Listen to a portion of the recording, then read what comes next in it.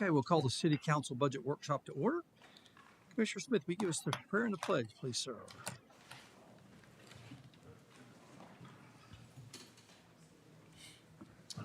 Our Father God, we thank you once again for the blessing bestowed upon us through this opportunity to serve the service of your cities. Oh God, we ask that as we come at this point in the budget hearing, that we be good stewards of the resources you provided for us in order that we might make a difference in the lives of the residents. This we pray in thy Son Jesus' name. Amen. Amen. I pledge allegiance to the flag of the United States of America and to the republic for which it stands, one nation under God, indivisible, with liberty and justice for all. Okay. All right, welcome to the public meeting of the City Council of the City of Apopka. Please turn off all cell phones or set them to silent. City Council permits and encourages input and comments by members of the public on all matters which may come before the council for action. If you wish to address the council this afternoon, evening, please make sure that you have filled out a card with your contact information and presented it to the clerk. When called upon, please proceed to the podium and speak clearly into the microphone, stating your name, address of record, organization of any, and direct comments to the City Council and not to individual commissioners, staff, or members of the public.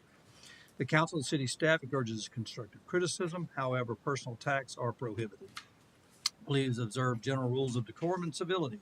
Speakers and members of the audience shall refrain from rude or derogatory remarks, shouting, disruptions, reflections as to integrity, slander, abusive comments, profanity, vulgarities, and statements as to personalities.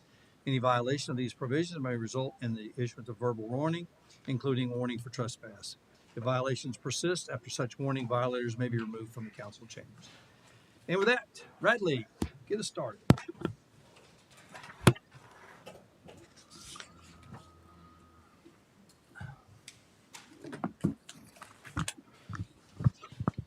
Good evening, Mayor and Commissioners. Radley Williams, Interim City Administrator. Tonight, we're going to go through the City Administration budget, the Parks and Rec and Facilities Maintenance budget, and then the Finance budget. Starting off with our City Administration, this includes the Mayor's Office, City Administrator's Office, City Clerk's Office, City Attorney, Human Resources, Community Development, Economic Development. The pie chart up on the screen shows a distribution of what these departments comprise of. The city also has an information technology department, facilities maintenance, fleet maintenance, and sanitation. And as I mentioned, parks and recreation, public works, utilities operations, police and fire department. Those will come later in the week. That city administration budget comprises $7.6 million. And this is the budget highlight of FY25 to FY26 proposed. The mayor's office is showing a proposed budget of $679,788 for a minus 1.9% change. City Administrator's Office for $582,771, an 18.5% increase. City Clerk's Office, $424,761 for an 8.6% increase. Human Resources, $2,307,101, a 21.3% increase, and we'll get to those increases here shortly. Legal and Risk, $3,346,948 for a 3% increase, and Economic Development, $324,436 for a 24.1% increase. Overall, total for the city administration offices, we are seeing a reduction of 4.4% across those budgets. Some key changes in these departments: the mayor's office, not a change, but a continuance of the Apopka Youth Works and Apopka Youth Council programs. Those combined for $42,200. In the city administrator's office, we are looking to move the city commissioner's training from the mayor's budget into the city administrator's budget. The city clerk's training and travel. Training and travel. Correct, Mayor. Travel and training. The city clerk's office does need to fund a standalone election on Tuesday, March 10th, 2026. That's a $40,000 budget request. Legal and Risk included a 10% increase to legal fees and insurance costs based on the current FY25 trend and the FY26 estimate. Human Resources, cost of health benefits are increasing 11.5% due to our claims in FY25. And we also placed a contingency line of $1,096,267 for police salary adjustments and compression, fire union salary increases, and general employee pay plan adjustments. Some new initiatives and programs identified for these budgets. City Clerk is moving towards an online cemetery search and map for Edgewood Greenwood Cemetery. So allow residents, family members, guests to go online and search the grave sites and search for their loved ones in the cemetery. Human Resources has increased some funding requests for teen dynamics and leadership training programs in the amount of $49,900. An online employee development training application, which would be citywide, $50,000. This would allow our staff to go improve themselves and their competencies online and receive tracking and certification for that. Implementing a citywide lockout tagout training program at $70,000. We did also include some funding for the FD union negotiations, which are coming up this year. And they're working on making electronic all the personnel records and backgrounds. Legal and Risk is working on digitizing safety and risk policies for improved communication, compliance, and accessibility citywide. And then as we announced at the last council meeting, our new economic development director begins on August 4th, and we're excited to see her join the team and step into her role and really continue growing that department. Okay. Those are the key overviews and highlights for the city administration offices. I'll put this back up on the screen and take any questions.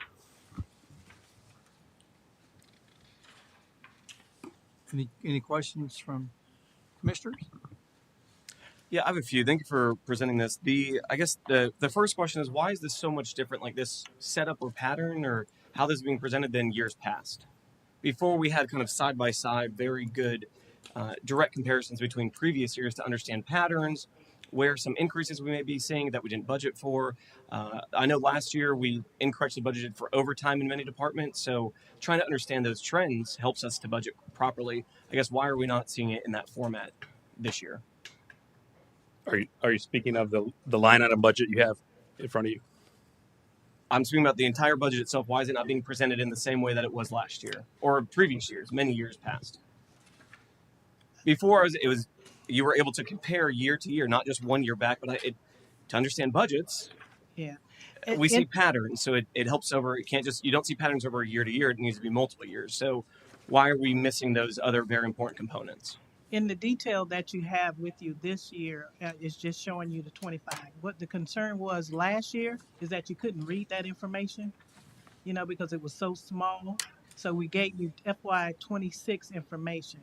Yes, we did increase overtime throughout the city within this budget. Some of those details will be discussed as we go through the budget process. But again, that doesn't, I can't see year to year. So you don't that's have the 24 and 25 projected. Is that what you're talking about?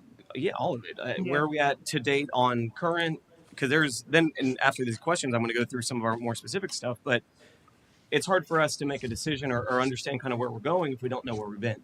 So how do we properly make decisions without knowing exactly what happened in fiscal year 23, 4, 25?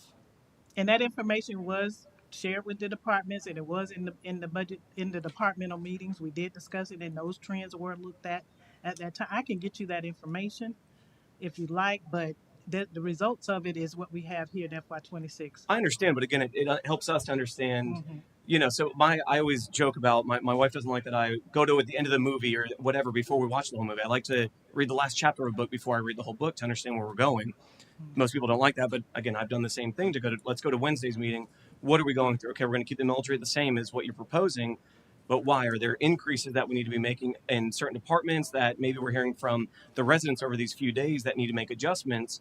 And I can't see where we may be taking increases or decreases. These are just kind of like the overall big changes versus the dollar for dollar changes that You are got it in the impactful. overall, and that's what we're presenting here. But the details is another. Which was again last year. So how do we get kind of last year's setup to where I can click on it, it gives me detailed report, and I can see the trajectory over the last 3 to 5 years? I'd have I don't know about 3 to 5, but I can provide you what we have done in the past. Okay. That gives you the 24 And so actuals, the reason 25 for the projected. change is just we couldn't read it last year. Yes, I was trying to get it more readable, so I took some of the columns off to show you just what we're talking about. So it'd be more the focus on the FY26 budget. And you've got, that's pretty readily available. I mean, you can have that to them tomorrow, couldn't you? Yes, Yeah. So just send them all yes. All we all gotta the do is budgets. show the columns. Yeah, That's all. that's fine. Yeah. I mean, I refer, because I still have the books from last year, Yeah, so. I mean, with nothing books on changed books from on the books. yeah. Yeah, I know, I have the books, so I kind of. Trying to accommodate one need, and then that's how I did it. So Well, I this think that really- it just limits what we know, or like how we can go back to give detailed understanding of again where we're going, why we're seeing the growth. Insurance is obviously, I'm sure, going up. I know it's going up. Mhm. Overtime's another one where we haven't budgeted correctly in the past. That's going up. So to help see the trajectory there, we understand how to budget properly, or maybe we've over budgeted some years on some line item that we can now go back to and say, let's reduce it. Again, I'm not saying that you guys haven't done that exact thing. Right. It just helps me understand the story better so that we can make those decisions, as well as the public. Right. The public needs to understand why those decisions were made as well. So it's not just for me, it's for the public. I need the public to understand the decisions that are being made tonight as well, and tomorrow, and in perpetuity. Again, I'll get you that additional information. Can we get it posted for everyone to see? Sure. Thank you. The let's go back up to.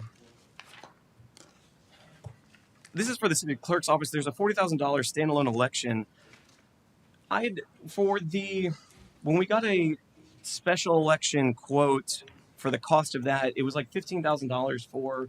I want to say it was maybe the annexation, South Apopka annexation referendum. I guess why so much of a bigger difference there? So we have budgeted for the standalone election. We have the early voting, which is a standalone also. So that was. So that's like functioning separately then. So that's not under the same contract. So all of the contracts together should assess. They come to that amount. Okay, understood. Thank you. And then on legal side, for our attorney's fees, do we know how much we spent? Again, I would know this answer. How much we spent in previous years to understand our trajectory that we're going now? We've spent probably about 400 and some thousand. We're projecting to spend this year about 500 and something, and we increased it about another 10%. Okay, so does it? And I guess this to the council or to the mayor, or city administrator, finance. Does it make sense to bring back? I guess why doesn't it make sense to bring back an in-house counsel that's on salary versus having an a la carte triple the cost attorney? Is there any rationale for that? Because we could see a significant savings just in that alone, a couple $100,000. Yeah, I mean we can certainly put the position back out for an in-house attorney. Okay. And see if there's interest in a candidate pool. Have we? I mean, again, you guys have been working on this for months, 6 months, if not more. Has that been part of the conversation? Have you taken a deep dive in that, or is that just something that is not been looked at? No, the mayor and I have started talking about that and looking at and assessing that to see if there's if we want to go back out for an in-house attorney. Why wouldn't we want to? Well, I think our luck with attorneys have not been all that great. I guess we've had two of them that left because of their didn't get along with council. So I guess we can sure take a look. But So we just need to update like a hiring process, basically, kind of go through a better vetting process potentially. or they just need to tell you yes. I guess is really what it boils down to. I mean, you hire an attorney to tell you what you need to hear, not what you want to hear.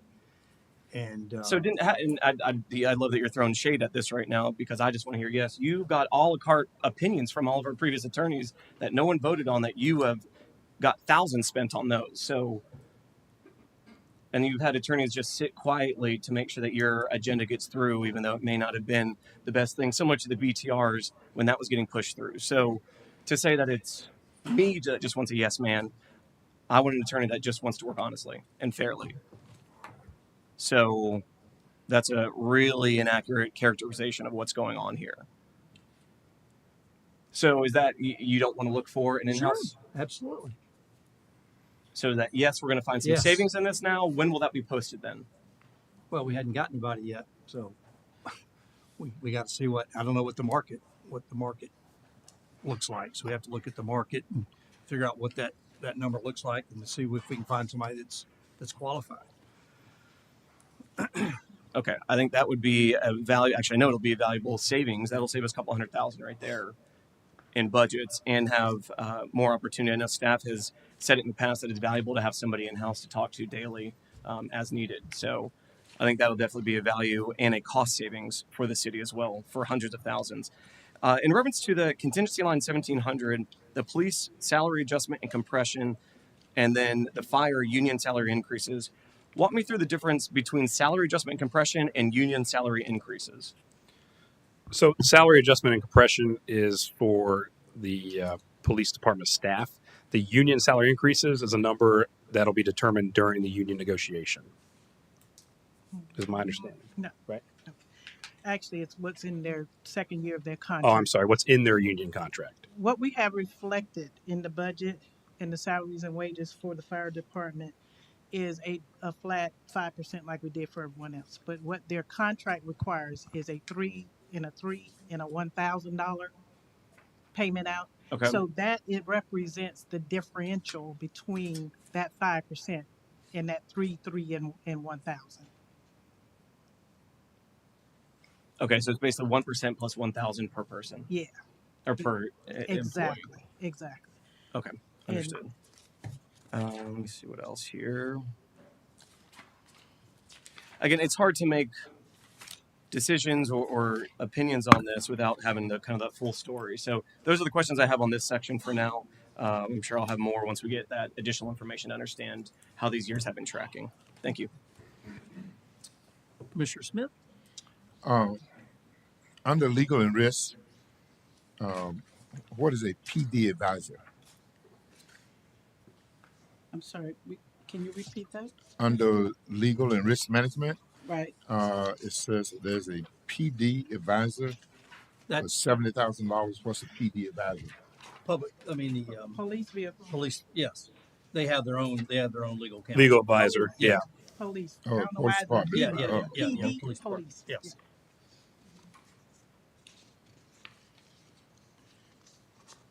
And what was the salary that we paid the in-house attorney before?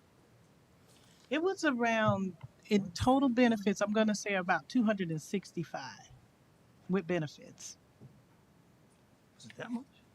Yeah, I think from what I can recall. So what's standard, Joe? About 50% for benefits. Yeah, about 30 something percent. 30. Mm-hmm. I don't think it's that much. I think it's just. Yeah. But I I meant what we were It's a rough paying number. Michael Rodriguez. I want to say he was in the 130, 140 range. So I think it was less than 200. But yeah, we can get the number. Yeah, I'll get the exact number for you. That's just what Yeah. I'm recalling, but I'll get the exact number for you. As we look at that cost benefit analysis, we'll show all those numbers. Does that work? Yes. And the decrease in the mayor's budget was only because we took travel away from the mayor's budget and put it into the administration budget. What that hasn't occurred just yet. That's something that we're talking about doing. So I think the decrease. And we also moved the receptionist to Yes. the HR. That's exactly what it is. That's the Yeah, that's exactly yeah. what it is. Okay. And then just one other question.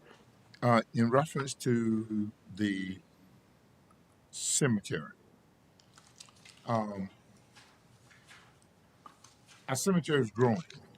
And so is it possible to get a directional sign posted at the entrance of the cemetery, where we can post whoever's been buried on a particular day, then with directional signs as to what area they're going to? Yeah, so actually Susan and I have had a conversation about this recently, and she's working on some directional signage, permanent signage for the cemetery that we should be able to get out of this year's budget. Okay. All right. That was something I've seen at other cemeteries that I find is very helpful. Right. And it is a large cemetery and there's a lot of different roads. So it would Yes. be helpful to have some directional signage there. All right. That's all I have. Commissioner Vasquez? I have a few things here.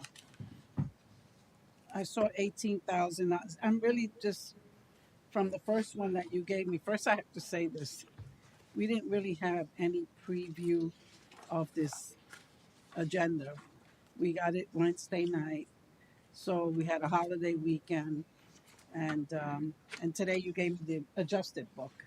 So Well, I I'm just kind gave of you a working printout on of from the what you original got. book that you gave us on Wednesday. Yeah. That's what I'm working on. Okay. So I feel like I'm getting into the weeds and not into the big things, because the book that the first budget workbook workshop book really doesn't have anything of the bigger picture of what I'm trying to. The only thing we added is the presentations. You already, Okay. it's the same sheets that you have. Right. They're just attached to the appropriate presentation Okay. so that you can follow it with the presentation. You'll have the details behind it. But the other book was just to give you an opportunity to see it prior to To see all the. numbers. All right. Again, I mean, I saw the discretionary spending that we have. And the one thing I'm going to be consistent about is that we do need a policy. I've been asking for that for a few years now, a couple of years. A policy regarding the discretionary accounts and the funding that we provide to different organizations that are, considered legacy organizations. Um, a policy on how we fund um, those organizations, and we still don't have that.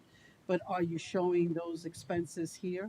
Yes, and Ratley is going to go into the details of that. I know we're working on a policy for those community events that I think you're referring to, similar to what we just did for the nonprofit program.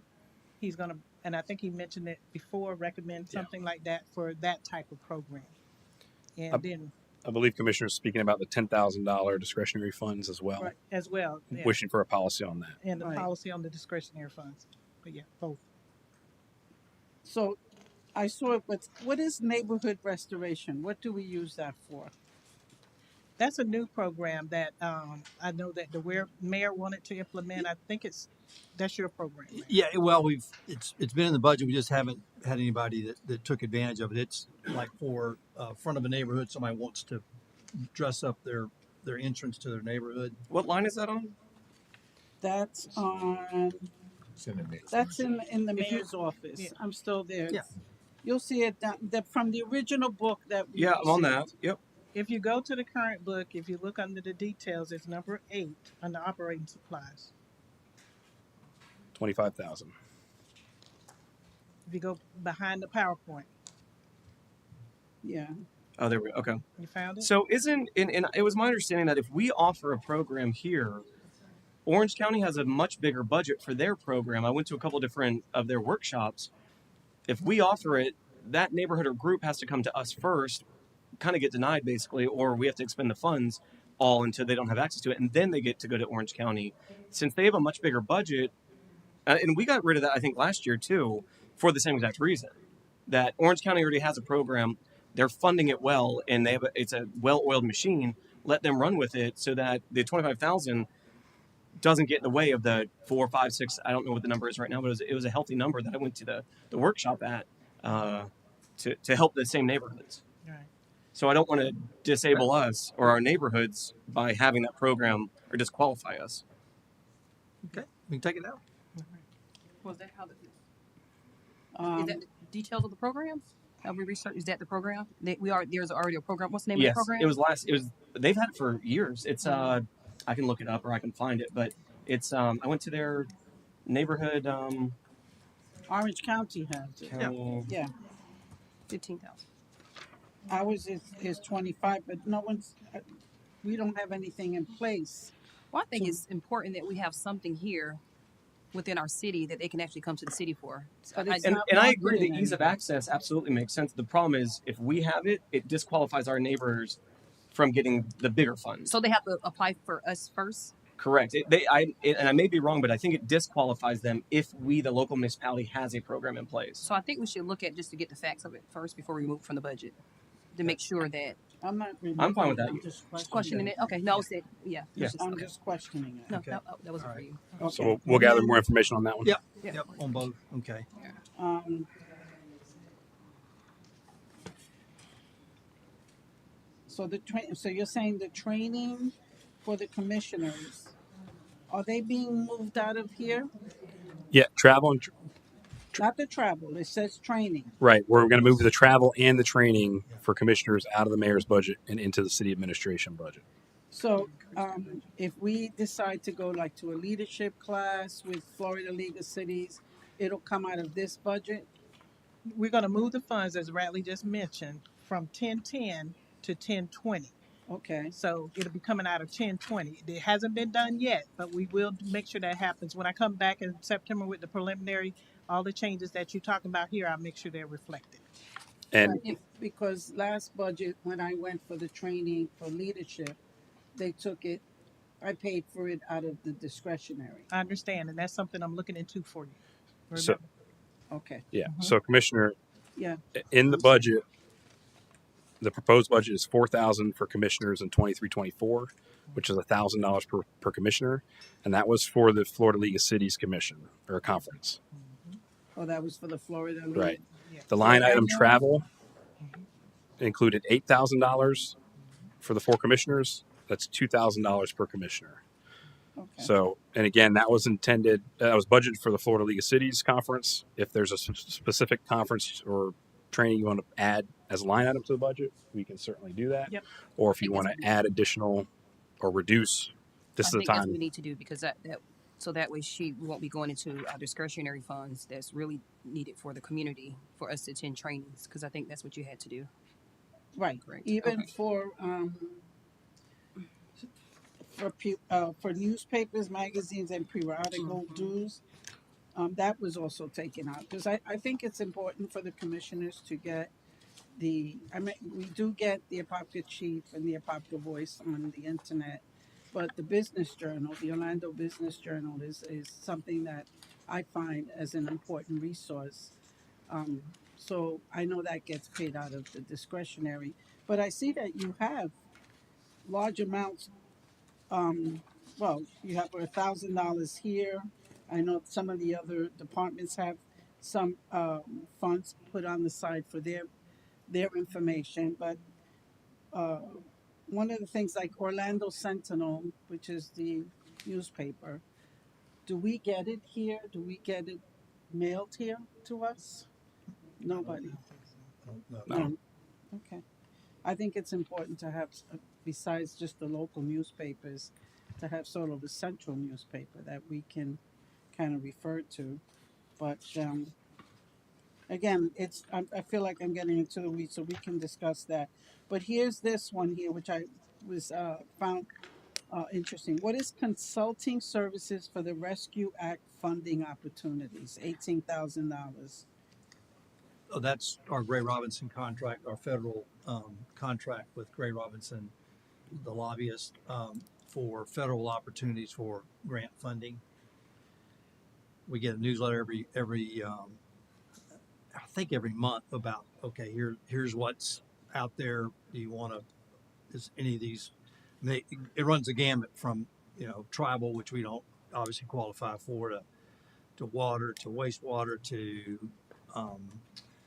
economic development. All of them. A lot of them we don't qualify for, but they just send it out as a blanket to if there's things. So we pay them $18,000 a year. Correct. And it was last year's 15,000, I think. So I had requested kind of an update on their services, things of that nature, because I know it was in one of our disbursement reports recently, and we didn't really have any data to kind of back up. I haven't seen anything of the things they've been doing. I mean, maybe they can come here and present to us just to allow us to ask some questions, understand what they're doing, because I haven't gotten any type of update or literature to show their efforts to I date. can sure send you their the last monthly just came in a couple days ago, so I can send that to everybody, or I'll have Bradley send it to you. Well, I think we should be on that same email. Have them send it to us monthly if they're providing something like Okay, that. sure.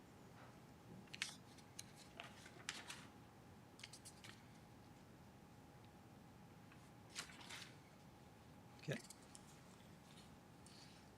All right, I did get an email from a resident regarding our memberships, which they include Metro Plan, Apopka Area Chamber of Commerce, Florida League, Tri League.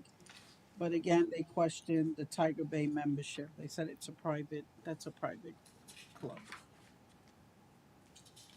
And I thought last year we voted not to do that, and then I saw it in this year's, again, a disbursement report. You voted not to add yours and Commissioner Velasquez. Which I've never been a part of that club ever. No, I've So never I been know, part- but she had added it, then it came off. okay. No, I think when we had discussed it was if it's a membership, because the other annual memberships, we can attend those meetings. They're open to us, all of them. So that's the membership, which includes the council, but the Tiger Bay was not. It has to be individual memberships. So it's a private membership. It's considered a private membership because the only one that has that membership is the mayor. And that was the only thing, the reason that I removed, because I remember Commissioner Nestor said, well, why can't we go? But it has to be individual memberships. Yeah, and during the workshops, I added membership fees for both you and Right, Commissioner. no. Then at the end, you said to remove those off, Right. but we didn't remove the mayor's. Okay, So- so I'm just kind of making it public that I did receive an email saying that the Tiger membership is private and should not be paid by taxpayers' money. That's what I was told. That's Mayor, why I'm questioning it. okay. Mayor, what's your? I mean, if you want me to take it out of my discretionary, I'm perfectly fine with that. I mean, I think we get a lot of benefit. I mean, every elected official is there, so I think it's a worth, we've got congressmen, we've got the Orange County mayors there, we've got state reps, state senators. But it's not open to the rest of the council. Correct. Does other cities pay for it out there? I'd have to find out, but what It's I not recall, open to any of the whole council. So I don't know what the benefit is. But let me pull up the old research that we did last Yeah. year, and let me find out if others are paying for it. And what I recalled is what he just mentioned, and you had shared that with me, that it is for elected officials. Well, it's more than elected official. It's the movers and shakers in Central Florida area. So I mean, you're we want to get the table.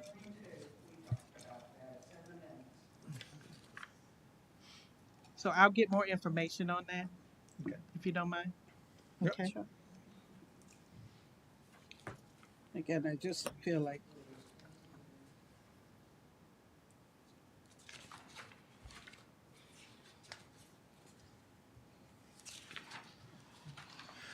well, you see, you do have the Orlando Sentinel digital subscription. That's on the legal, that goes to Orlando. Is that, do we post any legal notices in Orlando? Mhm. Okay. For cemeteries, if I can go back to that really quick, Go ahead.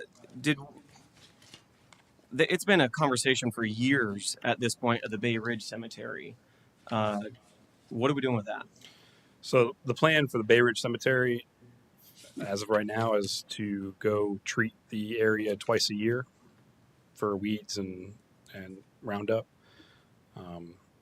There's, I guess it's back to the council if there's will to want to take this cemetery over, but I mean, years ago, the council did already vote for that to take it over. So, what have we done to continue those steps? we still don't have any documents from the caretaker or the point of contact from that current cemetery. I think that was we're doing some research, right? Like we couldn't determine who actually had. Yeah, well, there is somebody that's listed as the care of. It was in her family. Okay. But we still don't have any other she had no documents of the cemetery. The cemetery would also need to be annexed into the city. So the property owner would need to go through that process to annex to the city, and then the city could take ownership of it. Okay. Because I've been out there multiple times, and it's very overgrown. There are projects that have been done there, which is cool to see that people want to preserve this, but we're kind of in this standstill. Yeah, it would take a full commitment to fund to make sure that is maintained on an annual basis. Well, first we have to. It needs to be Properly, the city person. property, correct? Yeah. Well, years past, we did vote on that. There was a consensus. It was, I believe, we budgeted $75,000 to start that process and get it going in years past. And Yeah, the first action is the owner needs to annex into the city. But we couldn't determine who the owner was. I think Well- that was The person is just a caretaker of the It was, cemetery. from my understanding, it was in her family, but she's listed as the care of with the property appraiser. so we have to figure out who's the owner of who can make Who could decisions. make that decision to Who's the annex to the decision-maker city? in its end. Mhm. or I guess at this point, we could partner with Orange County, not annex it, and just show that there's historical figures that are buried there, assets to our community. So let's partner together and maintain this. But legally, are we allowed to? I mean, if I guess we probably need legal opinion on this because if We- we don't have the in care of who's responsible, who's the person that's responsible for the. We could certainly get with Orange County and see if there's an avenue for partnering on this. It does sit in the county right now. It is a county. So I think that's the quickest, easiest, most efficient use of taxpayer funds and resources is to partner with the county to get this taken care of. Because again, the people that are buried, the families that are buried, there are historical figures from our community that built this city. So I think it's very important that we help to preserve and protect that area. And it's not a massive lot either, so it's not going to kill resources to make sure that our history is preserved. All right, so, I had some questions on the building inspections, and I see you have the breakdown here. So, Um, Commissioner, that's Mr. Hanson will be presenting the building in just a few moments. Say that again? Mr. Hanson will be presenting the building budget here in just a few Oh, okay. moments. Okay. We were just discussing then the mayor's. Mayor, city administrator, city clerk, human resource, legal, and economic development. Oh, okay, with the Economic Development Department, I know that we are bringing the new person in August 4th. Does she have like a staff? Who's going to be like her staff that she can rely on? Right now, she is the only staff person in the economic development budget. We are looking at working with her to possibly establish a internship program with one of the local colleges in the area, or all of the local colleges in the area. There's also possibly some opportunities internally to reorganize some of the staff to maybe give her some additional help. I think that's important because, again, as I had articulated during during my agenda review, that I want her to feel like she's valued, she's important to us, and I just don't want her to come in and have no support. Absolutely, And yeah. for her to try to figure out, who's going to kind of be her support when she needs information or whatever it is. That's important to have. Let's not set her up to fail. Absolutely, no. We want her to be successful and bring a lot of success for the city. Where's that department? 4022. Right, 4022. And then what was the significant increase there? The reasoning for that significant increase of 24%, 24.1% increase. I think some of that was in the health insurance. Oh, here it is. Yeah, 24%. If I can just go back, this is such a clunky way to do this, and half my questions would be answered if we had those previous years to compare. This is so clunky, and I can only imagine the frustration the residents experience trying to navigate this. I just got to say that. So yeah, so it's health insurance and what else?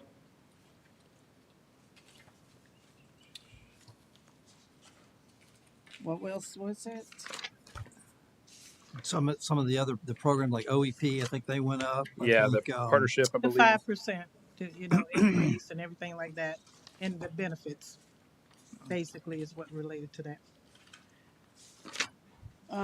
I see, yeah, other contractual services, 50,000.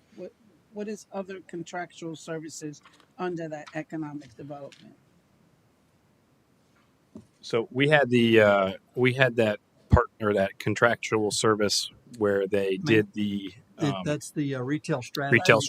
strategies. Yeah. Oh, But that was We got in last year's budget. right. It's a continuing. I think it's a 3-year. That was a 1 year, Mayor, I'm sorry. It was a So 1 what's the year. other one? We have the other. We have the Remember, other. we couldn't do but the 1 year with that particular contract, but this allows them, give them a budget to Right. continue that program Right. if we choose to do so, Right. is what the mayor is saying. Yes. Can we get? I guess when she started, I'm just curious to kind of see were there any tangible benefits to that? Retail strategies. Mm-hmm. We'll definitely have I know our new economic development director that's what look I'm at that when she gets in.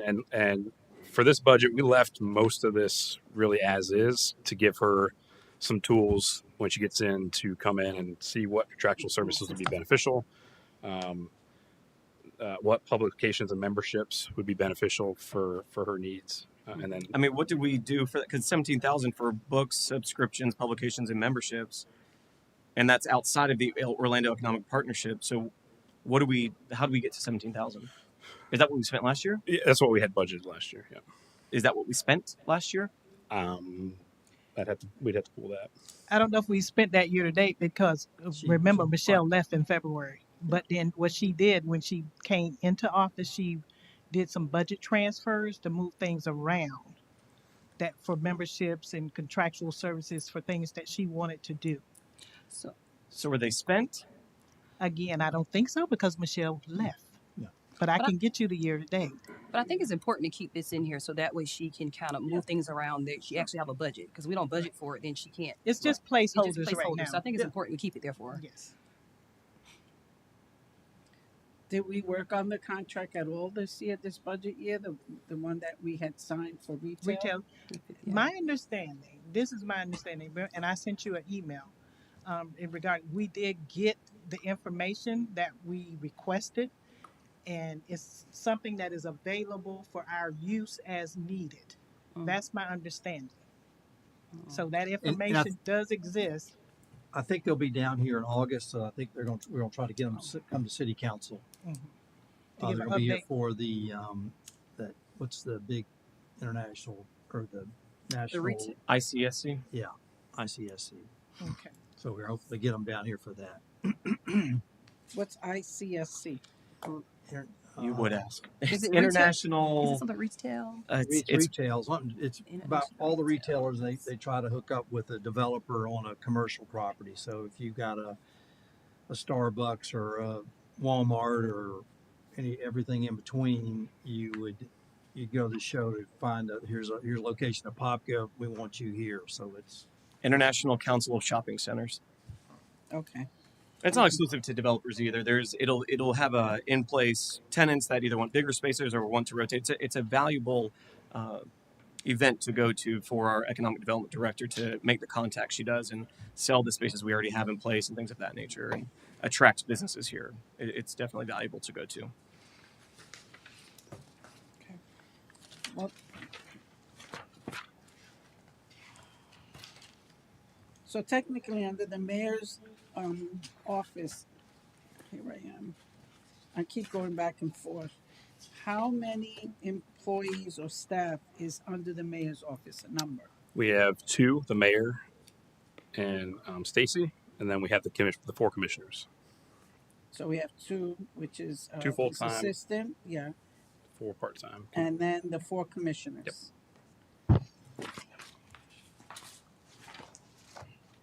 So that's 6.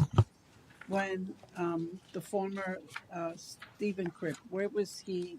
His position, he had a position. Was it under the mayor's office or was it under HR? I don't know. Where did No. you carry him? That was under, it wasn't under the mayor's or HR, it was under public service. Under Public Public service. oh, public services? Mhm. Okay. So there's only 6 under as the staff for the mayor's office. Correct. So what's the difference between regular salaries and wages and then other salaries and wages? Regular salaries and wages is your regular time. And other salaries and wages could be time for, like if you're out on jury duty, different things like that.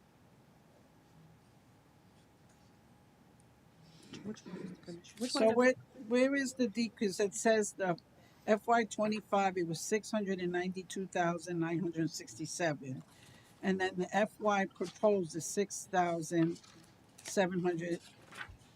9,788. It says a decrease of 1.9. What changed? That's what we just talked about. We Oh, moved that was one. the training. No, we moved the one staff member to HR, which is the receptionist. Oh, okay. It was the receptionist. Okay, let me just put that down. I mean, there's the other one changes are all kind of minor. Receptionist was now under HR. Correct. So while Okay. we're on salaries, I have a question too. So in regards to the commissioner salaries, that's set, how's that salary set?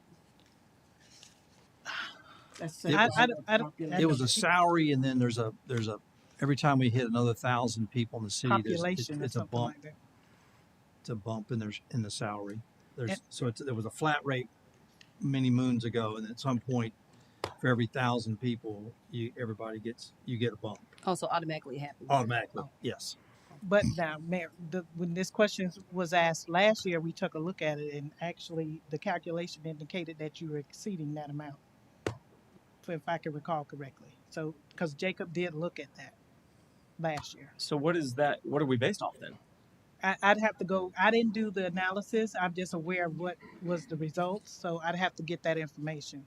But from what I can recall, it was what you're getting paid was higher than what that calculation came out to be. Well, we need to get that corrected. To get the calculation correct. I know. Yeah. Because the Yeah. calculation I think is 25 cents per resident. I'll see if I can find any Yeah, information and that it was he done did. many moons ago. Yeah. Many moons. But not even he did look decades. into it because this was requested last year, and he Right. did look into it. And that's my understanding, but I will double check. Okay. And pretty So- much, I mean, I, with the mayor's office, the only thing that I have concerns with is to have a policy in place with this budget. I mean, a policy in place regarding the expenditure of taxpayers' funds to organizations, discretionary funds. I think that's important for a policy to be in place. Makes it easier for the public to understand why we support some of these organizations the way we do and partner with them, and how the commissioners and the mayor provide donations and that to different organizations within the city.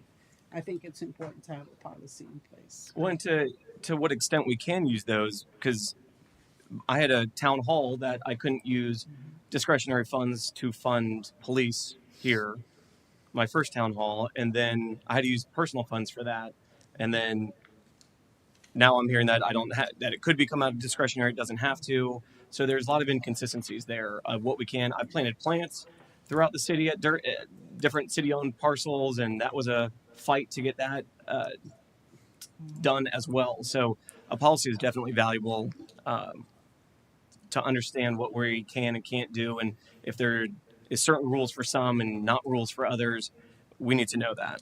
I think we talked about that because I know that when I wanted to do a town hall, I too had to pay to use for a town hall for the community. I too actually had to pay as well to use the community center. I couldn't use my discretionary funds for it. So I do think we need a policy in regards to that because we are coming out of our pocket to serve the to residents. serve the residents. So Understood. We'll work on that. Can we go back to other salaries and wages? It's Well, 73. let's wait. Okay, no, you can go ahead. Let's get Commissioner Anderson. She hadn't had a chance yet. Okay, so everyone's pretty much jumped in with me. yeah. No, you finish. No, you finish. I'm finished, but you You go finish. ahead. Yep. I'll wait. I don't have anything right now. That's fine. You can finish. Commissioner Estel. So for other salaries and wages on the mayor's office, it's 73,395. On administrative services, it's 35,000, and then for city clerk, there's none. And it could be that rolling right there is in the mayor's office, you're 17,000. Part-time, yeah, that's what it is. It's part-time too. You're right. So other salaries includes part-time salaries. Yeah, it's part-time work. That's your 17,000 because it's considered, yeah. Do we know how much was spent on that last year? How much you got paid last year? Well, I do need to know that, but no, how much was that allocation last year? I'd have to get that information. Keep in mind, we still in last year. Okay, so the only thing that I will be able to get you is a projection. Correct. So how much If did we any. budget effectively for each department? But Because I can that's what I'm missing here. Yeah, if you're looking at 25 budget, yeah, that's what we're gonna add that information. And for contingency for human resources, for police and fire, that wouldn't come out of their budgets? It is gonna go out of their budget. What we do is put it there, and then once we get the actual amount, we transfer that over to cover that. So we know what the final impact is. Why wouldn't we just allocate it now?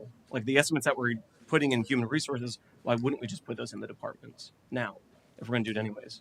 Again, it's something that we can do, but we kind of, if you noticed last year, sometimes it generates a savings.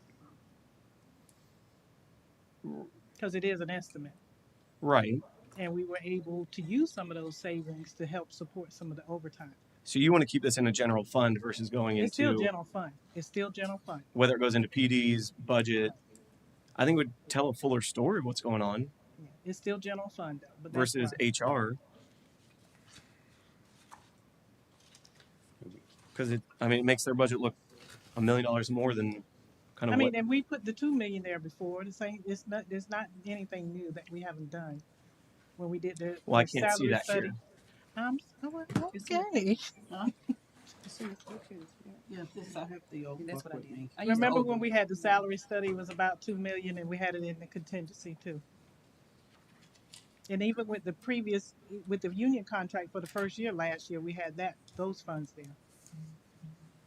And are we doing an HRA employee survey again?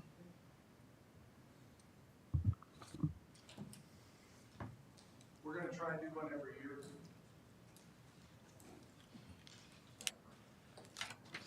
When was the last one we did? When I did one 2 years ago, two So or 3 20 years ago, 3. I think it was 22. So it's 22. What's the motivation to do it annually now versus start, stop? It's normally done annually Okay. across the board. Yeah, So we should have been doing this already. we should have been doing it. Okay. It's up to every organization is different, but Sure. most organizations do it annually. And this will give, I guess, walk me through the timeline of what that looks like because I don't remember that timeline last time. How quickly do we get results back? And So the last time we did it, we did it in house. We did it on paper, so it took a little bit longer to do. Just to help the employee. It was the first one we did, so help the employees feel comfortable when they dropped it in a box. It was a locked box, and then we got everything back, tallied everything. We actually still have the ballots and all that stuff, the surveys, but we did the calculations in house. We also did I did all the charts and so on and so forth to come up with an analysis of basically was very simple analysis of where we stood. So is this bringing a third party, independent third This party is to a come in? third party, Okay. correct? Because there were some questions about, okay, well, why did you do it this way other than this? And I based it off other surveys that were normally done within an organization. Mhm. So I thought, I think it's best if you bring in another organization to do it, a third party. That way, there's little question about, you know, the Integrity, we'll say. integrity or Sure. whatever. So So is it like an online-based system that they'll have that versus paper? yes, So we'll get a little bit quicker. They'll be it'll able to be do their own quicker, charts. right? I didn't do it online last time, only because there was a lot of hesitancy between the employees and doing it online. But I think if we do a third party, it'll be better. Okay. Okay, understood. Thank you. Any other? Any I forgot to tell you, they will also present and do all the calculations and so on and so forth. Excellent. Okay. Thank you. I did have one other question. In the facilities management budget, 1022, the 275,000 for the citywide janitorial services. Does this include the fire departments? Yeah, I'll present that budget in a little bit, but yes, it does. Okay. So we're getting to that one though. Yeah, we haven't done that one. I was about to say, I'm like, did I miss that already? Okay. No, but it's in this budget. That's why I asked. The facilities management. But we haven't presented on that yet. Yeah, I haven't presented Yeah. that one yet. Oh. I'll present that one. I have one more question. So under 1020 administrative services, we have that $100,000 nonprofit sponsorship, which we just appointed to a committee. That's the grant program. Are we still using last year's $100,000, or we're adding another 100? Yeah. How is that? What's No, going we're on? getting ready to roll the program out now that it's been finalized at the last council meeting, and we'll be using this fiscal year's money, and then this would be a rebudget to run it again in FY26. Okay, so why Two aren't times. we carrying over what's left over We don't know what's before we going on. rebudget? When we discussed the program, the will of the council was to go ahead and get the program out and use this year's money first. And then now we are putting it back in to rebudget for next year. And at this time, we don't know what to carry over. Because they haven't rolled it out yet. So there are funds they'll carry over. Yes. And we would have to rebudget it because we don't know. Yeah, but then if we rebudget it, you're gonna have that $100,000 again sitting there where we can allocate that $100,000. I don't think it's going to be sitting there because they've already rolled out a program and people are excited about it. So I think now we have a program in place. We actually already, so I think it's definitely going to be utilized. So yeah, I would and we're getting ready to roll the program out to the community this month to August 1st to then award this fiscal year. The next timeline would be October 1st. Now we could wait on October 1st and do April 1st instead, or we can do October 1st again and reissue it right away. But remember, we did put in, you can only hold one of these grants at a time.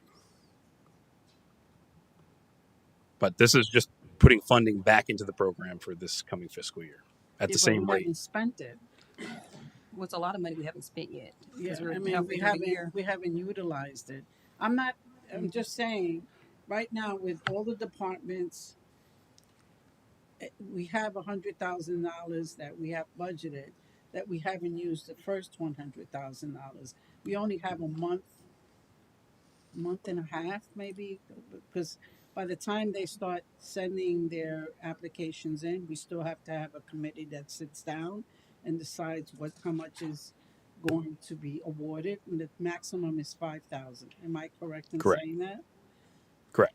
So unless you have, over 40 people, I think 40 times 5. You're not going to get to 100,000. So I think the question would be, what would you like to fund this at for FY26? I would like to just see us. At 100,000. I would like to see us utilize the $100,000 that sat through the entire last year's budget. Let's go through that and see how that works for us, how it works. We should not roll the program out, get the community excited about the program, and then not rebudget for the program. That makes absolutely no sense. We didn't put committees together to, we got it rolling now, but to roll out a program and not fund it for the next year doesn't make any sense to me. But we haven't touched that. But we're touching it now. We're in the process of about to roll out something to touch it. We are rolling it out. I'm just saying we can hold off on rebudgeting it entirely on October 1st. Maybe we could do it April. As I understand, that would take a budget amendment to come back. So, but as I understood it, that everything started over as of October 1st. Right. Remember, we were trying to get on that 1 year period, and we had that little gap in between because of how we're starting the program. But each year, October 1st, it starts again, and so all we're doing is putting the money out there for the upcoming year. We'll see where we stand at the end of the year, and if we have funds left over, I can, and I don't know what the rollover is going to be at this point in time. We can come back, and if we know before the final budget, I can add those additional funds if that's what you choose to do. But this is to continue the program in FY26. We did discuss that, and it was that we'll spend what we can spend this fiscal year. If there is any left over, it gets rolled over, but to rebudget it again so that it's a kind of a back-to-back program almost is what we discussed, to make sure that people can get it now, and then, but they can't apply twice. I think was the rule. It was a year from grant award. So it would be able to spread out a lot in a shorter period of time too. Yeah. So that is what we discussed pretty specifically then. Okay. All right. Any other questions? I had a couple, and maybe the last one's on this one, because then we're hopping to building, and no, we already did we do building? No, we're doing community development and building next. Okay. Oh, we're doing community development already.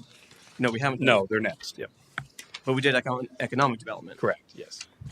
Okay, that's somewhat out of order then. All right.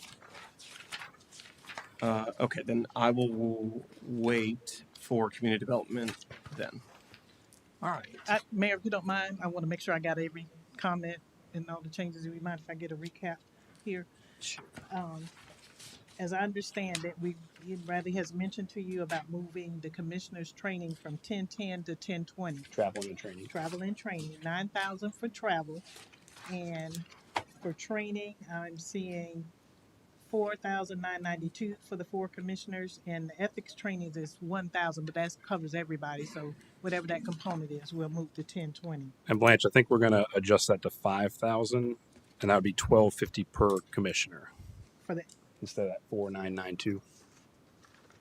How much is the training, the ethics course for each commissioner, for each member on the? So the FLC annual conference this year was $600 per person. And you're taking that out of that budget of training, Correct. or is that being taken out of travel? That's being taken out of training. Travel's for the hotel. It's local this year, so there's no hotel stay.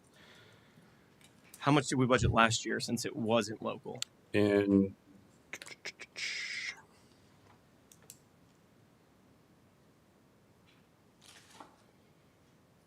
last year was $199 a night for 4 nights, was $796 per person.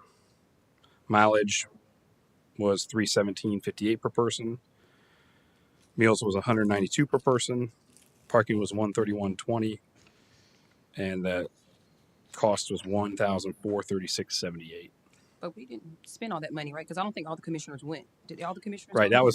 that was just broken per They all per went to person. it? Yeah, per person. But not, but that wasn't fully spent though. So, Yeah, I don't put. and if we're not going to use that this year, it's because we're staying local. I don't put it for any of that. Well, I mean, that's the thing is, you can either raise the budget every other year or lower the budget every other year, or just leave it. We just leave it the same. leave it.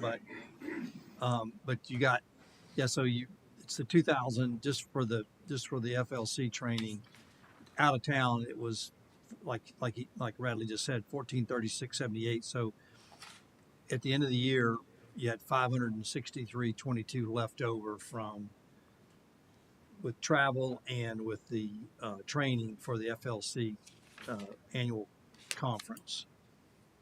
I think if we leave it, then if there's money left over, we can probably attend other conferences that we want to attend. So I think the question on that would be first come, first serve on commissioner who Well, that was gets going to be my the question. So, additional, what's or the do, policy or setup for that Mm. then to allocate those funds? or would you prefer to identify Florida League of Cities a standalone, and then do you, Maybe again, it's the will of the council, do you want additional funds dedicated for each commissioner for additional training? Do you want to take that out of discretionary? or can we identify the trainings that we would like to go to and present it during the budget workshops?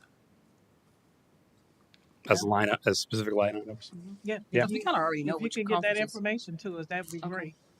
Okay. hmm So, if I can, Okay, keep going. I'm sorry. that's okay. That's better. And we're on hold trying to get additional information for the 25,000 for the neighborhood restoration. Okay. In regards to the Tiger Bay, I'm going to look at the old research there that we had before and try to get more information on that. And we just talked about the training amounts there in the ethics training that we're going to move to 1020. And you're going to give me a list of additional training, travel and training that you would like to incorporate in the budget. Then we got, I'll get Radley the Gray Robinson monthly newsletter. Then you're gonna work on the pay raise for the commissioners, how that's calculated. I will try to find that Yeah, information. Yes, sir. It's been around for a while. Mm-hmm. Okay. And then the policy for the discretionary spending. Yes. Okay. Yep. Okay. All right. With that, we'll open up to the public for anybody back from the public want to speak.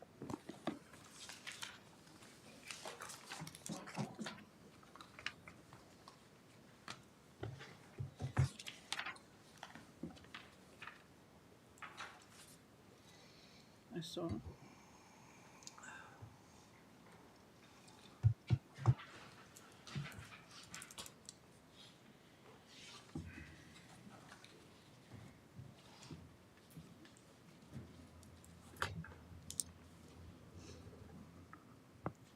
Hi, Minnie Mouse, Cinderella's Castle is my address. It doesn't sound like it's going out. Can you hear me? Okay. Uh, the council as a whole runs the city. The mayor directs the staff and everything at the behest of the council. The council should not be thrown the budget a few days before the meeting. There were empty holes in the budget. There were typos. And it's not on the CFO because there were other people that were supposed to be involved. The CEO and the administrator should have been hopefully working on it, and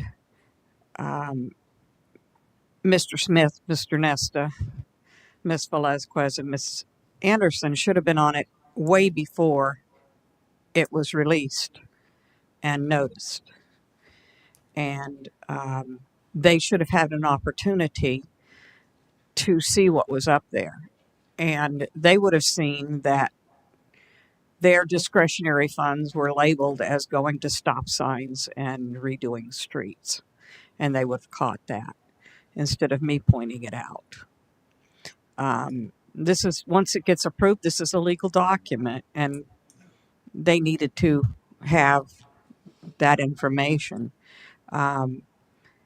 It's a year in the making, and they need to have that access.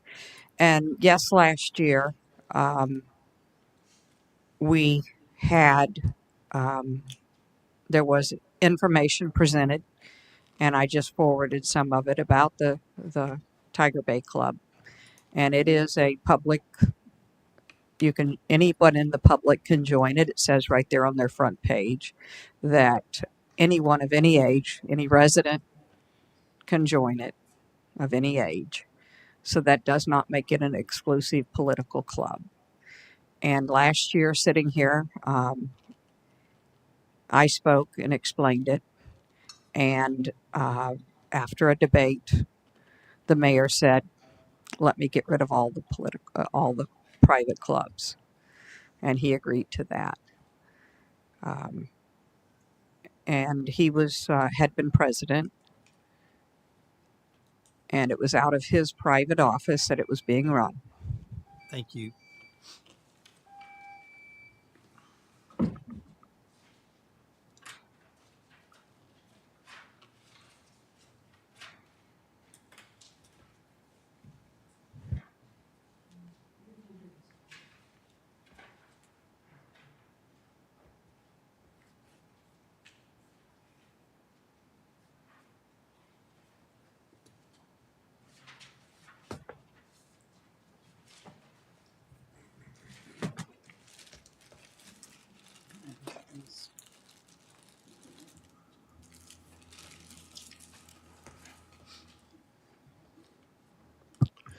Mayor, Commissioners, we've got, well, in my opinion, at least another flawed budget with raising many concerns. I raised concerns last year, and effective October 1st of this year for the current fiscal year, you already started making budget adjustments because the work wasn't done on the front end. On a report I received as a request, I identified 88 staff positions that were open. Do we know how many staff are still open now? Anyone? Well, moving from that, that says we got an issue. Nearly one in five employees are not positions filled, which means work isn't getting done. Mayor, thank you for shaking your head, which spells job dissatisfaction, rate of pay issue, benefits issue, or supervision and leadership issues. I asked for a preventative maintenance schedule. I got garbage, maybe 1 or 2% of the information I requested came in, and it showed dates of the next preventative maintenance being in 22, 23, and 24. So there isn't a preventative maintenance schedule. Hearing, I'm sorry, Blanche, we'll get you more information. You should have that information. 30% of our resources, according to the prior public services director, indicated that we're past the normal lifespan. That's not addressed in this budget. When I asked the city administrator last year, which of the budgets don't meet the needs of the people? None, absolutely none. I don't know where the status is this year. And referring to this if you can't see, is a little trash can. Garbage in, garbage out. That's what we have for a budget. We've got to do a better job. Last year, I asked you to ask one question of each department head. None of you chose to do so. Does this budget you just presented represent everything you and your department and your staff needs in the way of people, supplies, materials, equipment to allow your staff to be successful to meet the needs of the citizens of Apopka? Only 3 department heads indicated yes, and the city administrator said no, none. It's unexcusable. This year I have 4 questions. That question and 3 more be based on the preventative maintenance. Is every piece of equipment in your department on a preventative maintenance schedule? Is the schedule followed? And finally, do you spot check to make sure the work's done? We got to do better, everyone. Anybody else? Okay. Red, I knew you wanted to respond to the staffing issues. So just to update on the current situation with staffing, we do have 62 full-time positions that are currently open. Majority of those are in, we have some in fire, police. Police has 26. Of those 26, 5 of them are seasonal. The other big load, Parks and Rec has 29 listed, but of those 29, 24 are seasonal. So overall, out of the 91 vacancies, 62 are full-time, 29 are part-time, seasonal. And we are actively hiring. Would you repeat that again? You said currently we have 62 vacant positions? We have 62 positions that are open, full-time. Okay. 29 that are part-time, seasonal. And you said how much was percentage is And fire? 29 are part-time. Police department has 21 full-time. Fire department has 11 full-time. That's okay. That's included. Yeah. Okay. And I know with the police, it's, you know, they had to, we could have hired more, but I know that the chief didn't want to overtax the trainer, the train the trainers. And so that was from the police standpoint. Is there anything else I'm missing, Joe? And I believe we have some in the pipeline right now, right, Joe? Well, for instance, fire, they promote from within first. So they There's promote, always- and so they have empty positions because they haven't filled those from internal yet. It- So if that makes sense. And then also we've got 6 dispatch we probably won't fill because we've lost the contract with Maitland. So we probably will not have to fill those positions. When did It's we a lose the 400 contract with Maitland? October 1st. I think it was like a $400,000 income to the And it city. ends this fiscal year. Who are they transitioning to? Internal. Or are they going to, I don't think they're going to Winter Park. They're going to I think it was internal. So, okay, so, and that was $400,000? Yes. And we had that in our general fund. We were carrying that fund. As a revenue source? Yeah, as a Yes. revenue source. Is that somewhere in this? Did anybody put that in It'll with be the in police it'll be in the department? fire. Yeah, I mean in the fire? police. I'm sorry. Yeah. Yeah. Oh, it's in the, okay. So, okay, as of October. Okay, so Maitland is no longer I'm sorry. in the 911 dispatch. Right. We no longer have that revenue source. We'll only have Eatonville Right. as of October 1st. Correct. That's listed somewhere in these presentations, though. In the millage, yes, sir. The revenue is when I present the millage on the 9th. It is. Only Eatonville will have. Yes. And are any department heads going to be presenting for their departments? Yes. So Bobby will be presenting for community development. Mr. Hanson will be presenting for building, and then department heads will present tomorrow as well. Okay. Yeah. I'll be presenting for finance and you doing Parks and Rec? Correct.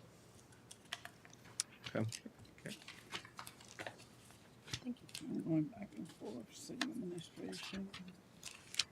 So next up, we have community development. Okay. Now we're going to community. Good evening, Bobby Howell, Planning Manager, and John Hanson is Sorry building to interrupt. Is the millage conversation in this? No, sir. That is on the Wednesday night, the special council meeting. Thank you. Myself and Mr. Hanson will be presenting the Community Development Department budget this evening. Just a brief overview of the budget. Key department staff as stats. We have 22 positions. Of those 22, one of which is the city engineers paid for from our budget. One of is a secretary in public works, and there's 2 inspectors that are paid for that are based in public works. That was done in last year's budget. So 22 of those positions are covered under that. We had 67 development plan applications processed. 53 of those were discretionary, such as, or 67 development plans were site plans, major development plans, those types of things. 53 discretionary applications were like annexations, future land use. 1,603 residential building permits, 211 commercial building permits, 6,072 subcontractor permits, 2,633 residential plan reviews, 113 of those commercial plan reviews, and 29,936 inspections. The total department overview for the budget is $3,739,765,000. You can see 63% of that goes to planning and 37% of that goes to building. Of that is $2,848,000. $2,848,567 is personnel costs, and $858,198 is operating, and $33,000 is capital. Capital would be a truck that is being requested by community development to go out on inspection sites. We currently have an electric vehicle that does not go on construction sites. As you can see, the planning division's budget increased primarily due to salary and benefit costs. I think we had kind of established that fact in the previous presentation. And building division's total budget decreased from fiscal year 25 to 26 due to reduced capital needs. Main initiative in the planning division this year will be the rewrite of the land development code. Now that the council has agreed to transmit the rewrite of the comprehensive plan to the state, we're working on sending that to the state. Once we get the adoption done, we'll start then the focus on the rewrite of the land development code. We budgeted $500,000. Usually those costs on a land development code rewrite run about 250 to 300, but with the cost of everything going up, go in a grocery store, you see that. So we wanted to budget a little bit higher. And Mr. Hanson will talk about the needs in the building division. Mayor, Commissioners, John Hanson, excuse me, building official.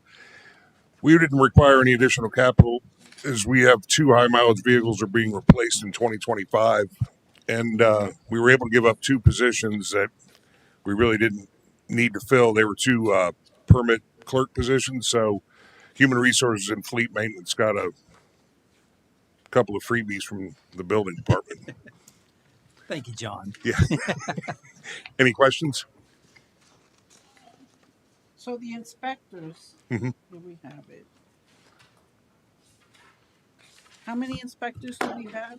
5 full-time, 1 part-time. 5 full-time and 1 part-time. Mhm. How many inspections does one inspector do per day? We average, I would say, 20 per inspector per day. 20 inspections. Correct. So when they go out to inspect, they have a list of what Correct. they do. Yep. Some days are more, some days are less. But I would say on average 20 per inspector per day. That's interesting. That's a lot. But a lot of them are in the same subdivision. They're not traveling around back and forth. They just go there, and that's where most of their stuff is at. The stats that were provided about the permits and things of that nature, what like time frame is that from? What are we pulling? I did I did from July 1st, 2024 to present, July 1st, 2025. Got it. So that's a pretty spot on to date Right. number. Yep. Okay. Thank you. You're welcome. Who does the COs? The when they issue the COs, who does that? Is that- Myself and Jeremy, if the fire department's involved in it on the commercial stuff. How many COs did we issue between last year and as we're coming up on the end of the fiscal year? How many COs did you? I would have to get you that number. I think we just did that though, didn't we? Yeah. But I'll get you that number. Sure. Because the COs are per unit also, right? Or A- is it the per Absolutely. Yeah. Yep. Yep. So that would tell me how many residents we have added. Correct. I used to get a list from the former James Hitt where he would kind of give us a yearly of how many residents We can get you now that. have. Sure. Can Yeah. you get me that? Absolutely. And also the number of COs that we Okay. issued from Sure. that year. Okay.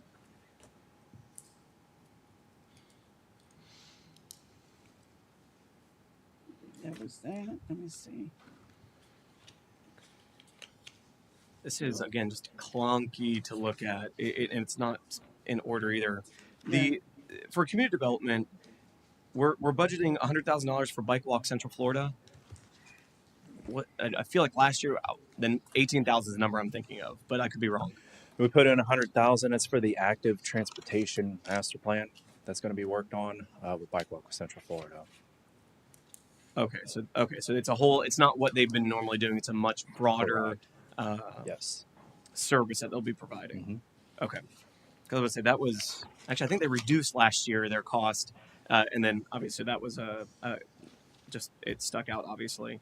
So and then in here we have $6,000 for postage for BTR tax receipt, $1,000 for BTR envelopes, $150 for BTR membership, and $1,000 for BTR business tax receipt conference registration. So if it for your department, do you want BTRs or do you not want BTRs? That was put in prior to the ordinance that was presented. That is contingent upon if that BTR stay in place. The BTR campaign has kind of died down a little bit though.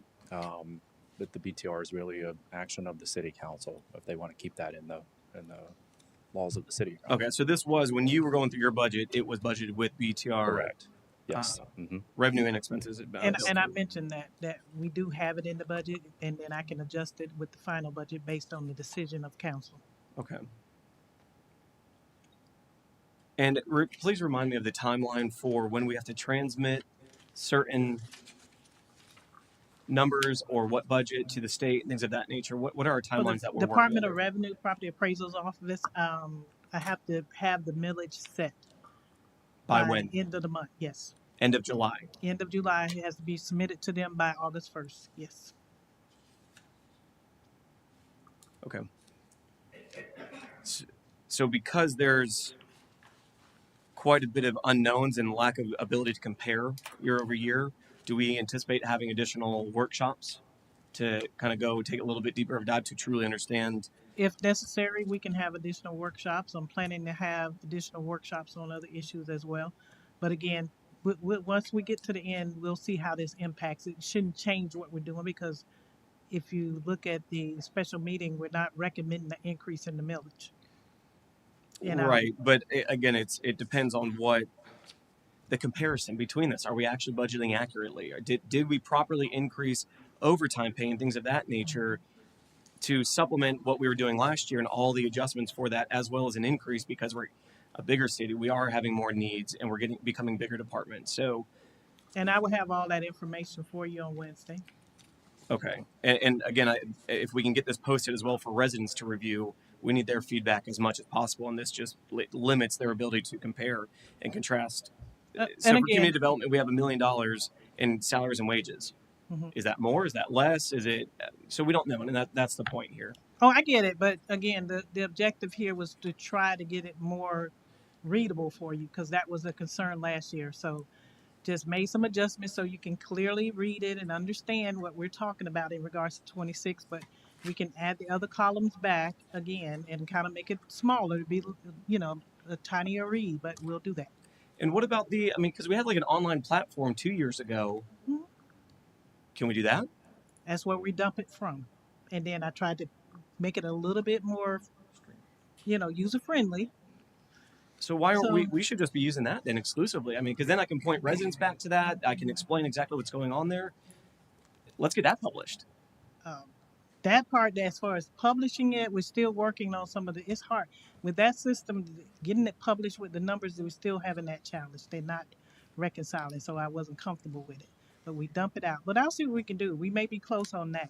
But I will, only thing you're missing now is like the columns that I kind of hid to make this more readable. So, which will include a 24 and a 25 budget. And that's what I'm just going to open up those columns and reprint these. Which again, Yes. we should be able to not have to print.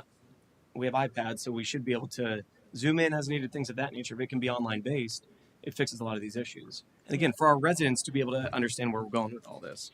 And they will have access to the posted information. Do we pay for that program? Yes.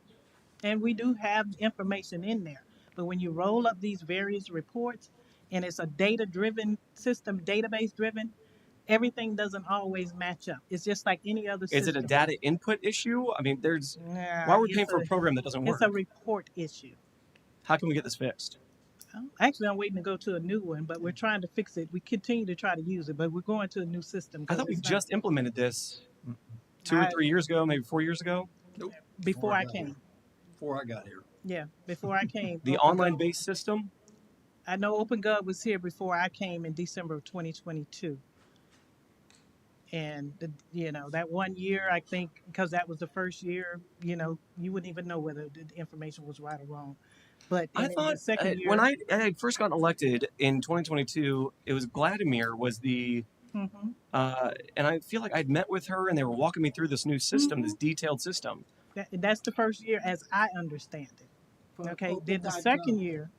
second year was my first year. And remember, that's when the system wasn't designed to, the way it was set up, it wasn't designed to roll something forward and just blew up. Remember? Do we have two different systems that we're trying to get meshed together? Or it's one complete system or It's program? one system. You do input information in there. So how did we get it right that 1 year? Because that was probably the first year and it didn't have the roll forward. So that was the first year then? Yes. That wasn't here years before? My understanding, yes. That was the first year. Okay, so that was the first, that wasn't Yes. pre anybody. That was, Yes, okay. my understanding. That was a very useful tool. Yeah. And it we're helped. gonna have something even better down the road. But we're trying. Well, I feel like We tried the same regressed. thing this year, but We've gotten again, way far backwards. Hopefully, we can get way far forwards then. I have the information. I only hid the columns because I want you to be able to read the I details. understand that. Okay, so I'm gonna open it up and it'll still be a little, smaller read. Okay. And then we're doing, so it has 5 iPads for planners. Shouldn't that be under IT or no? That was in last year's budget, so we carried it over in case those iPads tear up or something. We can just use that to order the iPads. Okay, and that's not customarily under IT at all? And to my knowledge, no. Okay. The department's covered it. Okay, understood. All right, that's all I have right now. Thank you. Any other questions for? One question, are the fees that we charge the developers for permits, just reviewing commercial, residential plans, commercial plans? I remember there was a discussion about increasing the fees so that we would be online like other cities, that they charge. Did we do that? We did. Last October, we did. Yeah. We did. And are We they got, still compatible with other yes, cities? yes, absolutely. Okay. And quite honestly, that's by John and his team implementing it. That's what saved us the staffing. Is that Correct. we got this online Correct. platform. So Absolutely. it's really made a difference. That's where we didn't need the other 2 Yep. permit techs. Yep. So now with the online stuff, it really helps. Yeah. So I'm going to ask the question. Do you have everything you need for your department to function to the satisfactory of providing the quality services that our city residents? You're putting me on the spot, aren't you? That's okay though. If I get the 2 new vehicles that I got in this year's budget, yes, I do. Okay. I do. Okay. Yep. Okay, so I'm putting you down as a yes. Put a check mark by my name. Okay. Commissioner Smith, you got anything? My only question was to Bobby in reference to, do we have enough planners or we still have vacancies in that department? No, those postings were posted because of their immigration status, so those had to be posted online. Yes, but we're fully staffed. Okay. Commissioner Anderson, anything? Okay. All right. Anybody? Oh, just one more. The transportation. Do we have a transportation? It was his first day today. He works in Public Works. Oh, Yes. okay. Yeah. So he's no longer, No. so in your office, you won't have, because before you had the transportation person. Right. Yes. The transportation position will not sit in That- your office. That transportation coordinator has been moved to Public Works. Okay. Reports. He currently is still under community development. Let me say that now, budget, but right now, because we moved that last year and that hasn't changed. They're talking about this reorg now, and we haven't reflected the changes of the reorg just yet because I don't even have that information. So, but it will be in the final. What Okay. information don't you have yet? The reorg, the public service reorg, the details behind it. What details? I think Radley presented at the last council. Yeah, I meeting. thought that was the details. She's speaking of the position. The actual we have not moved the positions yet. The changes Okay. to the positions. So But I thought we moved that, to your point, last year. We moved transportation coordinator to public services or works No, last year. It was No, temporary. just the opposite. We moved it back to community development. The city engineer and the transportation coordinator went back to community development. Yes. Interesting. I thought it was the exact well, not the opposite. I remember that was there were some issues with staff at the time that they didn't like that move to public services. Correct. That was during the year. It was transferred over to public service. That is correct. But within the final budget, we moved it back. I didn't know that. Okay. And now you're moving it again back over. Well, I got to see the details of the reorg. That's what I get to see because it's just a reporting thing. As far as I'm concerned. Sure, but it Yeah. helps understand it Yeah. more accurately reflects the budgets that we're dealing with. Yeah. Okay. Because you just approved that, and so once we get that, that's some of the other stuff I'll have to update. Okay. Anybody from the public wish to speak on community development?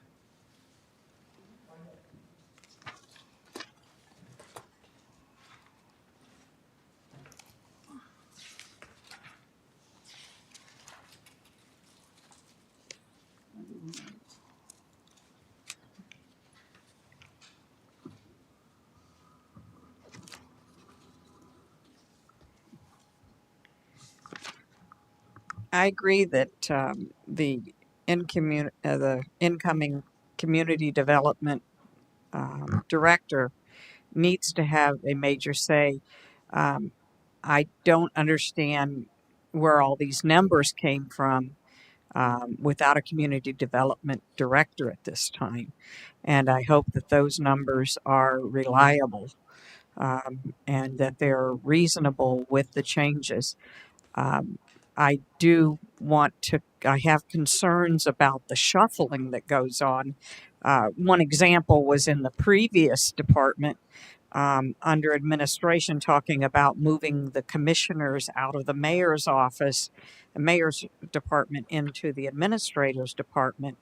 That looks like soft shoe to negative, um, a reduction in the mayor's numbers of 4.1% in an election year. Why would the commissioners be moved out of there into the administrative section instead of stay in the mayor's office? Why not make a new section for the commissioners if that's the issue? What do they have to do with the administrator when he doesn't answer? They don't answer. He doesn't answer to them, and they don't answer to him. It just makes no sense other than to try and do a shell game. The same thing with moving people around in other departments from department to department. So it just seems to me like there's some shuffling going on. And when it comes to spreadsheets being available to people, many people that work with spreadsheets put them online as a spreadsheet that you can see that's an actual working spreadsheet, and people can actually go online and pull them up and view them and be able to adjust columns or disappear columns or sort them online. And that would be great for the council, but also great for the citizens. We could slide it back and forth. We can pull it up and down. We can disappear columns and use it as a regular spreadsheet online. And it doesn't have to, it wouldn't be the original CFO spreadsheet. It would be saved and put online so we can see it and be able to access it. And I've used that at universities and everywhere else that I've worked with. And then we've been able to discuss it. Two people can get online together and discuss it, like a council person and the citizen.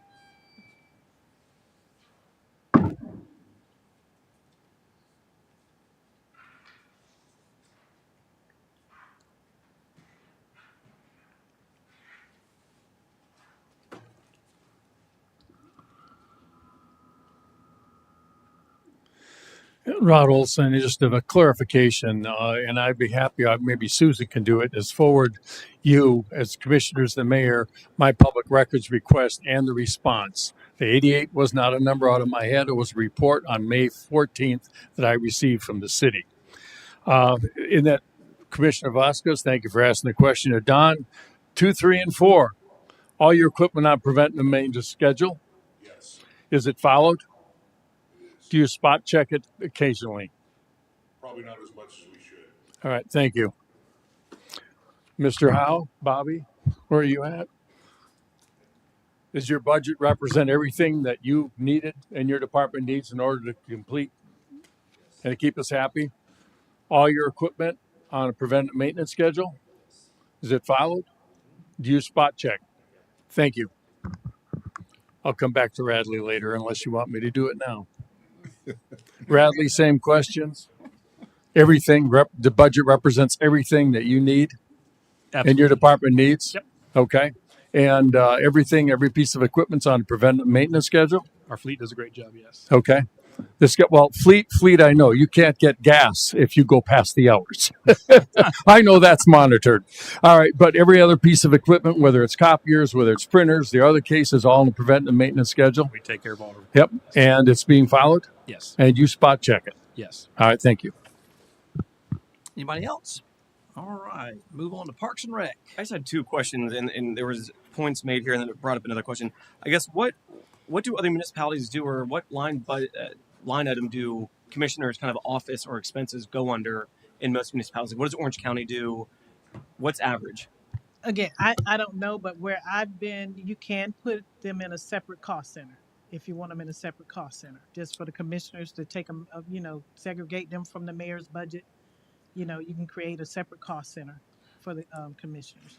So you don't know what any other municipality does in that? Not off the top of my head. No, I do not. One of the things I can say is that I know it's actually kind of easier to communicate, I think, with our city administrator in regards to those funds because we can't directly talk to the mayor. That's So the reason for we moved. me, That's the it's, objective. it's almost like it's a. Yeah. So I actually like it there because I'm Yes. able to communicate. Well, it doesn't change anything actually. It's the same Well, process. mm, It's the same exact process we've done the entire time. but a lot of times what happens, they have to kind of reach out to the mayor and ask the mayor because it's in his budget. So if it's out of his budget, there's really no communication with the mayor. It's direct communication. Yeah. Because it's always like I got to talk to the mayor about it. Honestly, I mean that's kind of when I ask for it. That's what they say. I have to talk to the mayor about it. I mean, when you ask for the funds, Thank you. what do you get the same thing, or you have to? No, I send anything with the discretionary, I send to the attention of the CAO, Blanche, and Tammy. Tammy, yeah. Because Miss Tammy is the one that actually is keeping track of our discretionary. And she's very good in always sending me an email and telling me how much is left. And she shows me the list of where the funds have already been sent or, that I've asked for. Right. Yeah, so it'd be the same process. Well, Yeah. I think it's more so when I was trying to use the community center for an event for the residents, and I had to kind of go back and forth with in between with the mayor because there was really no one else to make that decision. So I think it is. I think it'd be better if it's there. So we have to completely cut out that communication. Well, and I was just handed this from Commissioner Christine Moore of Orange County from their constitutional, officer's budget, which I'm happy to add to the public record. It is public record, but I'll add it to ours. It breaks down the citizens at the top, kind of a hierarchy, and it shows that the county mayor and the board of county commissioners are two separate, like you said, cost centers almost. So two separate departments, offices, whatever you want to call it. Right. So that may be beneficial to. And even if it is separate, it still would be managed. Yeah, by, same concept. We're not Radley, just changing. so It's you the same know, exact get that process. segregation. Yeah. So you still And have then- that same oversight. And then the other question I had, and we didn't discuss this during our elections, the city charter and the ballot that's supposed to be on in September. Do we need a special separate funds for that, or what's going on with that? What's the update on that, and how do we budget for that appropriately? Because that's supposed to be September 6th or 2nd. You added $10,000 to this year's budget for the special ballot election. Right. Yeah. So I don't know where. I think Mayor, you had the first one. You waiting on the second reading. Yep. I think y'all had the first reading. I think you require a second reading before you can proceed. When can we expect the second reading then of that? We're ready. Is that Who has an answer to that? I guess whenever you're ready, they can put it back You ready? We'll on do the it. agenda. I'll check the advertising and make sure that we're on. probably can't do it next week. Yeah. We have to do it following. Okay. Yeah. Okay. Okay, so we can expect that on the I think you say in August. Am I? August 20. So it wouldn't be on this July. Wouldn't it be on August 6th? Yeah. Then. Okay. Okay. That's So fine. August 6th, we can expect that Second second reading. reading then. Yes. Okay. Thank you.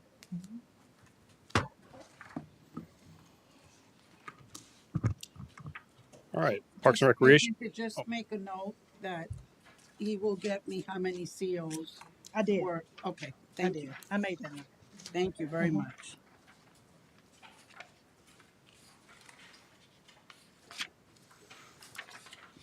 All right, got the Parks and Recreation Department budgets next. Some key department stats from the last year. We saw 2,436 youth athletic program participants, 156 adult athletic program participants. I do apologize, there's a typo on the summer camp participants. We currently have 1,567 participants. Of that, 1,525 are Camp Weewall registrations, 806 are from Billy Dean Center, and 322 from athletics. We maintained 479 acres of park space. We held 28 amphitheater events, 17 community events, 436 indoor facility rentals. That's our community center, Billy Dean Center, and Frank Carlton Center. And we hosted 20 Camp Weewa retreat rentals. Overall, the Parks and Recreation budget request is $14,272,278. That includes the 5 departments or divisions: cemetery, parks maintenance, athletics, recreation and events, Camp Weewa, and facilities maintenance. You'll see parks maintenance and athletics, recreation, events are the two top at 31% of that budget. Facilities maintenance at 29%, Camp Weewa at 7%, and cemetery at 2%. When looking at the personnel, operating, and capital breakdowns, 42% of the budgeted costs are for personnel, 44% are for operating, and 14% are for capital. Here's a look at our FY25 overalls compared to the FY26 overall proposals. Parks maintenance, we're looking at 11.3% reduction for a total of $4,477,161. Athletics, recreation, events, we're looking at 11.2% reduction at $4,394,511. Camp Weewa, we have a 19.1% increase for a total of $1,034,019. The cemetery, we have a 70% decrease from to $196,991. And facilities maintenance, we have a 4% decrease at $4,169,596. In our parks maintenance budget, we were able to reduce our contracted mowing services request by 27.8%. This is based off of the needs and what we're actually doing with our internal staff compared to the contractor staff. We've requested some operating increases for athletic field turf replacement, increasing that 87.5% in the 5,200 operating budget, and we're asking for some money in 3,100 to do a quad 1 redesign at Northwest Rec Complex. That quad in particular has issues with rain and heavy rain, and we see a lot of issues with the sidewalks washing out.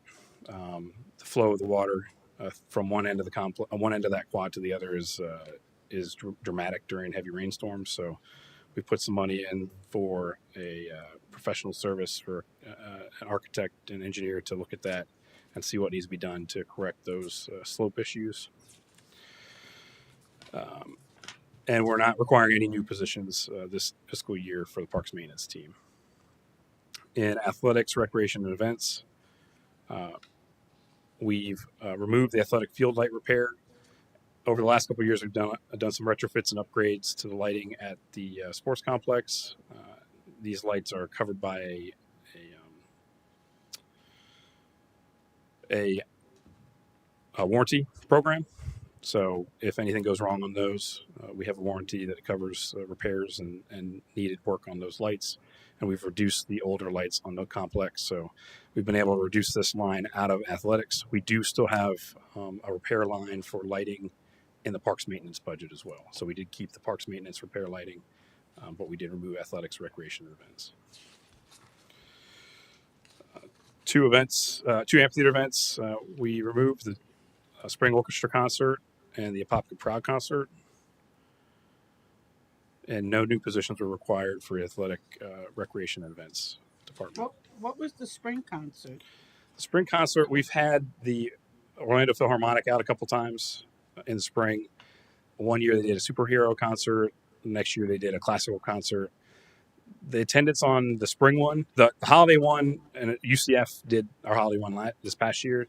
The holiday one always has good attendance. The spring one kind of struggles with attendance, and it's a pretty big ticket item for that. So look to reduce that. I don't think the spring concert, 30,000 that we had was a big ticket item. The Apopka Proud concert was a big ticket. We did remove that big ticket item. Yeah, I know. How much did we lose on the Apopka Proud concert this fiscal year? I don't want to. I'll have to send that to you. I can pull that information and send it back to you. That'd be great. Because that was one that we didn't agree to, and that Yeah, was that already was the one spent. that that was Yeah. the That one was a real did- problem Yeah, that was the one I couldn't. that we I didn't- lost money on. The spring orchestra, I think, is valuable. I think it's one that, Yeah, although I do too. it 'Cause may be lower attendance than the holiday one or Christmas one, but it still has attendance. I think it still brings people out. There's no different than the Saturday Sounds. Same concept. That doesn't have huge. Well, I think people- people amount do of people look come out. forward to the symphony. I in agree. The spring. I know we've actually, I actually buy the table, and we invite, we invite our friends and family. I think if we market it better, last too. year we didn't. Did we have the symphonic last year? The symphonic. This past spring, we did not. No. And I think that's why you had the low turnout, was because the expectation was the symphony, and we got something else. What did we get? I think it was a Saturday Sounds band. Oh, that's the only reason why we didn't get. But I think a lot of our residents like the symphony. Well, how many people attended it? I guess the numbers would say it. What was the participation? The I'd say year less before? than 500 people. It Not was the year before. Yeah. For for the spring concert. Yes, absolutely. Spring Was it concerts though? normally Did it pretty rain? low. No, 500 people showed. it was. I don't even. I think that's being generous. But we don't know. There's not a hard set number to that. That's So a I guess. guess you come back with the numbers and that would determine from there. I mean, The those numbers kinda- are always estimated. Sure. So, I mean, And Yeah. and whereas what does a tribute band cost us? Like, tribute bands around that 25,000, depending on the band. Yeah. Sometimes we can get them for 15. If it's a really popular So- band, it's a little bit more. Is the goal to replace that event with? So a we tribute did band? we did take some of this money and increase the Saturday Sounds budget just a little bit. Pull that up for you. Like the band you just had for July 4th, they were really good. Yeah, they were awesome. Yeah, I don't know what I can find out what we paid for them. I don't. So yeah, we tried to bring more of or increase the budgets for those Saturday Sounds dates to bring in a little bit higher end tribute bands. Right, because we've been using some of the same bands, and unless they have their own little following, that's where I'm seeing the decrease. Is that we keep the Saturday Sound, we keep putting the same bands. I know we spoke about the diversity in that. Remember last Yeah. cycle. So we do try and go hit at least one band for kind of every genre Mhm. as best we can. How much did we budget last year for Saturday Sound concert series? I want to say it was. I'd have to get that number. I think it was 118 maybe. 118. I believe somewhere Okay. around there. That's a substantial, 40 grand more increase. Yeah, so we were trying to do more of the tribute bands because they are popular. Is that still with Birchmore? Yes, so we still have them under contract. So, and then what's new amphitheater entertainment opportunities? So that would be any. Let's say if we had a traveling band that we didn't have budgeted for Saturday Sounds, but they're in the area and could get routed to the amphitheater. We want a little bit of money there just to grab them if needed. I mean, we're budgeting so much for one event and then taking away from that orchestra. I think that's a very unique, diverse event. I think we don't get orchestras to come to the city often. It's twice a year max. So I think that blends. If we're trying to find a genre in an option in every genre, I think that meets that, and then continue to find additional different bands to come out or performers. Would you like to? We could, and maybe it's a branding thing. We could maybe include it in the Saturday Night Sounds lineup as one of the prime events. Is an orchestra I think event. that's you still You wanted wouldn't to do have that. And it's the same budget, right?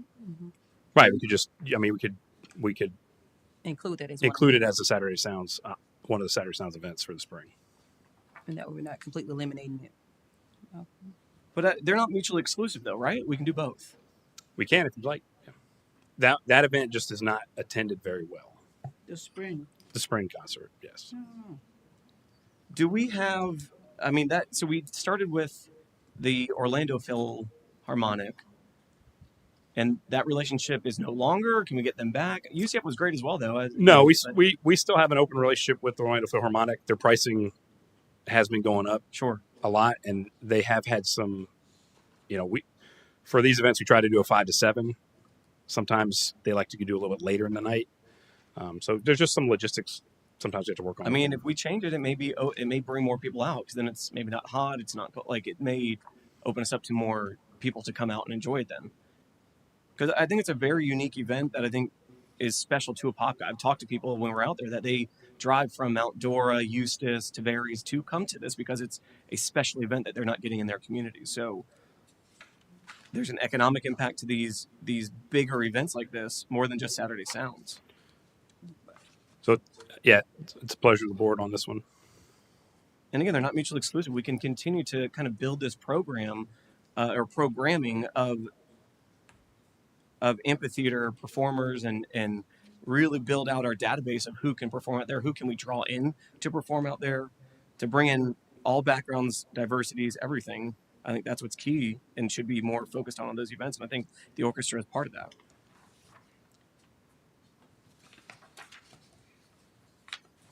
And so walk us through again the Apopka Proud concert. We're just canceling that altogether. We took that funding completely out of the budget, yes. Great. And it was just because of last year's. I think the last year's event and then the feedback from the council. Mm-hmm. Yeah, I just think it's just a lot of. Yeah, 200,000. That's a lot. Yeah. So, what would you like? The pleasure of the board on, or the council on the orchestra concert for the spring. Put it back in. Reduce the When we do the Saturday spring, Sounds. I forget what month do we do? It's normally like March time frame. Okay. Obviously, I think it's valuable to do it. Again, it's diversity. That's the whole point, is kind of bringing diverse groups out there. And that's one that Saturday Sounds doesn't meet that doesn't do that box, didn't check that box. We already have it at Christmas. I mean, we do have an orchestra there for Christmas. I mean, the question is then if we bring back the orchestra, then do we want to reduce the Saturday Sounds by whatever that number is? 30. Well, why don't we take it? The new amphitheater entertainment options, that's a very ambiguous. Where'd you get 20 grand from? I guess what's Just kind of sometimes these traveling tribute bands come through, and that's about what we spend on a traveling tribute band. So, but we should know. I mean, pretty far in advance who we're booking, right? I mean, sometimes, yeah, months and months and months, or what's that look like? We try and get it done. So we'll try and with the budget coming in this year, now. I mean, obviously October 1, we try and hit the Saturday Sounds right pretty quick in October. So I assume we've already started looking at some of those for the fall. Yeah. Part. We haven't gotten to the spring yet. Okay. So I mean, we can certainly reduce that out. We can remove that if you'd like and put it back into. I mean, that helps offset that concert. It's somewhat ambiguous to what that would do, as long as we're planning appropriately. And then who's scheduling that, or who kind of annually reaches out and gets those? The company. Yeah. So our events team, Carolyn Ray is our events manager. She works with our contractor Birchmore Entertainment Group, and they work together on seeing who's in the area, who can be routed to the amphitheater, what's available. They send us some options, and again, we try and select bands that cover every genre that we can try and hit. So the Birchmore Group, do they get paid? They get paid per event, or Yes. is that a contract? Like It's contracted, but yeah, there's a per it's not event. it's not like a flat fee that we pay annually. It's No, as it depends on the band. Correct. Okay, understood. Every band travels with different riders and different sizes and things like that. How much did we budget for you said we're removing athletic field light repair, but there still is a line item somewhere because we haven't replaced all the lights, correct? Correct. So electrical field light repair maintenance is line 7 on repair maintenance on page 47. Repair maintenance is a 4600 line. Between all these books, what page did you just say? The new book you got today, Yeah, page 47, and it's line 7 under the 4600 repair maintenance lines. It's about 3/4 of the way down, $20,000. I see. Okay, so we still we still needed something budgeted for that. Is correct. We always need a little bit of contingency in case a lightning storm happens or we have a light issue. But a lot of our lights are under a warranty, so we been trending very good. And So we're not taking $30,000 out. We're just reducing it by 20,000. no, we had lighting. We had some lighting money in the parks budget. We had some repair money in the parks budget too. That So- we're moving to. That we're staying there, and we're getting rid of the duplication in the athletics budget. That was additional funding. Okay, So we are taking 30,000. gotcha. What is parks beautification projects? So those are projects like we did Alonzo Williams Park last fiscal year. We renovated the field with that funding. It's just utilized at one of the parks in the area that needs a little extra lift. So what do we? Is that going towards Alonzo Williams? We already did that. This year, we're still looking at what we're going to use it for. Are there any parks that have been identified that can actually use the funding? There's always landscaping needs. So this could be replacing plants in a landscaping bed. This could be replacing shrubs. It could be Kinda replacing as sod. needed, on a rotation as needed basis. Just kind of, we kind of try and do an assessment. And again, it's nice to have a little bit of funding there if something comes up that we need to address immediately. We have it's labeled as Parks Tree Bank expenditure for 500,000. What are we doing with that? Yeah, so this is the Parks Tree Bank, or this is the Tree Bank Fund. It's funded through the Tree Bank process. We utilize, so this year we're working on doing tree installations along Vic Road in the medians, and also Jason Dwelly. Where? I'm sorry, you said Jason Dwelly? Jason Dwelly and Vic Road. And Vic. Yeah. So, how much do we have in that account right now? I thought it was like right at $1 million for some reason. Well, it's more than that. Oh, we got approximately a little over 2 million. Okay, and then but we're using a lot of it towards Piedmont Lakes and their restoration of their trees. Correct. We use some of it for that. It also is available for if there's right-of-way trees that need to be replaced. Our streets department can use that money as well. So it just lives in the parks budget.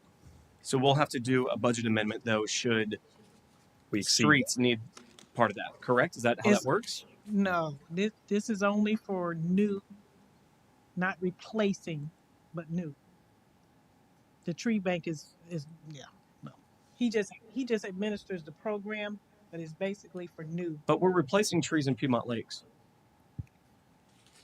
Correct. Yeah, we utilize some of that funding. Should have been new. Yeah, new tree. New We didn't spend it on taking the trees out. We spent it on putting the new trees in. But there seems to be new. My understanding is for new trees. So again, if they take the old one out and they put the new one in, that qualifies. I would double check. But when we talk Because about on Jason Dwelly and on Vic both have trees already. Yeah. Right. We can use it to purchase new trees. We can't use it to take the old tree out. Okay. Could we use this? I mean, we can use those anywhere, correct? I mean, it doesn't necessarily have to be those two areas. It doesn't have to be in Parks and Rec. It's budgeted in the Parks budget. Well, I meant more so throughout the city. I mean, there's other areas that we could probably use some new trees. That we have somebody actually identify locations for the new trees.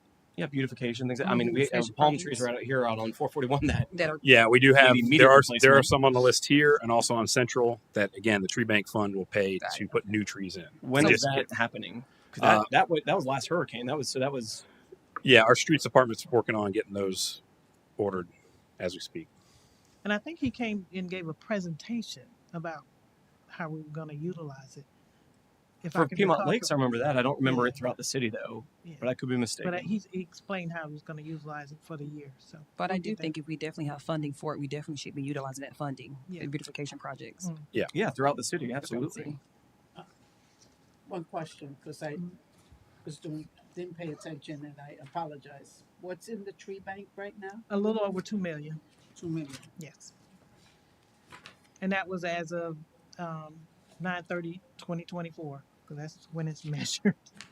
So when we're out replacing trees, or is it to put new trees or replacing trees? It's to buy a new tree. Buy a new tree. That is so loaded. So I know, buy a new tree. who is actually putting the new tree up? So either if it's a one-off, our staff might do it in-house, but if it's a multiple, we'll go reach out to a contractor to do an install. And that also gets paid out of the tree fund. If it's a new If- tree install, yes. Install. New If tree. it's a new New tree tree. install, then So that would be we all of use these the then. funds Correct. to pay the contractor. They So just can't we remove can't use those funds to remove the old tree or the stump, but we can use them to put a new tree. new tree in. Okay. Tree and install Tree Correct. install. for a tree that we took down. Okay. Or a new location. Sure. The contracted mowing services. Walk me through how that's being decreased almost 30%. So we had this current year we had budgeted the amount. I think it was $450,000 because there were some additional areas we were looking at maybe contracting out, but in house we've maintained those areas, so we've not used them. So we were able to reassess what our actual need is on the contracting service and reduce it by that amount.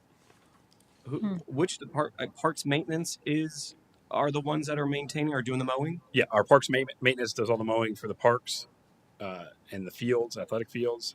Our contractor does the facilities maintenance, facility mowings, does some of our park mowings, and then this is not in our budget, but streets department also uses a contractor service for right-of-way mowings. Okay, so it's not like we just over budgeted last year. We reassessed what we needed, yes, and we dropped the budget.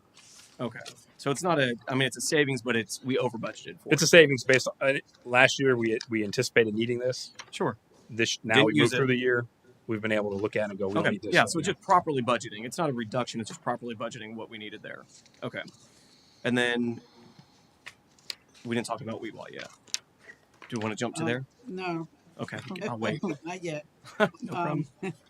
The rebuild of the North Orange recreation the sand volleyball courts, 90,000. Yes. And when is that getting done? That's getting done this year. No, it's in the budget proposal for FY26. So if the budget were approved, we'd start planning that program starting October. The volleyball courts do get used quite a bit from anywhere from the high school teams. We have a recurring group that's out there, I think, every Friday night, adult group that comes out and rents the courts. They're highly used. They need some work reconstruction-wise. They're pretty close to the slope that runs down to the parking lot. So we have an area that, due to the way they're sloped currently, that continually washes out down the hill to the sidewalk. So again, heavy rain events, we have to get all that sand back up into the courts. The net structures, all that infrastructure underneath the netting, underneath the sand, it's all just reached its end of life. Who's going to do the renovation for that? We'd likely outsource that. That's going to be Contracted sand. Okay, Yeah, it's gonna be a contractor that does sand volleyball courts. Also, I saw billboard advertisements. What billboard are we using? So, yeah, we utilize 2 billboards. One's down here on 441, and so we have funding. We'll put our city events up, our amphitheater events up. Any city messages that need to go up, we'll utilize billboards. So that's the only billboard we use on 441? There's another one, I believe it's down on that side of 441. So we have And they're digital boards, so we can send in changes quickly to the contractor and they'll update the board. So it's two big billboards Yeah. that we use. Roadway billboards, yeah. I've never seen that. The tractor pole barn, where's that? The replacement of that? So that's a Northwest Recreation Complex. It's out, if you go in Gate 5, our maintenance shop are those 2 buildings, and They're like blue? there's 2 bluish buildings. Yes. And then there's a tractor pole barn behind them. On the back. There's like sand back there and Yeah. Okay. And that barn was hit in the last hurricane. We are working with FEMA to try and get some sort of reimbursement on it. It's an Okay. old structure. We're not sure exactly how much we'll get reimbursed on it. Okay. So we did put a budget request in to go ahead and just get it replaced. Okay. And then the new perimeter fencing at Northwest Rec. Didn't we just do new fencing out there? We've done some new fencing out there. The need for this fence is, so we've done perimeter fencing down Appy Lane. all the way down Happy now has 2 rail fence.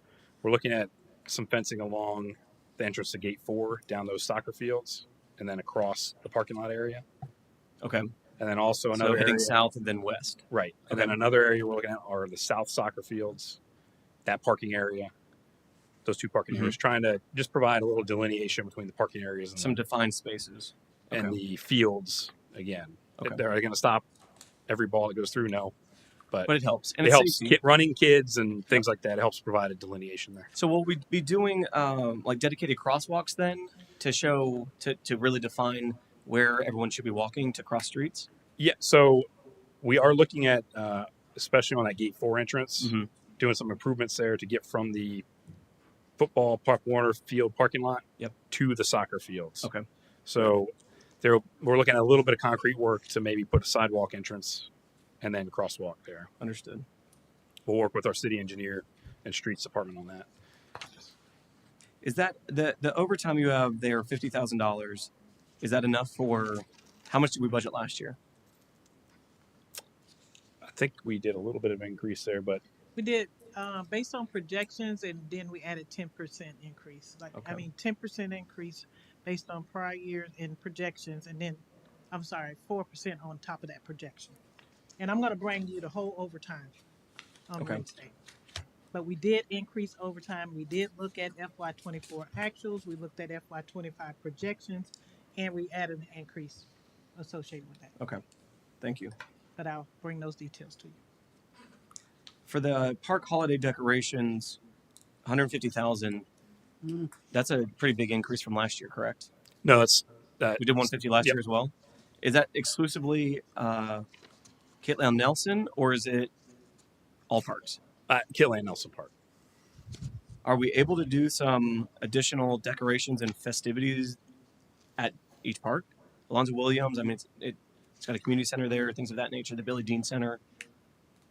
Are Yeah, we I able mean, to do some items there too? To We could look at opportunities there. I think maybe some standalone structures, but okay, I think it depends on what degree you'd like out of that. I just think something similar that it's still one of our parks, and we put a lot of money into it as well, and so we want to make sure that it has that same intrinsic feel that we create here. Have it there as well. So I think if that's a direction we'd like to go, I would request some additional funds into that park holiday. For the holidays to decorate, Whatever other parks you'd like to decorate. okay. And I mean, we could maybe start with some photo opportunity holiday spots at the other parks, Sure. if you'd like. Mhm. Yeah, it doesn't need to be a major, but just something that's brings everybody together. It's that parks are supposed to be that community feel. So I think that, especially during the holiday season, kind of again including everybody, that whatever their denomination is, that just it brings everyone together. I think that again, creating community is the goal.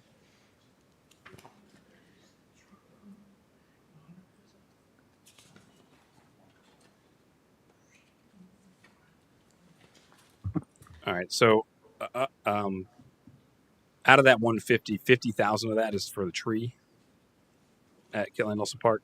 Wow. The 100 is for the other lights and the photo opportunities.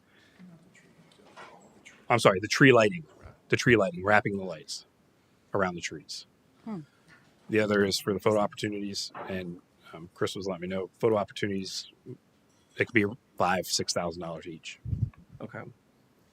I mean, it's up to the board, but I think it's definitely worth doing something. I mean, what's a number that makes sense for Alonzo Williams Park and the Billy Dean Center?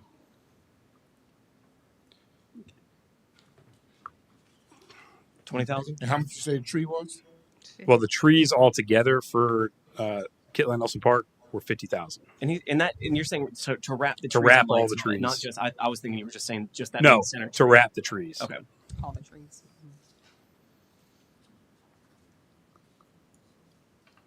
So, I mean, there's 2 large oak trees at Near the Alonzo Williams park, Park. Maybe wrap those and put a photo op. Like a nice little photo. Yeah, make it festive. Yeah. So what, like 20,000, 25? This is 25. 25,000. Because they'll give you like a little. And that's Christmas for ornament. Alonzo Williams Park. Correct.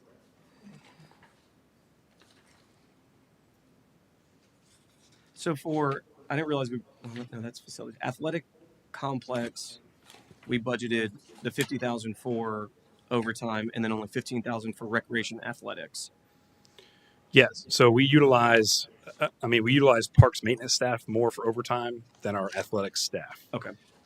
We have community events, amphitheater events. We'll utilize some staff there for Okay. some of those events. Again, it's just something I saw for sure that we misbudgeted in the past, and I want to make sure we're getting it accurate for every department. The tennis pickleball temporary office lease, 55,000.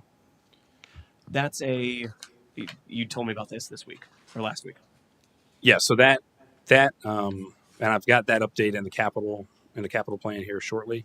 We're moving forward with the final design of the tennis pickleball courts and the parking that's associated with it. In the capital for rec impact fee requesting some funding to actually build the parking lot and then build a permanent building. That funding's in here. That request? It's in the rec impact fee. I haven't gotten there yet. Okay. Sorry, I will wait. But the temporary building is to be the stopgap so we can open the courts, put a little structure on site. Okay. While we have something there while we're building the building. Okay. Yeah, we did discuss that. Okay. Yeah. Thank you.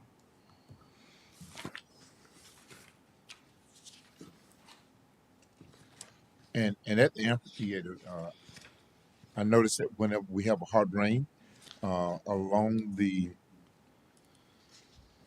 I guess that's the east side, Yeah, the that washout. really washes out. Is that anything that we can do to prevent that from happening? We're going to be addressing that with the amphitheater upgrades and make sure our engineer, because we do have some improvements to that hill, the seating area, and that kind of goes into that area where it washes out. So we're going to make sure when we do those improvements that we consider the impact that we're having on that. Okay. And I know at one time we talked about putting a restroom on the other side. Is that still Part of the TDT grant okay? project is to put a ticket booth and restroom office building on the Gate 5 entrance. What is the Community Events Grants Program? So that is a program like we were talking about earlier. We're proposing, similar to the nonprofit grant program, formulating and establishing a nonprofit community cultural event program, similar type structure. So that's the funding mechanism for that. So we're recommending 75,000, and that's where the community nonprofits that wish to run a community event or a cultural event could apply through again almost identical system to the nonprofit grant program and receive funding. How much did we budget for that last year? We did not. This would be a new budget. Well, we budgeted for events. We So we're not budgeted doing for this events. separate events anymore. So we're not doing a separate event. So this is just one. This would column. reduce those. This would kind of all those like itemized events, Okay. put it into a program. How much what were the itemized total of I think there were those? 12,000 We each. did 12,000. And how many different so- events did we recognize? Wasn't it about 5? I think it was about 5 or 6. Okay. So So pretty. this will still allow I think us pretty to- close to where we're at. So would it be, I guess, when you bring the program back, it would be beneficial to list out the events that we definitely want to hit, and then I guess open it up to any other different cultural events or things of that nature? So yeah, it'd be the pleasure of the council on that. Yeah, I definitely want to make sure that we're able to still Like hit events that we want, That we want. need to be because recognized. there's certain events we want to make sure the funding is not used for other events, but definitely the events that we recognize that were itemized on the reserve last. those. So we can bring that information back to you. Okay. And then what's the partner events Uh, for 14,000? Just under the same, just under community event grants What are program. partner events? It's just right. So those were the ones that we have contracts. So the Christmas parade, That's Sertoma. Sertoma, and the Foliage Festival, I believe, was the other one. I mean, But wasn't that up under the itemized events? aren't these all partner events? Partner though, events. at this point? Oh yeah, actually they are. So Yeah. I So mean, it should be. So just throw that in the grants program. we can certainly do that. And They're all come back, partner we can events. come back with you with the list of the historic events, Yeah. Mhm. and then decide where you Well, want. yeah, and then we as a council can say we definitely want to hit these ones, and then any other additional cultural events that nonprofits want to host around the city. We can could kind of do it. have that. We can do that. Mhm. Again, we're trying to clean up the process here a little bit. Yeah, absolutely. And I think that helps to do it. Put that in one grant fund. But under the mayor's, you have you have the breakfast, you have some other events going under the mayor's, expense, So those were specific to the mayor's office. right? These are specific to the community events. Okay. Yeah, that's the So like last year, which I was kind of confused, because remember when the Wakaiba Culinary wanted to use the Apopka Community Center, I had said, okay, I will front through my discretionary for them not having to pay for the community center because they don't have enough funds. But you changed the process for me. I had to apply through discretionary, then give them the check. It was kind of confusing. I mean, is that required of all of us if we?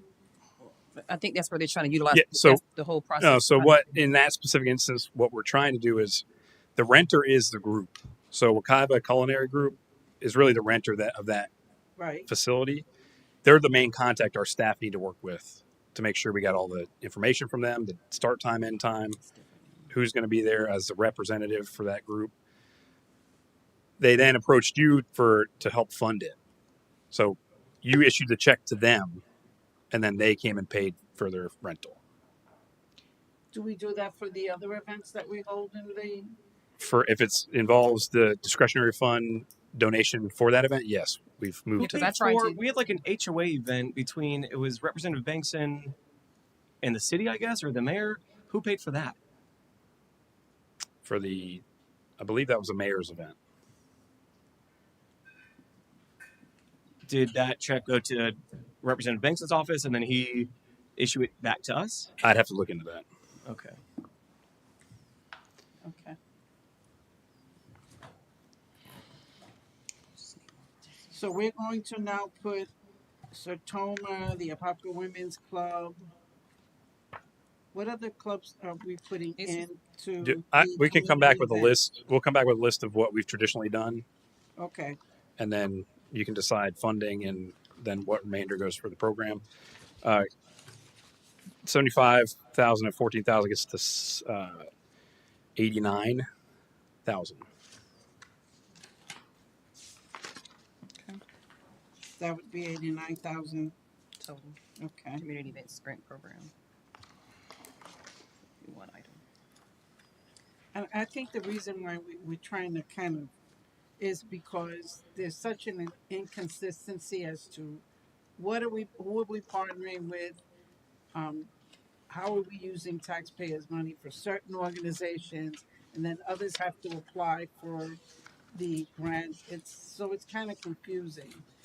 So I think if we can kind of be more transparent, where these are the ones that we have been in the past Committed to. partnering with, and this is what we are expending taxpayers' funds with, and the rest who we aren't partnering with have the opportunity to apply for the grants. Absolutely, and staff agrees with that completely. Right. And I think that would make it easier for the public to see how we're partnering. It builds transparency. Right. I think that was the whole point of the. Correct. Yeah. Yeah, that's the direction we were trying to go with this this opportunity. The other thing, and I'm going to go back to the cemetery with the Columbines, and I'm so Columbines. When are we going to have the fencing, the gazebo replaced? So Just a walkway. yeah, so that, and remember that's in this year's budget. The gazebo has been ordered. The new benches have been ordered. I think we're probably mid-August, late August start date for a tear down and a rebuild. And once the gazebo is put in, we'll come back in with the sidewalks and get the access into the sidewalk. Okay. Just out of courtesy, would you just kind of let us know when that's happening? Because I am getting a lot of, residents who are asking about the column, only because it's the expense of a burial has become now an alternative for many of our families. And I just want to see as you renovate it to see what it looks like. Absolutely. What I'll do is I'll have Chris from our Parks and Rec staff, provide an update to the commission. Do we have anything on our website that is providing some kind of visual for someone who gets on and for the cemetery that is an option for them? I don't know if there's a picture, but we can certainly put a picture up of the Yes, columbariums. I just when they go on the cemetery site, that I don't think we're advertising. We're just advertising, the regular cemetery plots. But someone did ask me about that, and I said, go on the website. I think they have like a We're starting to sell columbariums now. right. But when you go on the website, I don't think we have any information on that. Or just a, kind of a photo of where it's at and what the cost is. All right, on to Camp Weewaw. Camp Weewaw. Oh, here we go. Camp Weewaw. Oh, right before Can't We Walk? Yeah. So I had a few people reach out to me in regards to naming rights for the amphitheater. Have we worked out a package with that yet? Not yet. I'll have to get back with the city attorney to see if I don't think we got anything back from him. No, we have not. Is he working on it? We had a draft policy, and that one of the attorneys drafted, and we were trying to get that finalized. And I know Radley's been trying to work with them. Do we have a time updated frame? Cliff. Because it's been over a year since It's been It's been about 2 years. 2 years so now. we Oh, got to It's been get back a little with bit more. So what's the time frame on that? I think we couldn't decide on what the cost would be. Well, I'll get with I'll get with the city attorney this week and get an update from him. Yeah. All right, perfect. Thank you. That's all. Okay.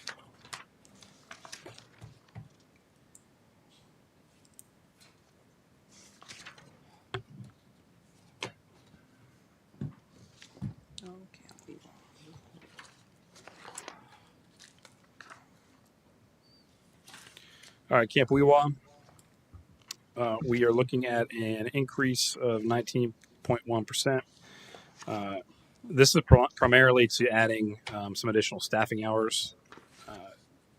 As the park has come online over the past couple of years, the rental retreat operations have increased.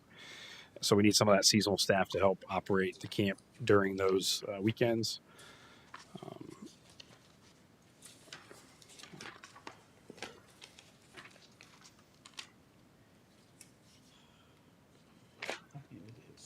And we do have some capital requests as well that have impacted that, which I'll get to here shortly. So we're budgeting on Camp Weewaw $1 million this year. Correct. How much did we budget last year? 867, 961. Okay. And there's so we're some increasing the budget there. How much did we make on that? Because when this was purchased before I was elected, but this council at the time agreed to it, it was sold as in, I want to say it was within 5 years it'll break even. Are we close to that? Yeah, we're not at break even for the park now. We're like hundreds of thousands off, correct? Yeah, I can get you the latest year-to-date number to update your packet. Now, have we done any type of? Did we bring in any third parties or consultants or anybody to come in and say, "Here's how you make this not even profitable, just break even"? Have we done anything like that? No, we've brought in. We do have some outside groups that come in and utilize it on a regular basis. The homeschool groups, and then the rental retreats have been picking up. Which you said there was 20 events last year. Correct. On average, how much do we charge for each event? It just depends on the stay. It can be anywhere from $3,000 to $6,000, depending on the weekend, how many days they're staying, the number of places they're renting. Okay.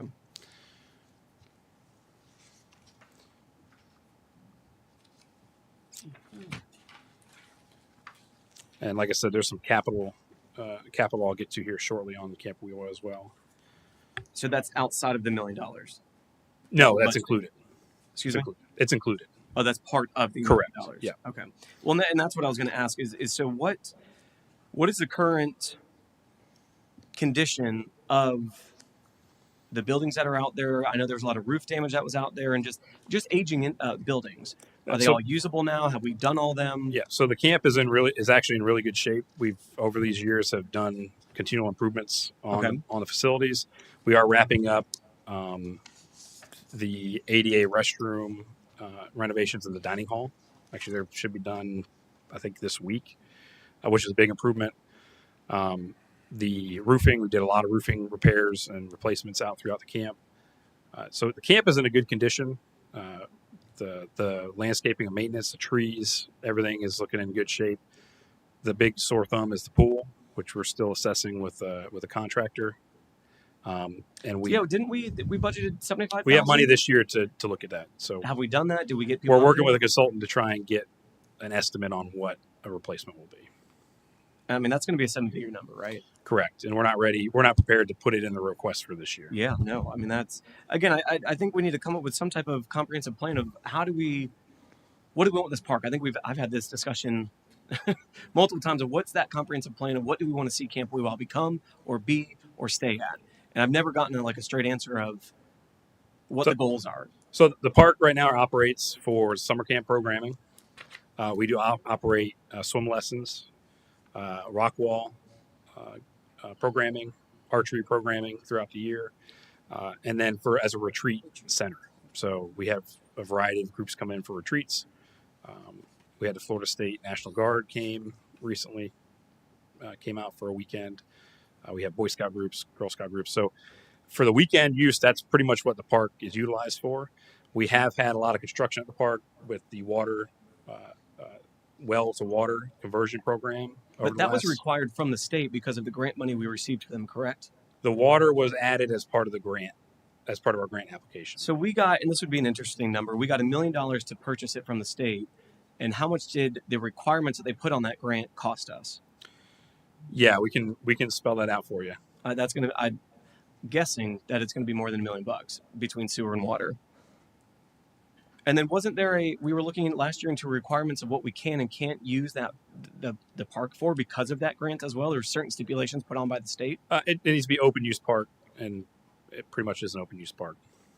But when we have private events out there, it's private, right? Like I can't just go out there. On the weekend retreat, yeah, it'd be a private. Is that a issue with the state requirement of the grant? It needs to have a public area. So we try and keep a public area. What area? And looking at the capital spent after the purchase year, we spent $1.4 million. So what's total all in then? And that's just CapEx. That's not. That's capital. Yeah. Yeah. What's that total then that we've spent on Camp Weewell? For all of capital, Everything including purchase. $6.2 million. Wow. That's operating. No, it's capital. You know, the capital and then the operating. Yeah, I got it. Yeah, I got it. 6.2 capital. Yeah, that includes the acquisition of 4.7. Correct. Right. No, I understand. Mhm. Wow. We purchased it for how much again? Just kind of remind me. It was around 4 million. 4 million. Yeah, it was around 4 million. I thought you just said 4.7. I know that was in 2021, so that's why I'm saying that. But it was around 4 million. A little over And 4 then million. up to date, we've minus that 4 million, we've invested this much into the camp. 4.7. With I'm the- sorry, all capital 1.4. from starting from 21 forward and projected just year to date today was rally quoted was 6.2. That's capital. That's as of May. As of May. Operating is 1.8. And what do we plan on putting next year? CapEx into it? Capital, we're looking at 75, 15, 5, 25, and 18. It's those last ones there. 138, I The believe. last 5, yeah. So that's 138. So just under 6.4 million then total 120, yeah. with this year 138. coming up. But when this camp was purchased, it was obvious that it needed repairs, correct? Correct. It needed repairs, it needed yeah. roofing, it needed clearing. So the intent was to actually put money into it, correct? This point in time, my understanding is yes, there was an intent to get the camp up to speed, Okay. So and it's taken some time. okay. During those meetings, though, it was said that within 5 years it'll break even. So that's my concern is we're What getting year? further away from that break even. What year was this purchase? 2021. 2021. Okay. Well, if I remember correct, during the discussion, and we talked about this, this was a park, and parks and recreation facilities don't make money. Don't make They money. all lose money. Mm-hmm. And I think that was our final decision. Mm-hmm. I think we're Recovery rates we're typically 25%. just under the 30% mark. I mean, we're trending as well as any municipalities in the area. I know that. So Because it's it's doing actually- what we purchased it to do. In addition to that, it's actually bringing people to the community and investing in different small businesses. So it's doing what it's supposed to do. A lot of the retreats are from outside the city. So they're bringing people into the city. So, to go back to Commissioner Nesta, to go back to what the park is being utilized for right now is a retreat facility, summer camps, and some programming throughout the school years for archery, rock wall. So this wasn't purchased with the idea to generate income. It was sold at the presentation as in 5 years it'll break even. That was absolutely said on the record that was the expectation. So I understand that parks are lost leaders. Totally understand that. We're putting a lot more money into it and we continue to, and especially if we're looking at this pool now, it's another $1 million plus. And we have, since I've been with the city, I have put a focus on trying to be as efficient and conscious with the operating side of this budget because there has been some large need for capital. So we have been trimming that budget year over year, trying to at least be mindful on that side to be as efficient as possible operating. Is there anything we can do? I see $1,500 for social media, for summer camp marketing, $1,000 for social media advertising, $4,000 for signs, posters, banners, $1,000 for promotional items. Again, what can we do to kind of reinvigorate? This is supposed to be it is. I can't find something like this around. So how do we really promote this and create something with it? Because we're doing it at Northwest Rec. That is not a lost leader for us. I think we need to continue pushing those camp memberships, those camp programs to advertise outside of our area. So if you look at that marketing material or marketing funding would go heavily towards that. Can you point me to the line, please? It's under. So I just don't see. Sorry. Commercial items. Where does he have that? Yeah. The camp marketing and the promotional items. Okay, so those. Okay, the Yeah, ones that those right there. You identified. I thought you meant a separate line on the. No. In that specific line, market. that's what we're trying to focus on. So that. would it make sense to increase those budgets to get more out there? If you're looking to increase, we can always advertise more. Well, and that's the thing. Again, if we can come up with a comprehensive plan of here's what we want to, I think kind of coming up with a totally new or an updated marketing plan for Camp Weewall. Let's create something new. Let's make it exciting and not just old Camp Weewall. It's new Camp Weewall. It's something. Again, we're putting a lot of money into it. And if we're going to continue to do that, and obviously the council wants to do that, how do we make this even more successful? So if you'd like, we can. I think this would be a good project to get with our new economic development That's what I was director. just going to say. So if you'd like, we could put some additional funding in the Camp Weewall budget earmarked for some of those economic-driven outreach opportunities. I think it makes a lot of sense. Again, if this is what the council wants, and it is obviously, then, or at least what I'm hearing, then we need to really make this a successful camp then. So let's invest the money that we need to. What is that number to really make it this new, incredible camp and park and spot that people do want to go to and even more than what they are? I think the goal is what you guys have been doing, bringing it to standards so people want to come. Yeah, the park is definitely at a point where it's attractive. Attractive now. Okay. And with the dining hall renovations that are completing, with some of the items, I've got some photos I can show here in a minute. It's getting that camp from that old school, worn out camp facility, and a lot of that's amenities. So restrooms are big on that. So these improvements are going to go a long way towards that. The park is beautiful. The park is in a beautiful condition, and our staff does a lot of work out there to make sure it. And by no means am I saying staff is not absolutely kicking everything to do everything they can to make it incredible. It's just we need to make sure that's financially viable. Again, so we're, Northwest Rec, you look at that, we're getting TDT dollars, we're getting all these other grant dollars to improve that, which brings in more revenue as well for that. So how can we do something similar to Camp Weewall? How do we monetize and create something that's incredible out there? Understood. And one thing that we are finally, the last year and a half, 2 years now, with the water installation and then the sewer installation, there's been a lot of downtime that we haven't been able to have people on camp. So some of those, that has suppressed some of the numbers for retreats and rentals. Okay. Yeah. So I think there is still opportunity that those numbers are going to go up just out of a natural sense. The fact that we're not have all the construction going on in the park. But like I said, if you'd like, we can certainly put some funding in the promotional activities line earmarked for us to help utilize with the economic development team.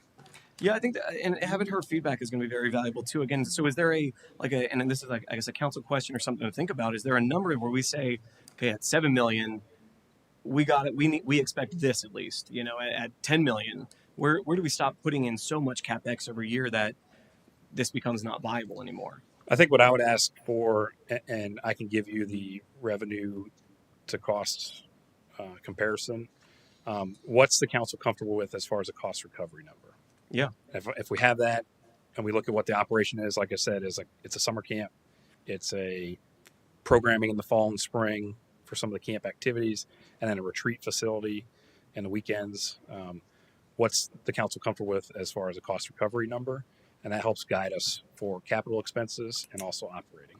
I think that'd be very valuable. And comparing it to other parks as well, and then maybe other Orange County or local municipalities as well, what theirs looks like, just so we get a fully comprehensive understanding and can kind of move forward from there. Because we can do some cool stuff with Camp Weewah. It's just how much money we want to spend into what amount are we willing to go.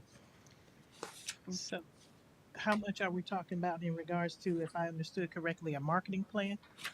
I think let's talk to the economic development director and kind of see what she has to say.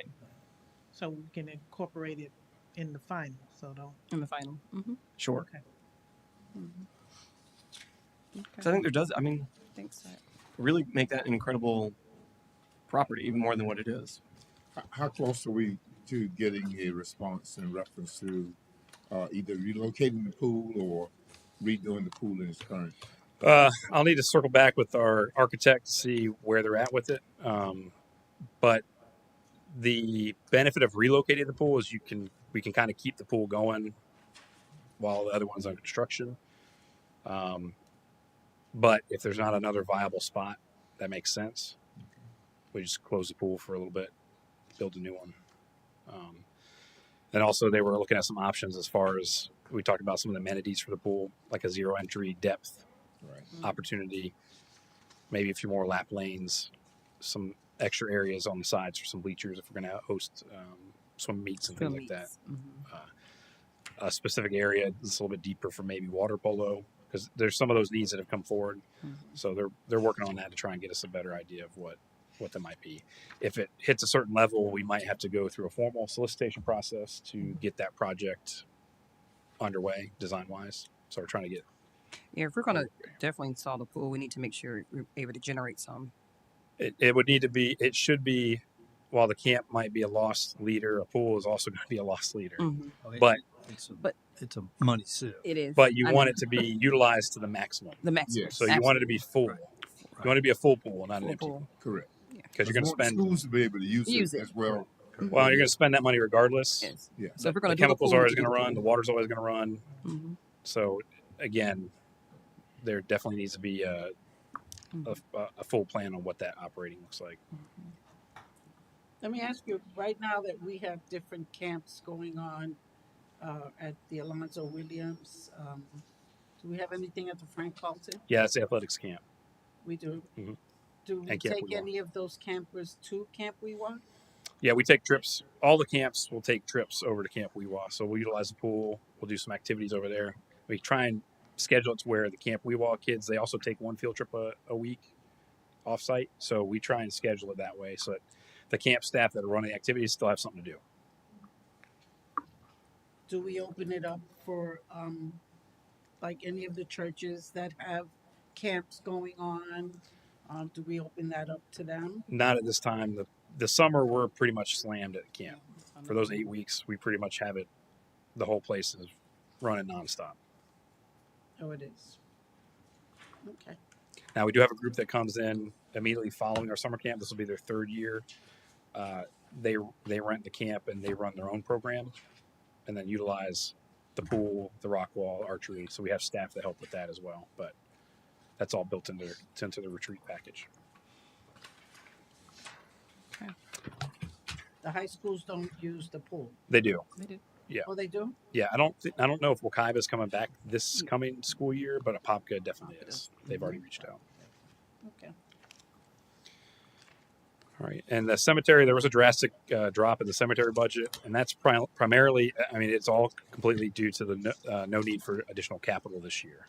So we've not, again, as we mentioned, the gazebo replacements underway or ordered. So we just didn't have a need for any additional capital at the cemetery. So we were able to take that out, and no additional positions are required. Weren't we improving the entrance into the cemetery? We just some landscaping, but that's in the operating budget. I thought Oh, we were no, we're changing- adding gates. Yeah, we were adding gates. Yeah, and those are on order. Oh, they're on there. Those are automatic gates, but those are on order. Okay. There were some pillars on the side of the. Were we replacing those, or we were? There's renovating 2 older those? pillars. We're looking at trying to relocate them. Yeah, I know that AJ is looking to try to move them to the entrance we have and use a Boy Scout Eagle project to dress up the front with a couple of. Those pillars are really, really old, and we're just. I mean, it's a little bit of a challenge to get them up, keep them intact, to move them over there. But that we've got a couple of Eagle Scouts that are more than willing to do the entrance with those pillars, which is what I was hoping we could get done. We would just move the pillars. Yeah, we'd They handle would that do- out of operating, not capital. So that's budgeted in some format. Yeah, we'd utilize an operating line for that. Yeah, or staff. It's just staff time and equipment. But for whatever project that the Boy Scouts or Eagle Scouts are doing.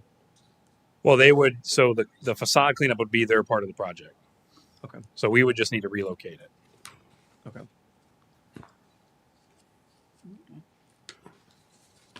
All right. And this is our new initiatives and capital. We already discussed the $75,000 for the community event grant program. In the parks budget, $6,200. We spoke of replacing the tractor pole barn. And $6,300. We spoke of rebuilding the sand volleyball courts. That's a recent picture of the sand volleyball court. So I mean, it's sand. So if you look at it, the court looks like a sand volleyball court. But if you look down further on the left-hand side, you'll see some of the washout areas. And then immediately under that sand is a net to try and prevent any weed growth and help keep the sand stable. That all needs to be replaced. It's starting to degrade. And the posts and all that. So we're looking at rebuilding that, providing some additional or regrading a little bit to kind of keep the sand from going towards the parking lot area.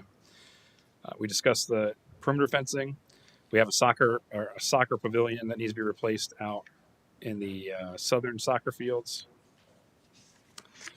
And then we just have 2 pieces of equipment in parks, an old Toro Sand Pro, which is a field groomer. We utilize that to groom the infields of the baseball fields, softball fields, and replace a utility cart. The football scoreboard, how much is that to replace? We were estimating that around like $80,000 or $90,000. Okay. And Merritt, so that do you have somebody already lined up for this? I don't have anybody sign on the dotted line, but I've got a couple folks I'm going to be contacting about it. How how high is that need to get it replaced? It's starting to degrade. I mean, it's definitely looking worn. Okay.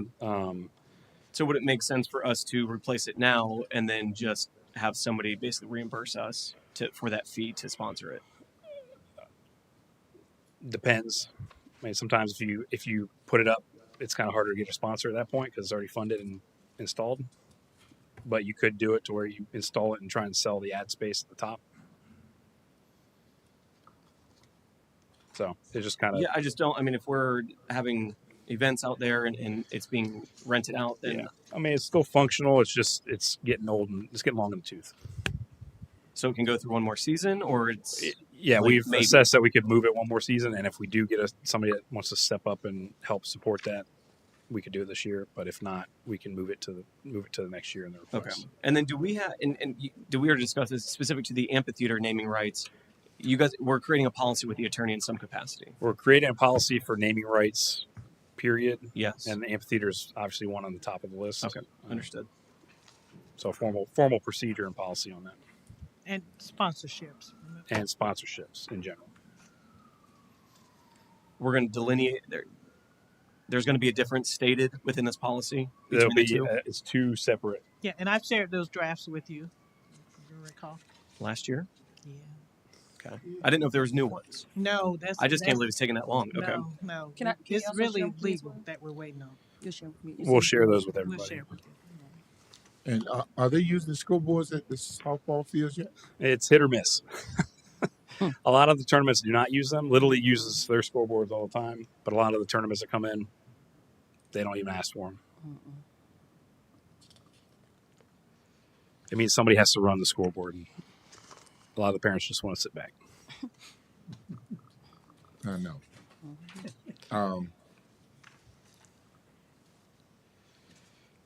But what if we constructed some kind of a stand where the school board operator would actually sit and was away from the fans?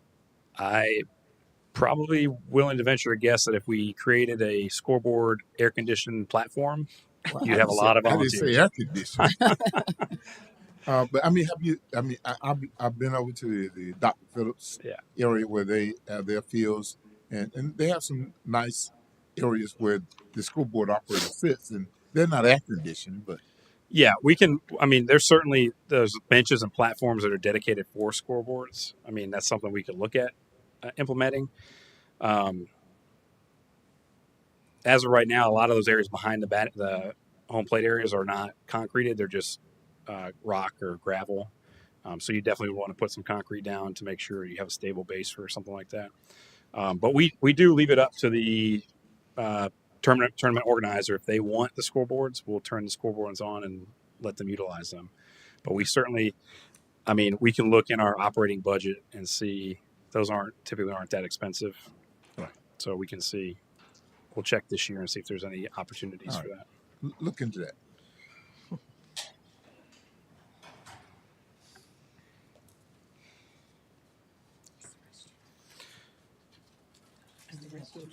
Me too. I was trying to let you do it first. Can we take a 2-minute break? I really have to go to the bathroom. Okay. When you Sure. Before you go on, can we take You almost. just a little break? Bathroom break. Yeah, if you like. Thank you.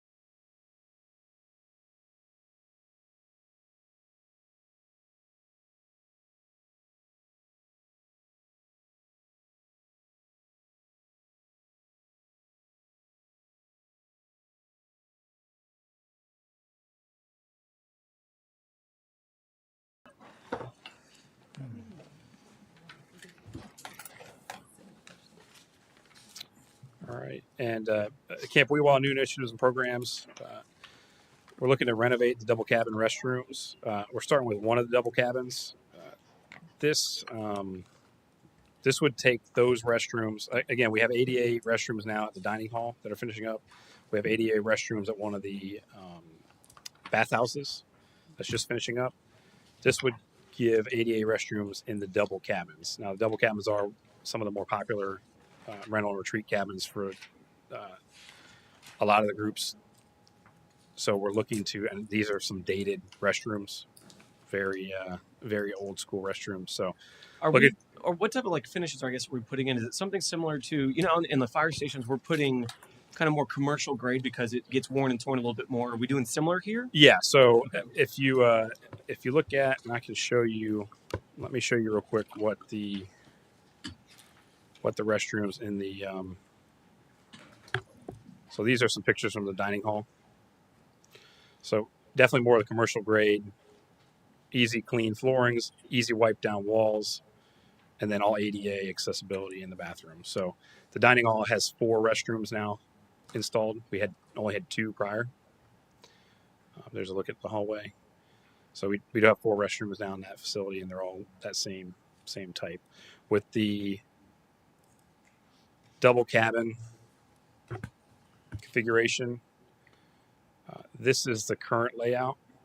And in this back portion are some like stand-up showers. I want to call them walk-in showers. Or stand-up, literally, a couple feet wide, and then 2 restrooms off each side. The proposed upgrade is to make 2 fully accessible restrooms with built-in ADA showers. So each restroom will have a shower built into it. It does require us to relocate a hot water heater, so one side of the cabin would have a little bit of extra storage, which would come in handy too. So the request is to go ahead and put some funding in to do one of the double cabins this fiscal year, and then the following fiscal year come back and try and do the second cabin. How many double cabins do we have? We have 2. Would it make fiscal sense if we can negotiate at the same time to have the contractor do both? Will we get a discount? Yeah, so what we can do is, obviously we do have the new GC general contractor contract in place. So this would be a project they would quote for us. Okay. We took the $75,000 off of the existing piggyback contract, and that was $150,000 estimated for both. So we took that not knowing what the general contracting, the new contract would get us at this time. Okay, so it could be 100, it could be 50. It could be. I have a feeling it's gonna be less than the piggyback contract. I mean, you're moving plumbing, a lot of plumbing. Very confined though into the one area. And it's not a raised foundation. Those are cement. So there's cement slab. Yep. I mean it. So that's the plan again, to try and get at least one done this upcoming fiscal year.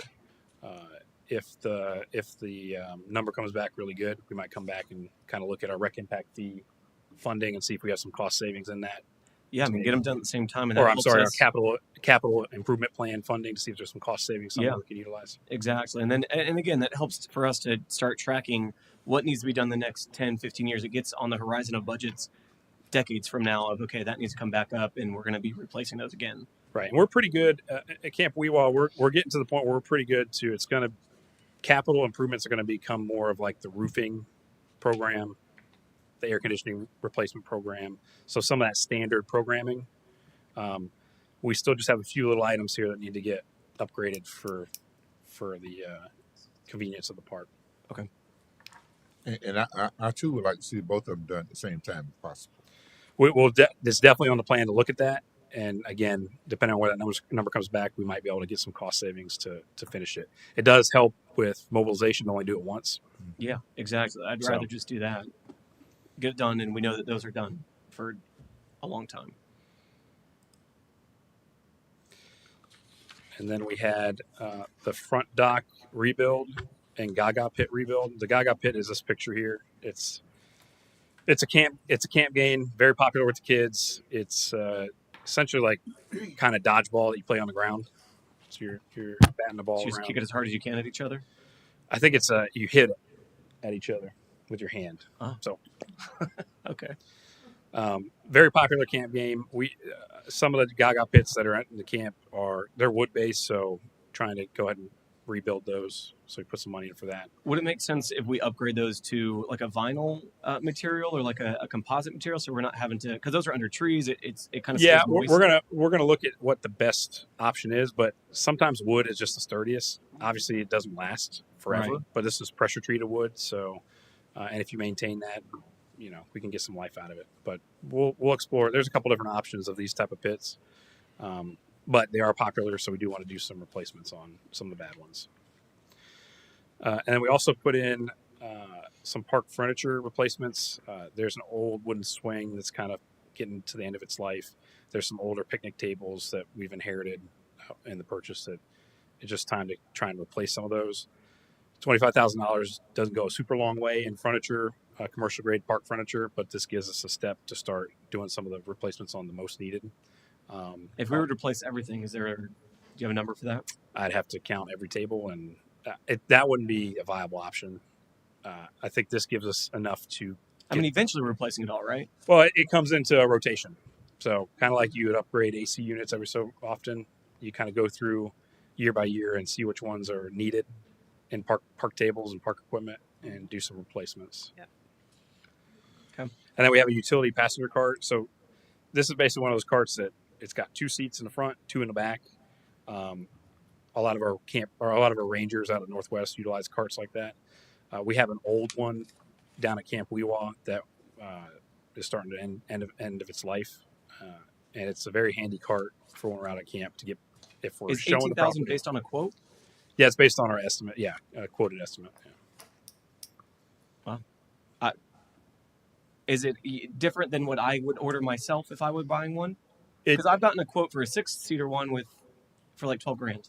Yeah, it just depends. This is going to be a little higher riding cart. That's what. this with the same different type of tires, wheels. Yeah, seat belts, tires. Yeah. So, all right. And those carts, the carts that we get range anywhere from like 14,000 to like 20,000. Wow. Just depends. Okay. And then our recreation impact fee budget. We've put a request in for 2 additional pavilions at the inclusive playground, a 16 by 16 and a 28 by 20. The 2 pavilions we have out on site right now, one is 16 by 16 and one's 28 by 28 or 28 by 20. Just kind of show you a picture of what we did have the existing pavilions painted just recently with the new park upgrade. We wanted to make sure they looked new, so they turned out really nice. So it'd be another large pavilion and another small pavilion, so it'd give us 4 pavilions around that new park.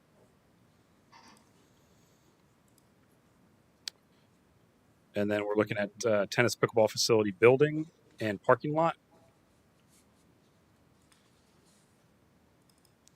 And here's the latest master plan or site plan for the tennis pickleball courts. It arranges the courts just like we've shown in the past. This center area is where the building would be located, so it's central to all the courts. The parking lot would come in, and we're looking at paved parking. We did initially consider grass parking, similar to like we did at the inclusive playground, but the cost difference when the contractor was on site for the inclusive playground was minimal. So we are going and upgrading that to full paved parking at the inclusive playground. And since that cost difference isn't that much, we're anticipating the same for this project. We're recommending full paved parking lot. I thought we were creating buffers between. I thought we were focusing because north is to the east or to the right, correct? It's turned a little different from where this is how the shot normally looks. So I thought we were going to have kind of parking, kind of creating a buffer between Rock Springs Ridge kind of to the east. I understand there's some to the northeast there. This is the main area, Rock Springs Ridge. Yep. This is the water treatment area. So we're looking to buffer this area with landscape and trees. And then just to the south is Station 5. Station 5 is down here, so we'll buffer. There's already trees down here, but we'll provide some more buffer trees down here as well. Okay. So with the parking lot, you're saying it's not a huge expense to do that on top of the kind of the grass parking. Now, Alonzo Williams Park needs parking bad. Saw that at the Juneteenth event where you're just walking through dirt and mud, especially if it rains. What can we do to get a new parking lot down there? So the only city parcel right now that's over there is the parcel directly south. across, to the south. It's And just that's where everyone parks. yeah. So, So what can we do to budget for a parking lot there? I would just need council direction to Because put we're that doing a into the plan. full-fledged one for the tennis courts and pickleball, but there's no parking there. Other plans for that? Which parcel is that? It's directly to the south, across from across MA board, on the corner of Hawthorne and You know how big the lot is? not offhand. You remember, Mayor? Probably half an acre. Might even be more than that. I thought the idea was that we was going to build a couple of workforce Workforce housing there and And some attempt to parking as well. Back when I first started, I think there was some discussion on that, and then it got tabled.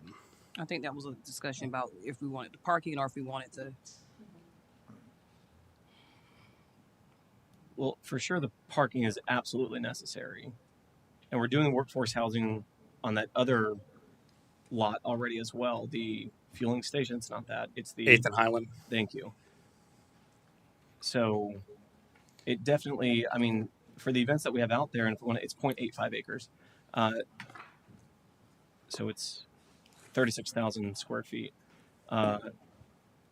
It's definitely in need of parking. There's no parking. There's 20 spots, and most of those stick out into the road. So we need some type of true parking there because you have elders that are getting out in the mud and going across the street there. How many parking spaces we currently have there now? There was 17, I believe, put in the new parking lot off of Washington, and there's probably 15 or so in the front on MA board. What's the capacity the building can hold? Building can hold 50.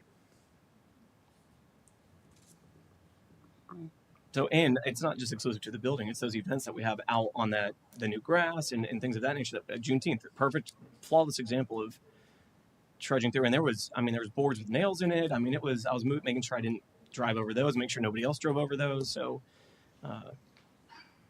that's definitely a need for that park to continue its success, similar to upgrading the holiday decorations for that park. Let's really formalize this park, and we're doing upgrades, so let's make sure they're successful.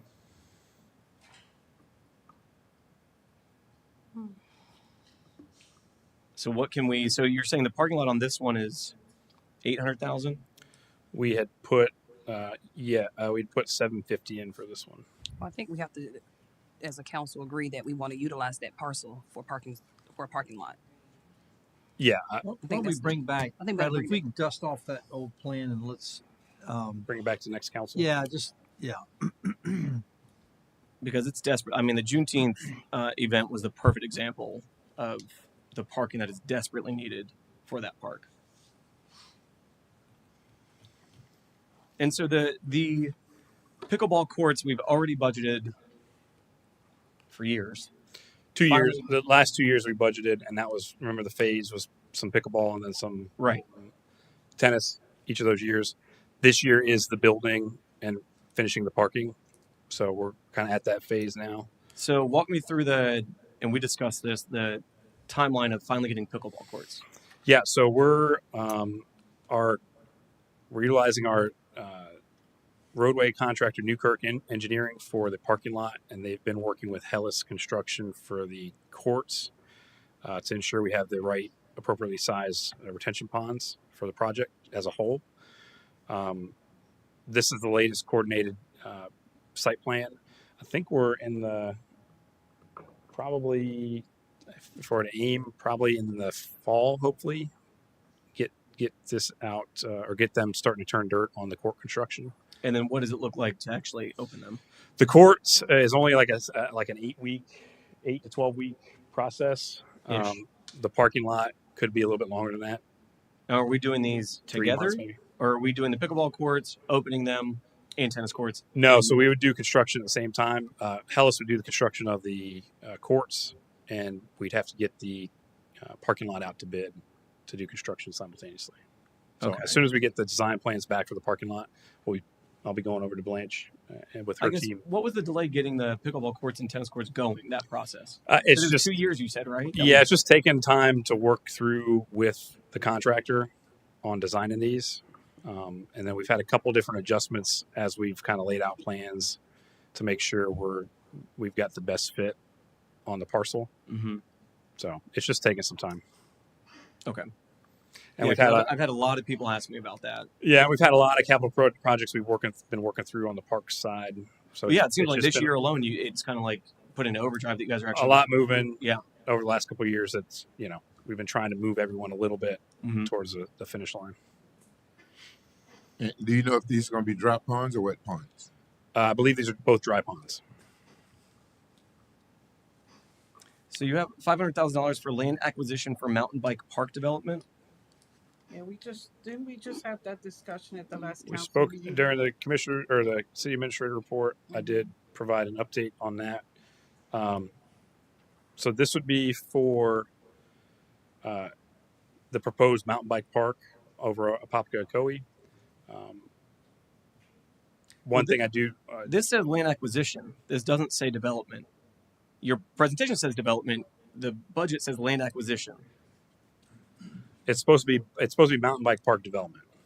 It says land acquisition for mountain bike park development. And I'm not sure. Yeah, we've agreed to right. We did to purchase more land for that. Yeah. No, the discussion at the last meeting that was $500,000 for mountain bike park development.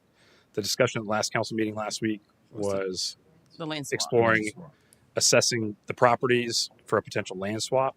The developer is interested in working with the city to help bring this project to life. They see great value in a park of this type and potentially this size for the community. So they're definitely interested. What they'd like to know though is if the city's interested, because they do want to develop a site storage facility either on the property they own right now, right next to this proposed mountain bike park, or on a similar size type property. So, as mentioned at the meeting last Wednesday, we, if the council would like to explore the possibility of a land swap, I can move forward with getting the properties assessed and bring that back to council for final review. But before we do that, we'll understand kind of what their future land use in each. What's kind of highest and Because best I think use. that was the question that we left it with, was to find out what would be the future land use for those properties. Correct. So I'll circle back with Bobby and his team to see where that stands, and I will share that with you. Okay. And I'm just looking at the FEMA flood map too, because that parcel that they want to swap with us is almost fully in a. So there's some unusable development land, That's but fine. could be utilized for a mountain bike park because So the mountain it's- bike enthusiasts like having the different types of terrain. Which I understand, obviously, but then So we're it's in the trading developer's high and best dry interest. developable land. But it needs, again, that's why the assessed Yeah, values that's are why the going to come developer into wants play to to make obviously sure swap. it's a fair swap. Yeah, So, And you could have a swap plus money. correct. It doesn't have to necessarily be a Trade swap for trade. swap. It could be a swap plus X dollars to equal the. And they're interested. They're interested if the city's interested. So But so to the 500,000 is exclusively for development. It is not for land acquisition, not for land actually, acquisition. that's what I'm. although The it says it goal- in the budget. Right. That needs to be corrected. Corrected. The Okay. goal is, again, the ideal situation would be to get the properties that match or close by and do a land swap to expand it that way. Okay. And then the next one down, $100,000 for environmental studies for land acquisition. Correct. So there's some properties that we're looking at potentially through some grant funding that are going to require some environmental studies. What properties? They're up in the north by the Central Florida Expressway. Can you give me specific? Yeah, north of the 429. And I can give you the parcel IDs for that. I think that'd be valuable. So, and you're talking about phase 1, phase 2s. Yeah, What yeah, this just budget is general environmental studies for life on property, trees on property, and then the ones, twos. So, what is the goal of acquiring this land? For additional natural park space.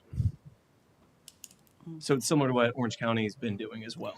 Kind of trying to grab some and preserve some land in the high density, around the high density Kelly Park area. Okay.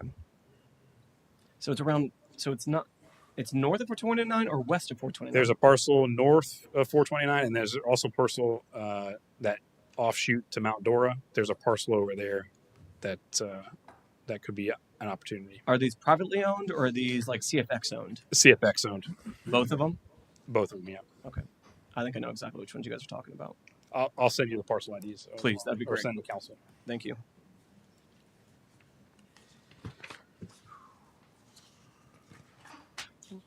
So then we'll get grant funding, hopefully. We haven't received it yet, but to purchase these. And then are we turning them into passive parks, just green space, preserve? What discussion has been like preserves, trails, natural trails. So like something we can use. Correct. Yeah. Okay. Not just a conservation area, but an area, a passive, walkable area. Okay. Thank you. Thank you. You'll be sending that to each of us? I'll send that to. Okay. Yes.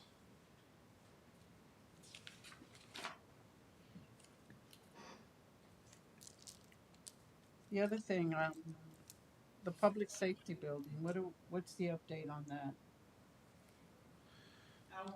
In regards, what I mentioned earlier, that we're gonna have some additional workshops, I'm gonna be bringing Raftels in later this month. You can tell me next week if that works for you, all of you, to give an update on all of the rate studies, because we do have rate increases reflected in this budget.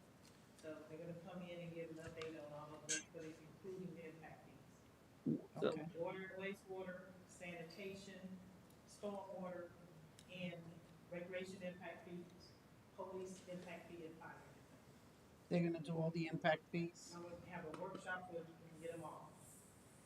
and we'll discuss the public safety building. Yes, ma'am. That's a part How are those two things correlating? And if you can, make sure your mic's on as well. How are they correlating? Well, Commissioner Velasquez asked, what's the update with that building? Funding, and that's is when the police and fire impact fees were created. It was created basically, as I understand it, with 25 million estimated at that time for the Apopka public safety building. So right now we have the design contract underway. We have the CMAR contract that we're trying to finalize. So they're moving forward in regards to the design work. We have the funding in the budget to support the design work.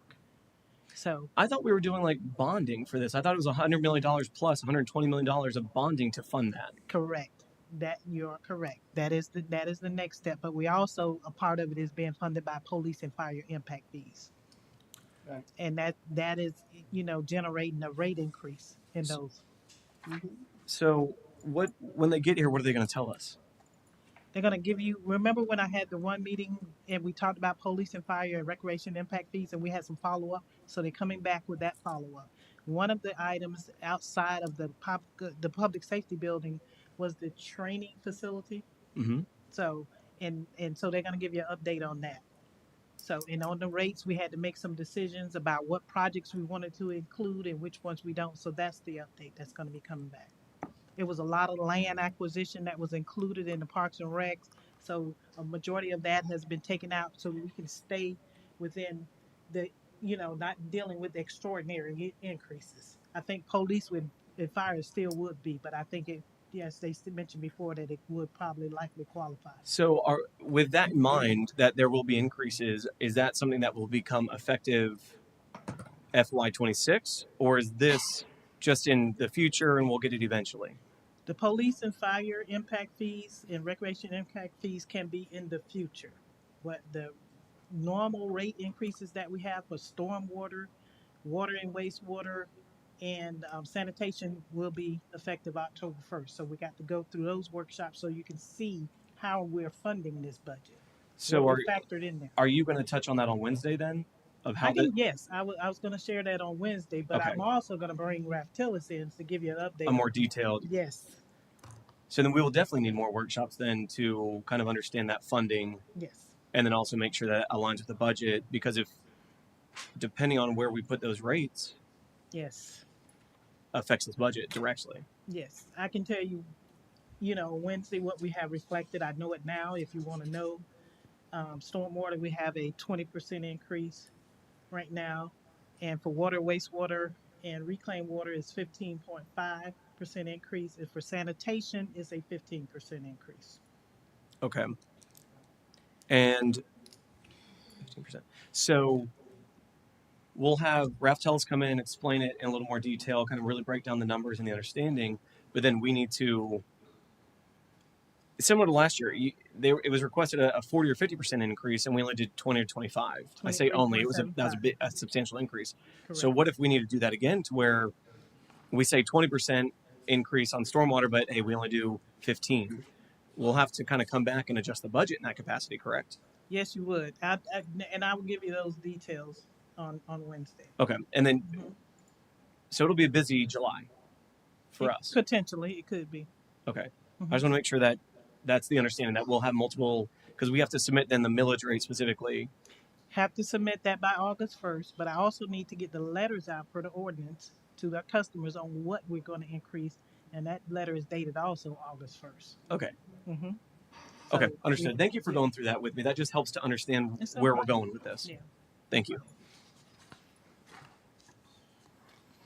All right, the last one I have is facilities maintenance budget highlights. This was a 4% decrease. The budget remained relatively flat. We're not requesting any additional staff in FY26.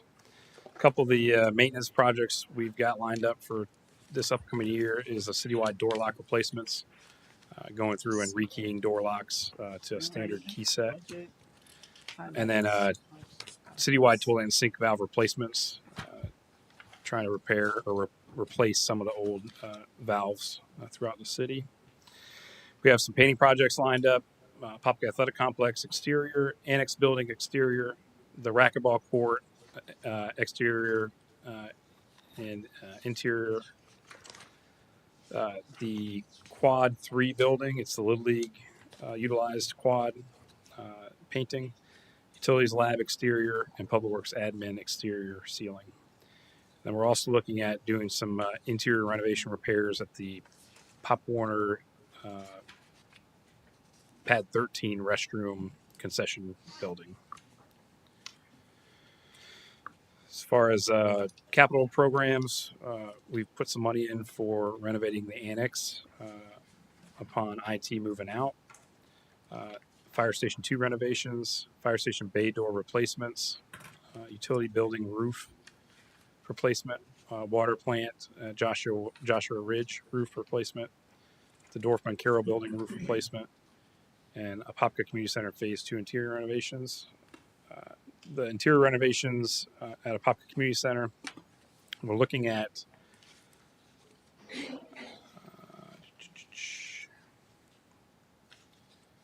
this would be a project also run through our contracted bid, or general contractor program. And this is just a hand sketch, again, because we've not officially put this to them to utilize. But what we're looking at doing is creating a back of house hallway and a built-in stage. If you look at this area here, this would be the back of house hallway. This area would be the built-in stage. This area is the current VFW museum. Are we pushing them out of that? No. So what this will do is right now we utilize the VFW has an old basically it's a portable stage. We don't remove it, but it's essentially a portable stage out there. And there's no back of house area. So if somebody's running a nice event or a dinner or a show, everything's out in the open. The people, whether they have caterers or sound equipment, those type of things, everything's out in the open. So removing walls and things of that nature, are we upgrading the kitchen? Because it was my understanding that the veterans own the appliances there. So we would be adding walls and a built-in stage in this phase. The next year we'd come back and look to renovate the kitchen and the restroom areas. But we're renting the Apopka Community Center, but they have equipment and appliances that don't work. So anytime one comes up that doesn't work and we're notified, we do get with them to make the repair. What does that mean? If a piece of equipment's not working, we will get with the VFW to make a repair. We will make the repair. No, The VFW. we will get with them. If it's their equipment, we'll get with them to make the repair. Have them make the repairs, because I mean, I know that we've rented, uh, we've done quinceañeras there. I did the Wakaiva Culinary, and they have appliances that don't work. The last that I can certainly check in with our team to see if there's been any recently, but the last I know, everything is operational in that kitchen. So I can check into that and make sure, but nothing's been brought to my attention that we've So- had an issue.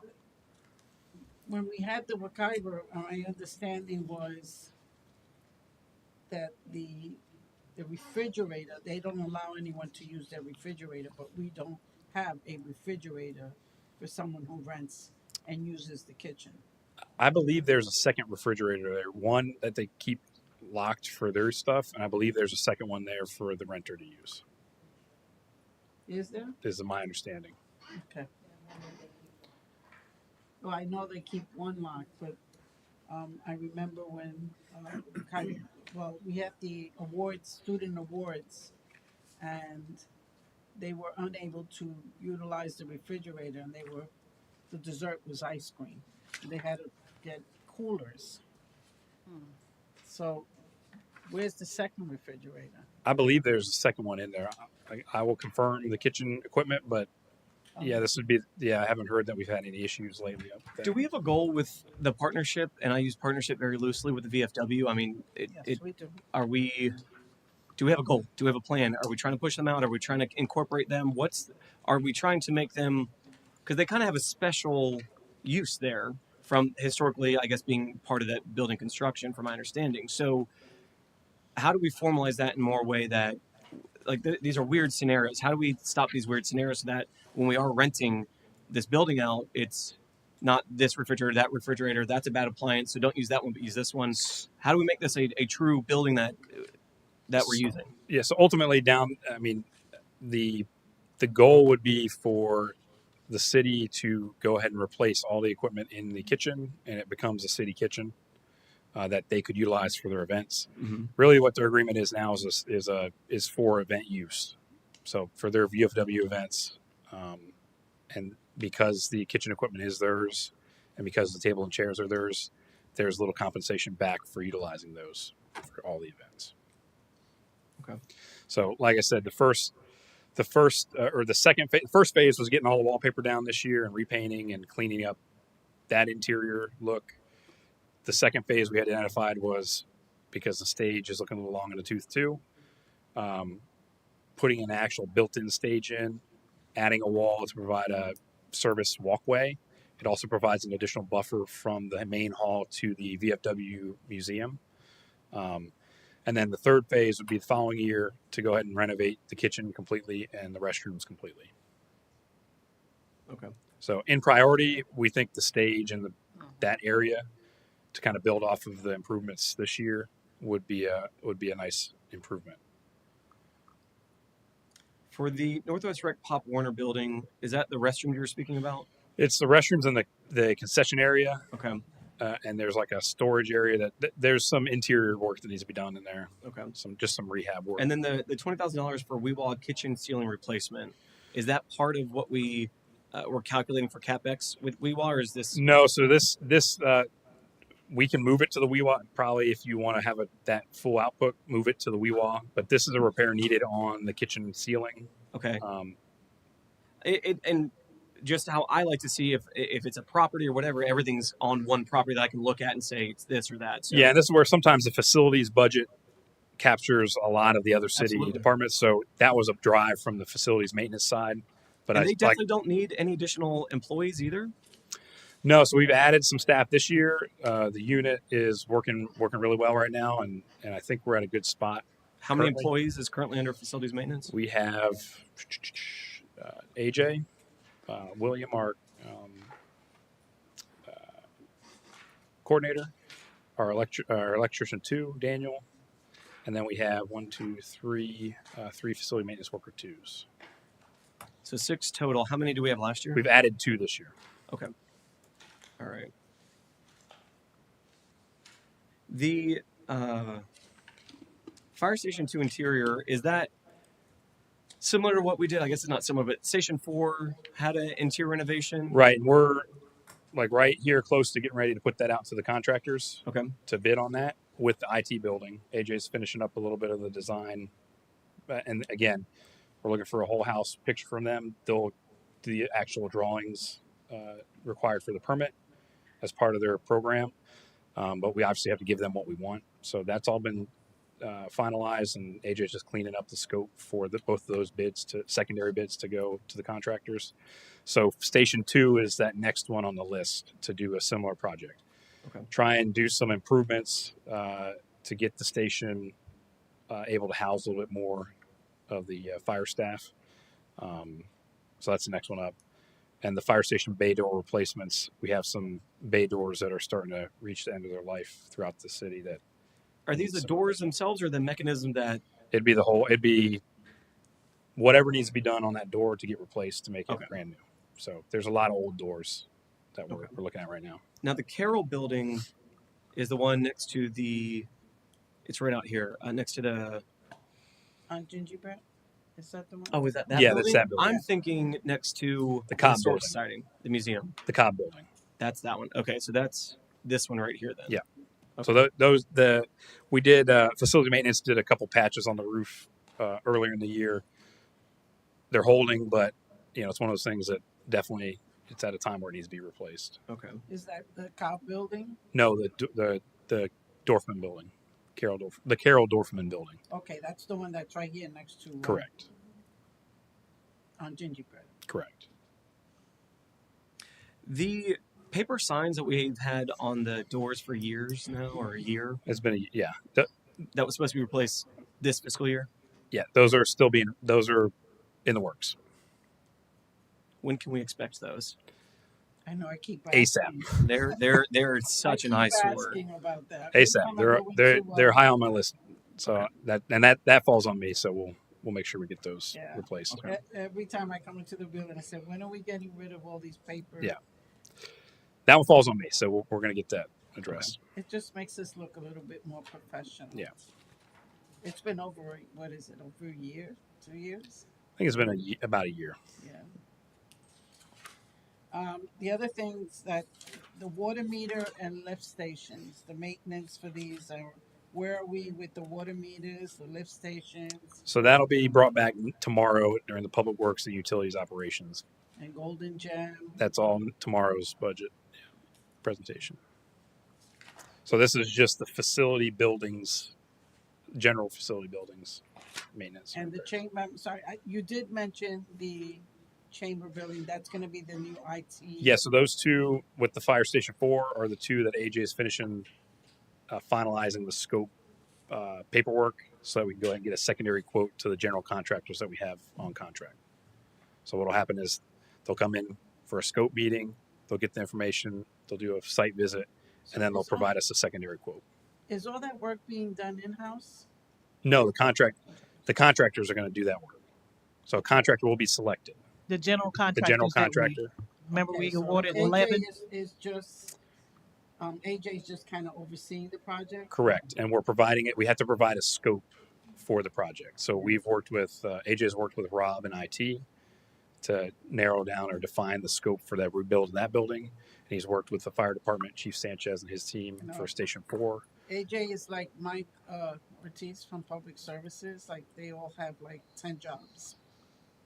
Although AJ is excellent, I mean, he never complains. He does good work. He knows what he's doing, and I wouldn't want anybody else overseeing those renovation projects. I know. So it's right up his alley. And What do we call this? The old chamber building? What is the new name for this? the IT office. Or, Okay. Wait, That's so gonna be that's the been Apopka IT office. And these are gonna be completed by December? We're, what's the plan? yeah, the plan is get them done. We budgeted $250,000 this year. Yeah.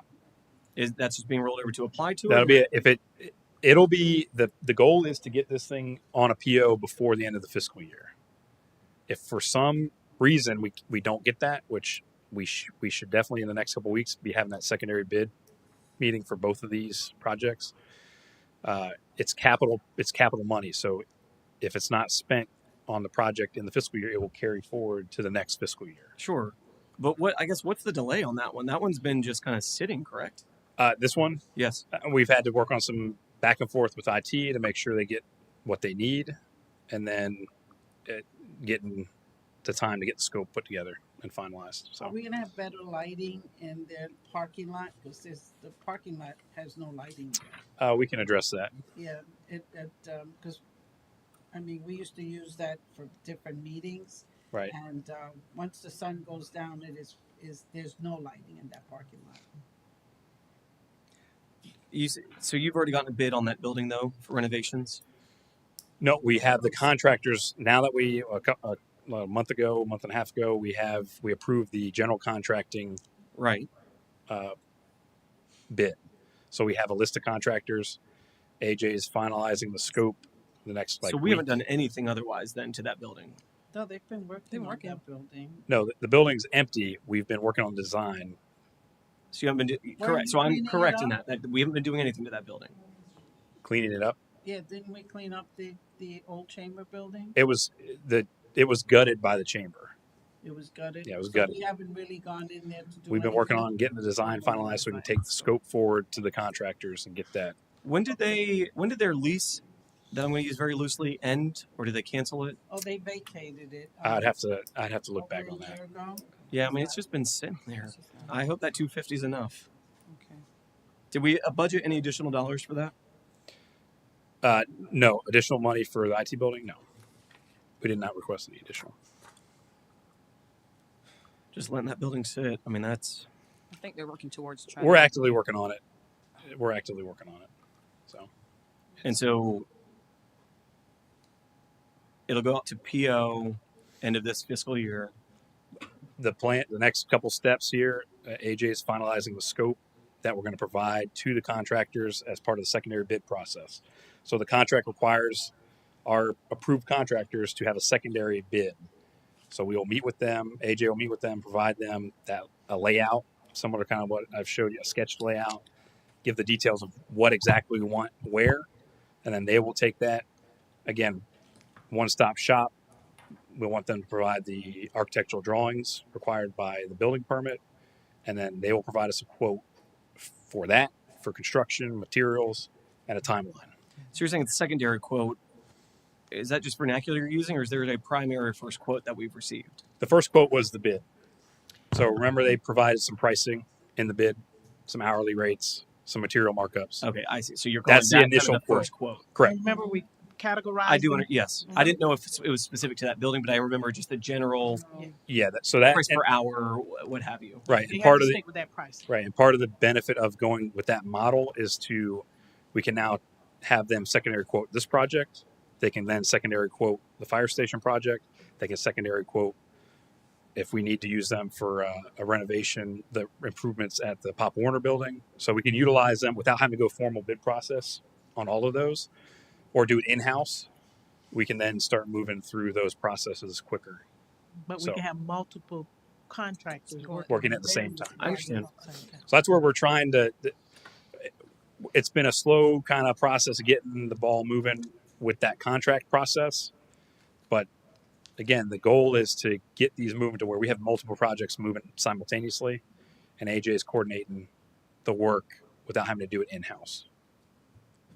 Okay. Because some of this, like for permit purposes, some of this work would require architectural drawings.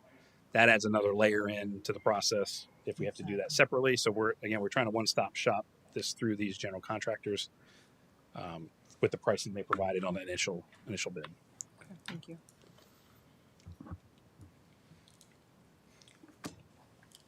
Okay. And then just the last few things, just some other improvements. We're looking to replace the K9 kennel at the police department out of facilities maintenance, and then also we have some HVAC replacements. This is typically what we budget. This hasn't changed year over year. We try and put in $70,000 in case there's an air conditioner that needs replacement, and then rebudgeting for office furniture replacements as needed throughout the city. We've been trying to move through select offices throughout the city to just upgrade and renovate the office space. Some of them are dated, have mix and match furniture, old broken, old chairs, not broken, but older chairs. So just some funding and to move through that. And I know Commissioner Anderson's shaking her head because she saw the office over there the other day. So just doing some of those improvements. Obviously, it's not a giant sweep through the city, but trying to chip away at it year over year. So we did put a request in for additional funding on that. And then we do need to replace a facilities truck. You can get a new F-250 for 65. Yeah, because we're not looking for dually, and we're not looking for like a. So it's like base. Yeah, and we're not doing any build out similar to I guess what we do at PD. No, it's more of like just a utility bed thing on the back. Gotcha. So that's a price. That's a good price for that. For Yeah, what we're looking at. Yeah, that's why I'm saying I'm like you can get it for. I'm expecting almost 100. So yeah, and then we're continuing to move through the citywide security access system upgrades. We've moved through most of the areas that in City Hall, Annex, PD. There's some other areas throughout the city that we're looking to add some security fob access, some other offices. There's some offices out in Parks and Rec that don't have any access right now or restrictive access, and some additional areas out in Public Works. So just trying to provide a little bit of extra money for that project in this next fiscal year to keep moving and finalize that. For the canine kennel fencing, it's the fencing, the area they already have. It's just new fencing. It's like the enclosure. Yeah, it's kind of upgrading and maybe looking at that footprint there. Okay. All right. And we've just gotten a light, I guess, out there for them either last year or year before too. We've been trying to add some lights in certain areas throughout the city. And yeah, it's always something. If you see an area that looks like it needs a light, just certainly let me know and we can assess it. And if it's something that is needed, we can work on trying to get something out there. That's Okay. Anybody from the public wish to speak on this one?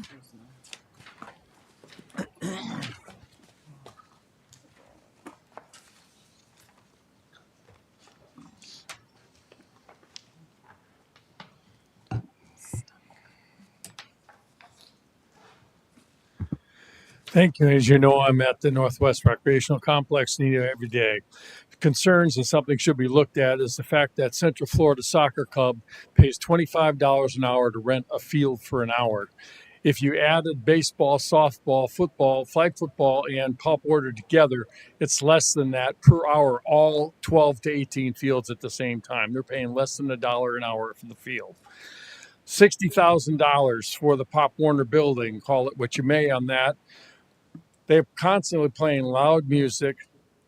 Parking is all over the place. They drive up on the lawn everywhere and doing it. We need to do a better job of managing that process.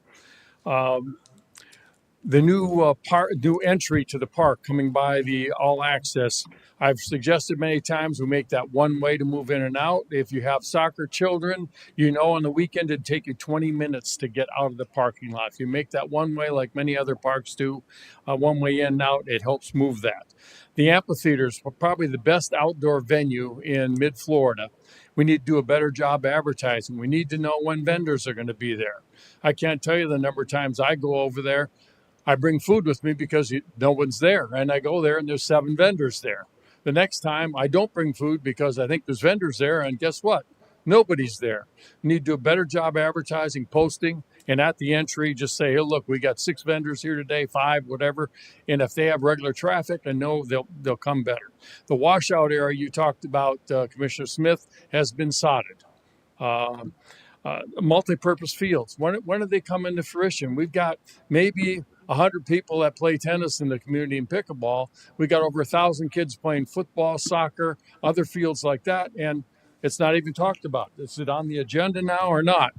The netting, we talked about netting along Appy Road and Jason Dwelly with balls going wide for soccer. Kids running out in the street. We need to look at that as well.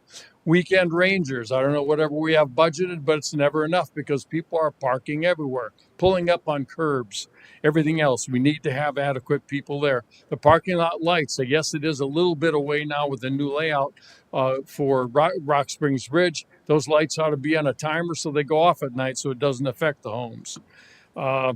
The Gillum Training Center's got a ramp, a handicap ramp that needs to be worked on. I see it's marked now, which is good. I called attention to that over 2 months ago. That needs to be taken care of. Camp Weewa, again, where's the promise for doing it? There's so many things could be done. It used to be the graduation point for all elementary schools. They went there for a weekend. Softball fields and baseball fields. Every weekend we got tournaments going on. If I was a coach, and I know when I was coaching, if I knew I could get something for pennies on the dollar, only 6 miles from the softball fields, Northwest Recreation Complex, I'd certainly be looking at that as opposed to paying $120 at a hotel that's 20 to 30 minutes away. Thank you.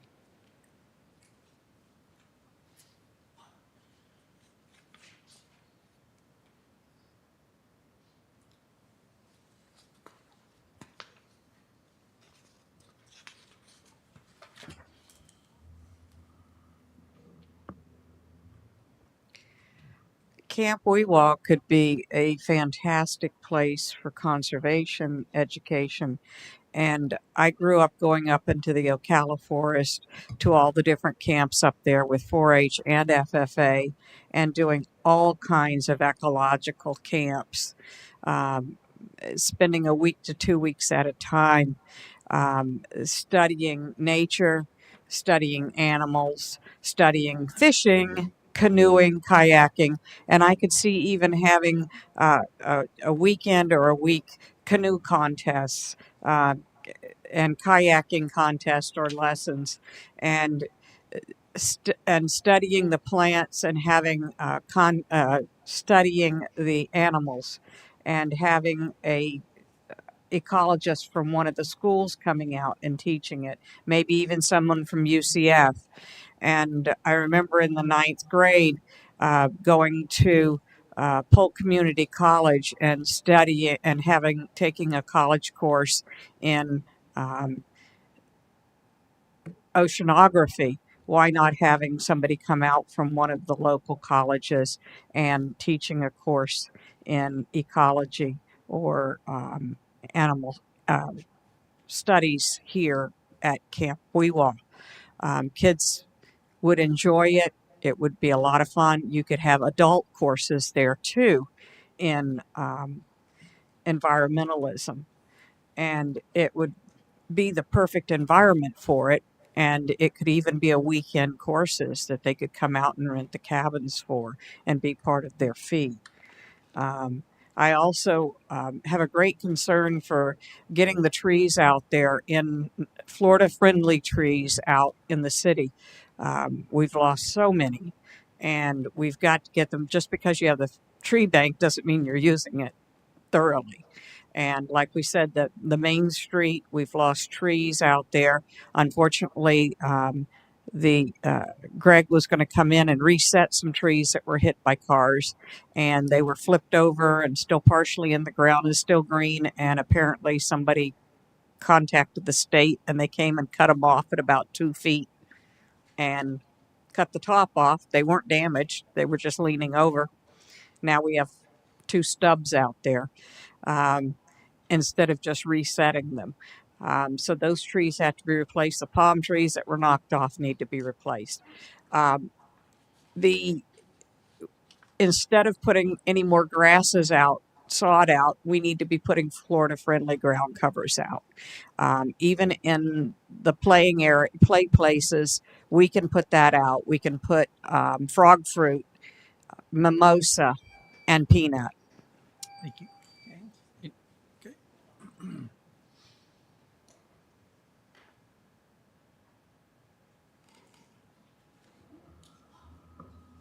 Rogers back at 7 West Main Street. Just had some questions in regards to the tree bank being an option to use to replant the trees within the city of Apopka. I think you guys said it was like $2 million in account.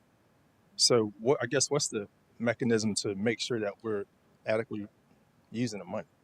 Because just to think about $2 million in the account to plant a tree, where I think there's a lot of opportunities we can use that money for. Even if you want to buy trees and give them out to citizens to plant them in their yards, that could be an option. Or organizations that's you saying no to that. Can't do that. Can't give it to homeowners. So what's the policy on it? So basically, the city itself use the money just to replant trees as needed? Or is there a tree plan to put the trees in without throughout the city as a whole? Because I'm just saying $2 million just sitting there. How long is it going to stay there? Well, for instance, like we're doing um, Piedmont Lakes. We took out all the old laurel oaks, and we're we're asking any of the homeowners that want a tree put back in there in that right of way that if they just contact us. Unfortunately, we hadn't. It's really disappointing the few number of folks that have even asked for a free tree, a planted free tree. I think we're at like Bradley's at 40 something or It's around 30. 30. So we've only, I mean, of all the homes out there, we've only had 30 people that have asked for a tree. So is that a policy as far as that you guys can only use the trees for what the city of Apopka can use it for? It's for our easements and our right of ways. Yes, on Wednesday, I'll be bringing it back because I'm going to go back and look at it. But the isn't that? I policy. mean, that's the right of way though is owned by not the resident. The residents own. You guys have a right of way, or we have a right of way, like easement. Mhm. So, but the homeowner still owns that tree.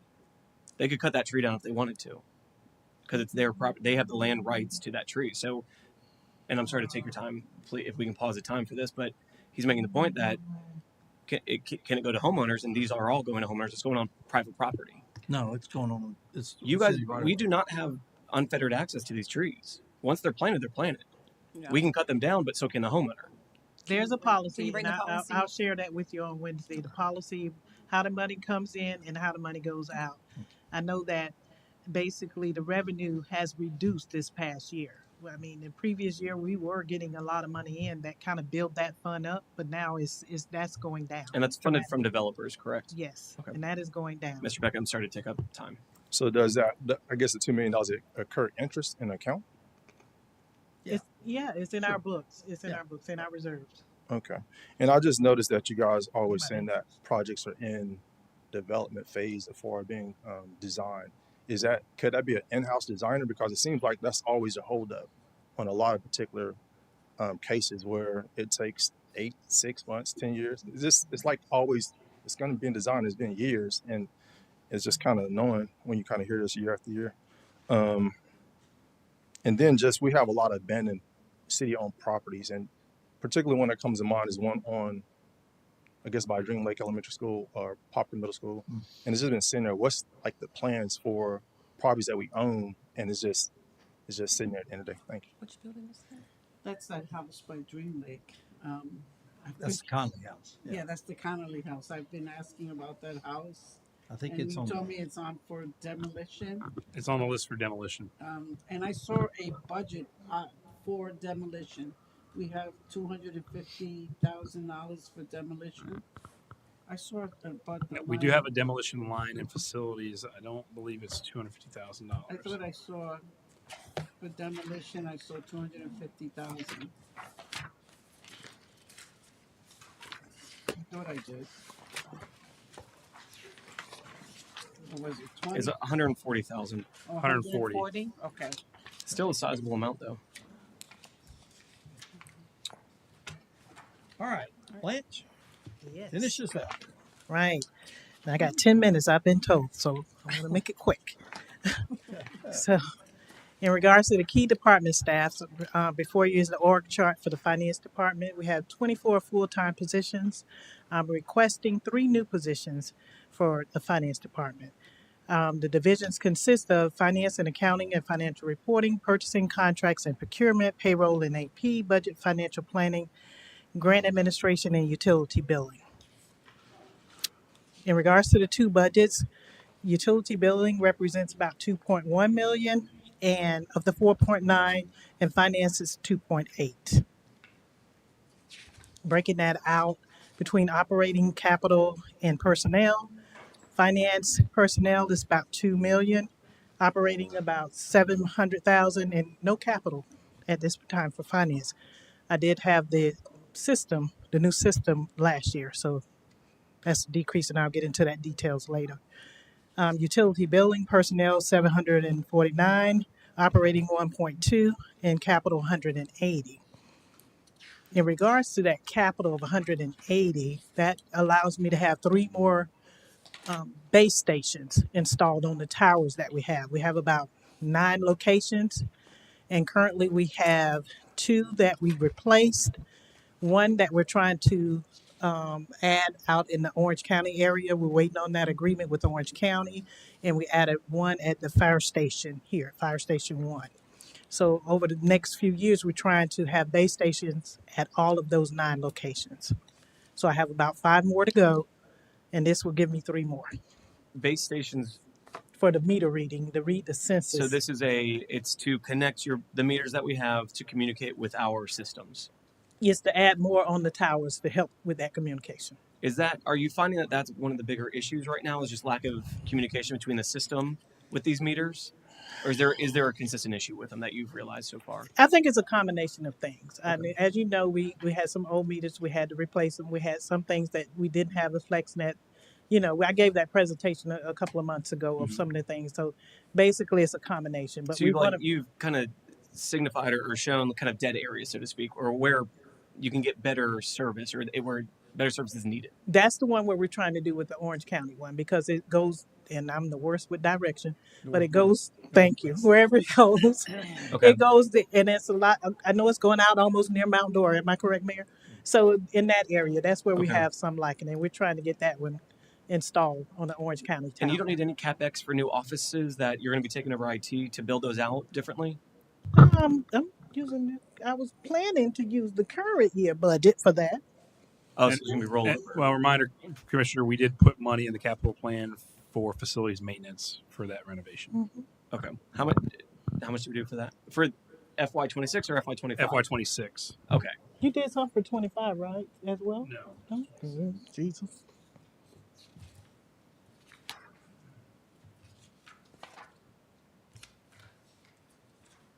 So talking about water meters, how many are still inoperable? Based on the numbers that I looked at today, from when we started the meter replacement program, it has gone from a 31% down to a 20%. So it has gone down 11%. Okay. So What went down 11%? the meters that were Water not meter reading. replacement. hmm So it's gone down. So that's an improvement. That's about 2,700 meters. But keep in mind, we had new customers, old customers go away, so that changes. So I'm just doing it on a percentage compared to from October compared to May or And what June. about the billing? Because, that I see a lot on Next Door Neighbor and social media, the Oh. billing in the thousands for some of the homeowners. As a result of the new meters or the FlexNet, as you know, there's going to be some back billing, and we're applying the same process that I spoke about a few months ago. We're making adjustments to as much as we possibly can and offering payment plans. How far back are we going in the billing? It depends on the read that we get. It depends on the meter and when it stopped working or whatever. It's case by case. Do you have a number of how many customers are getting bills of over $1,000? Not off the top of my head, no ma'am. But I can, if you need that, I'll try to get it for you. Yeah. Only because some residents have actually said that they haven't had their meter read in over 5 years. I mean, they give me years, and so now some of those residents, 2 or 3 of the residents have said they haven't read my meter in 5 years. So now, if the meter you replace it, are you going back 5 years for them?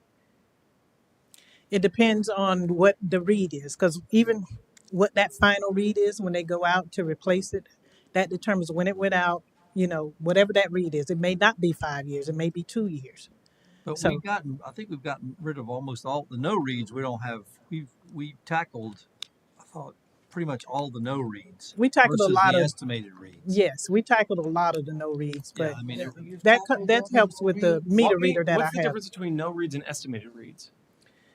Well, an estimate, they go back to that previous month, that same time last year. Okay. And with a no read, you just don't have that history. You just have no reads.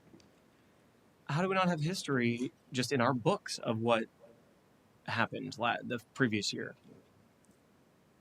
So my understanding would be, and then you can please correct me, is that there's a database that we have of, I can look at my house last year at this time, the year before that, every year that I've had a utility bill, and we could go back to that. So is that accurate? Are you able to do that? Do we have a system that does that? Yes, once they get that final read, we can go, take that. Here's the date. Here's the read today. Mm-hmm. In the previous time that meter was Sure. reading, then you take that So differential. how do we lose that data, I guess? If no data is ever captured, that's when it's a no read. So it'd be like a newer meter that's broken and just never worked. It may not be a newer meter. Sometimes it's a new subdivisions. Right. Well, yeah. And sometimes it just stops. So we'd never had a reading on it, or that It happens. Well, I think one of the things we've corrected now is where we had the FlexNet didn't match up to the actual meter. Sometimes that happens as well. And we had to get with the contractors. I mean, the developers, because they were moving FlexNets around, and it wasn't then matching up to the meter, and so we had inaccurate reads based on these. And so we've told them, matter of fact, I think we fined, one developer already for swapping out a FlexNet. Mm-hmm. How much did we fine them for? I don't remember. I don't want to say, but I know it's something we recently implemented. I can get you the amount, but we are finding. Is it like a new policy that we're doing? I haven't heard that we're doing this. Yeah, it's happening. So it's not a policy, we're just doing it. It's a fee that we have, implemented. So how, if it's a no read meter, Mm-hmm. and you go and put in a new meter, how do you fill in that gap? Where do you get the number from? You don't have the data. We can't fill in the gap. So they don't get a back bill at all? No, they will not. If we don't have the data, we can't fill it in. Because we have no basis. We have nothing. Then there's no back data, so they don't get a back bill. But if it's a meter that stopped working, you go back and find when the last time they had a read. Now, if the meter, sometimes keep in mind what I'm saying. You can have a meter that's been working. If you had a meter that's been working and it stopped, you're going to have a read. Okay, so we can close that gap. But sometimes you have meters that you don't have a basis. It just stops. It's not working. It's not reading. And that's not that many of what I'm talking about in regards to estimates. That's very few. But I'm just trying to figure out, okay, I understand you had a number from when the meter stopped working. But then if I come in and I put in a new meter, where do you get this new number from? When you come in, I'm telling you, if it's 0 and it hasn't been reading, we don't have a number. No, but if it was reading and it stopped, and now you have a number where it stopped. But now I come in and put in a new meter, where do you get that new number from that you charge? If the old meter stopped. Yes. Okay. Then you take the read from the previous, when it was reading, to the final read when it stopped. You follow me? Okay. Then you put a new meter in, and it goes from there. If it needs to be replaced. So you would have an estimate when the no read started. So if the meter fails, then it fails in, let's say, May. And you got a number. Well, you don't have a number because it failed. You'd go back to May of last year, and then you would charge the customer the May of 24 number based on the estimate. Okay. And then when so then let's say you get it fixed in July, then you would true up that number for May. How do you true that up? But that's not fair, because if I had 10 people living in my house in May, and now there's only 2 people living in my house, I didn't use as much water as I did the year before. And that's where, when you get the reads, that's what we have to go back and true it up, is what he's talking about. But how does a meter that doesn't work, how do you get that data, I guess, from it doesn't work, I get a new meter the next 2 months. Or you repair that old meter. It depends. But let's assume with what I'm saying that I get, it's totally broken, no repairs, it's not tracking anything. To this point, those months that we have no data on, although we can do estimates from the previous year, how are you truing that up? Okay. Like what data, how is that tracking per house? Because the new meter starts at 0. Correct. Okay. Let me go back. I'm gonna do my best to try to explain this as much as I can. You got a meter that was working, Mm-hmm. okay? Then it stopped working, Mm-hmm. okay? If they go out there, or the flex net stopped working, let me put it that way, okay? And if they go out there to replace it or fix the flex net, we're not getting the reads if the flex net is not working, okay?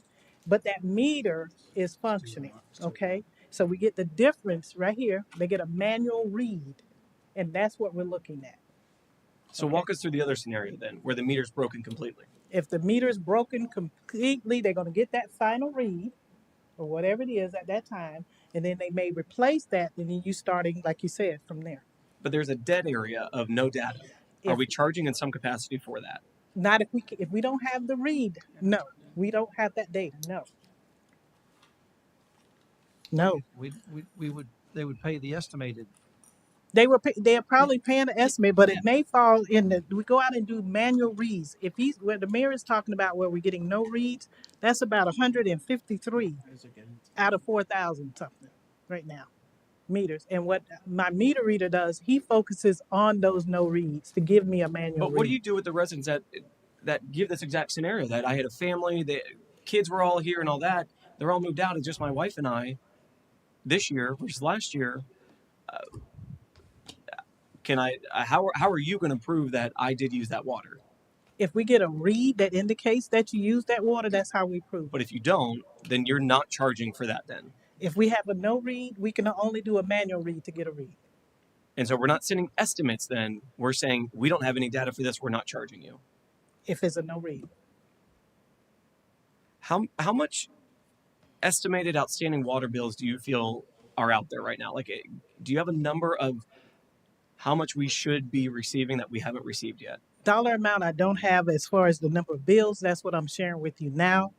As of the end of June, total estimated billings was 4682. 4,682. Now, of the no reads, where I'm telling you where my meter reader focuses on, it's 153. Now that went 153. up because that was down to actually 13 the previous month, so it kind of went up a little bit. It was down to 13? It was down, but if he's on vacation or something like that, and it goes up, and then I think we had a little problem, just to be totally transparent here, with the census on that, because the census would have it, but it wasn't going to Edmonds and stuff like that. So we're looking at it and going to see if it's corrected in this upcoming month. But that was going down, and that's what the mayor was referring to. That is actually going down. So for the no reads that we have out there, they're not getting any bill right now then. Because we have nothing to go off of. There's zero to read. If we don't have it, we don't have a basis. So they're not getting any water bill right now. I'll go back and double check, but that's my understanding. Oh, I thought they got an estimated bill. The only way the system will do an estimate, okay, is if it has that historical data, okay, of that same time last year. We do manual reads. That's the way they get a bill for the ones that are no read. And that could be a broken meter or a bad flex net. Correct. Or it's under 2 feet of dirt. I don't know. Yeah. I don't know. No, it's true though. I don't know. But Yeah, we're it's trying. like I'm the- asking for the- additional the- staff. I'm the flex trying net's to. gotta be able to beam to the tower. If it can't get a direct signal, I don't even know like where say I'm you at. put a brick over top of the. Okay. Yeah.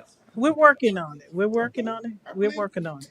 We're doing the best we can. We're working on it. It has gone down. This conversation just helps for Yeah. us to explain as well to the residents of kind of what's happening. Right. Because it is confusing. And of course, if they're getting a $1,000, $2,000, $5,000 water bill, they have the right to be frustrated. So I understand. walking through that process, I think So is the helpful. three additional staff will help assist with this. Yes, we're doing some things internally. We're talking internally, but I am requesting additional staff. Basically, the additional staff that I'm requesting for utility billing is let me start. Let me go through this and start with finance first. I have an accounting specialist position that I'm requesting. I have a temporary staff person that you see if you ever come in there scanning and scanning and scanning and scanning her life away. So I'm trying to replace that with a full-time position and get rid of that temporary help. So it's been costing, even though I budgeted 35K, it was actually costing me about 80K. So, and that's what I had reflected in the budget before I got the position. Okay. So that's one position under the finance department. And the other reduction, as I mentioned to you earlier, we don't have the new financial system, ERP system and EAM system that I have in this year's budget. So that's it's not, it'll roll over, with the capital, but that's why my Will budget that went down. replace this? Yes, that's the goal. Okay. That's the goal. That's the goal. I mean, we're working with a lot of systems that are not fully integrated. The objective is to fully integrate. Okay. Yes, we're trying. So, in regards to utility billing, the customer service specialist position, I'm trying to, Daniel works weekends and evenings and everything. Trying to get him to, delegate more and give more of those activities to a customer service specialist so he can do more of the management and oversight of the utility billing operations. As you know, everything is growing. We get so many calls in. These specialists and customer service reps are trying to answer the phone, wait on customers, do billing, do analysis. It's just becoming too much. So I'm trying to establish a call center. So this is one position that can focus just on answering the phone, and that will free up more time for them. How many, when you go into utilities, how many service representatives do we have there for customer representatives there? How many? Customer service specialists, I have 3 now. I'm asking for one more. In regards to the cashiers and the clerks, we have 4. I'm asking for one more for the call center here on the org chart. Okay. Let's see. Oops. So I know I was I like gone, the right? other one. And then 3,400 other contractual services. Our budget did go down. We're decreasing the merchant data fees, and that's it. The other thing was the lift stations. Oh, what are we doing with the lift stations? That'll be- That's tomorrow. Oh, that's tomorrow? Yes. Okay. Any other questions for Blanche? Yeah, I just got a couple here just to go through the kind of line items here that you went over. On the utility billing side, do we charge more if you get a paper bill versus online bill? No. So, or more so, we don't offer a discount for going to an online base No. exclusively. Because we have 75,000, 77,000 just for kind of billing Mhm. and some notices, things like that. That's budgeted. So, okay. I didn't know if we offered any type of just discount to go that way. It wouldn't be substantial by any means, but just something to save on money for our residents. The meter testing fees. So this goes out. They can call us and say, you guys are way overcharging me. You're way off. If we go out, test the meter, Mhm. and say whether or not it's working, and if it is working right, then we charge them back. If it's not working right, No, we don't charge them for testing the meter. this fee may be charged back to customer in the event the meter is not over registering. We haven't charged anybody that. Okay, then we should remove that. And then the 180,000 per year. So it's To my knowledge, I'll double check, but I'm not aware of us okay. I mean, charging it's not a anybody. substantial fee, but yeah. Mhm. And then it's 60,000 per base station that we're adding. Yes. Okay, understood. Thank you. And my question, the young lady that I've seen standing up 8 hours a day Yes. scanning, Yes. would she be eligible to apply for this job? As long as it goes outside, yes. She does a great job. She really Yes. does. She's dedicated. I don't know how, but she's dedicated. dedicated. All right. She really does. Any other questions? And your department runs with grant administration and application, things of that Correct. nature. Yes. So do we have like a list annually of the grants that we want to apply for, that we need to apply for? Or is it kind of like hey, we have a need over here, let's do this one now? What do we have a system in place for it? We do have a grant status report that we do, and it identifies our current grants and our pending grants, meaning grants that we do have, in the application status. Okay. So And we do And have, that's a comprehensive list of every grant. yes, Okay. and we do have monthly grant meetings with all of the project managers. Yeah, so at that time, new grants may come up. Okay. That's when those discussions take place.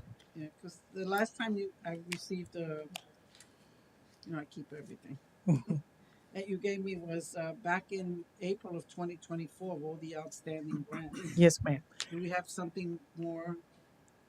Yes, and we're trying to streamline that to make it and give you a report on a more regular basis. But yes, I get the report monthly and I share, okay, with the mayor and with Radley. But again, we still want to make it a little bit more clean it up. Okay. And would it be Okay. beneficial for kind of grants that maybe we come across or something that we see just to kind of confirm that it's on your radar? Yes. Because it's I do that. okay. Yes, he does. Good. That's great. Yeah. No. He So I think does. because I've seen others that social media states that maybe we missed this or missed that. I want to make sure that we're Just any send, money available. just send me an email. Okay. Okay. So Florida League of Cities is always announcing different grants for different cities. If you're aware of anything, just feel free to share it with us. Yeah, a lot of them are this big, and it's not even worth the. I mean, somebody wants to fill them out, but I can tell you they're $1,000 here or something, and it's time you go through all the Yeah. filling it out the forms, or I mean, I think we want to try to. We can do it, but if you've got you only got one staffer, you'd rather spend it on the big ones where making sure you got the application filled out properly to get 100,000 or $500,000 or 10 million. I'd rather focus on those ones where you've got bigger dollars, that making sure that our application is just spot on is more important. But Yeah. I like free money, so the more we can get, the better. The one thing I did forget to ask Mr. Radley was the museum. The museum belongs to the city, right? Are we doing any improvements in that museum? Yeah, we do have some funding in this current budget to do some repairs to the log cabin walls. It was one that we looked at. The repairs are going over the $50,000 threshold. So again, with the general contractors now on board, that's one that we're looking at having them work on for us as well. Didn't we approve last year though that those same walls? I thought we had approved. Yeah, it's in this current budget. Okay, so it's not FY26. I think we may have added a little bit because of cost estimates. Can you point me to that?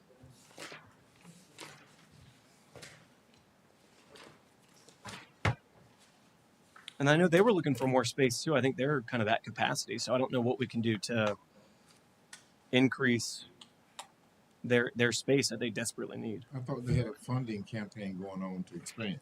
They've had a funding campaign, fundraiser campaign for years. I mean, I know that they have a healthy account.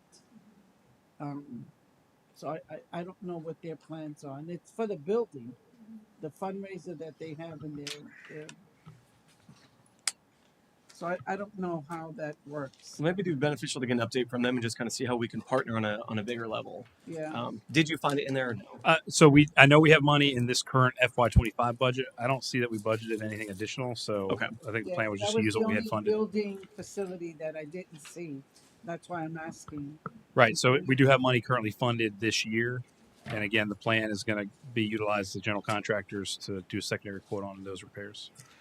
Do we have any plans for the Lust Road property? The eyesore that's on 429?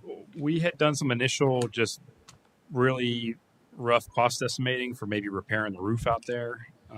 That has a restriction. There are some restrictive uses on that property, but the roofing repair estimate was over $1 million. So It's a big building, though. I mean, it's a huge building. massive. Could be a very climate controlled building because of the way it was built. Mm-hmm. But at this point, priority wise, it wasn't something. I think from a funding standpoint, So there's nothing we can do just on the exterior just to kind of. Yeah. How much would it cost to paint? we can maybe paint the one side that faces the 429. Yeah, I So think that'd be just something. I could check in that. We might have some funding this year to some Okay. savings to go And ahead then and do that. what are the restricted uses on that? I didn't realize there was any. It was done We'll by have to look and utility see. exemption, It's right? something. It was a St. John's River Water St. Management John. property, so there are some restrictions on use. That We'll have was to only pull for that the and see. expansion of utilities, if I'm not mistaken. I think it was Is related that to utility use Yeah. function. It's that the not water reclamation. It's for reclaimed water coming out of the North lake Shore. to supplement our reclaimed. That's what that facility is for over there. Right. That property. So we'd have to look and see. There, we can't put a park out there or Right. any type of structure like that. Are we using that actively to do that? Not the building, but the. No, it's locked up behind a gate.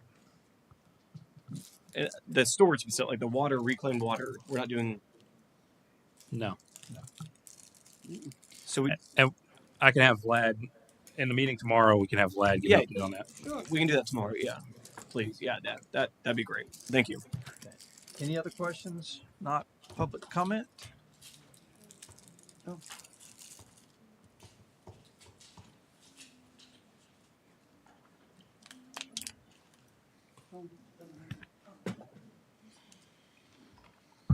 You see adjournments up here. What a deal. At any rate, I just know the budget process is very, very arduous, and there's no one that feels the pain more than Miss Sherman. So thank you so much. I know it's painful, but this is the second. Last year I attended all the sessions. This year I plan to attend all the sessions as well.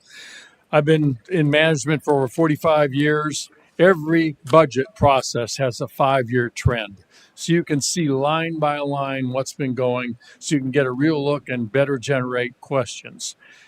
Clearly, based upon we're in a sprint to get this thing done, we need to start this process earlier. Thank you.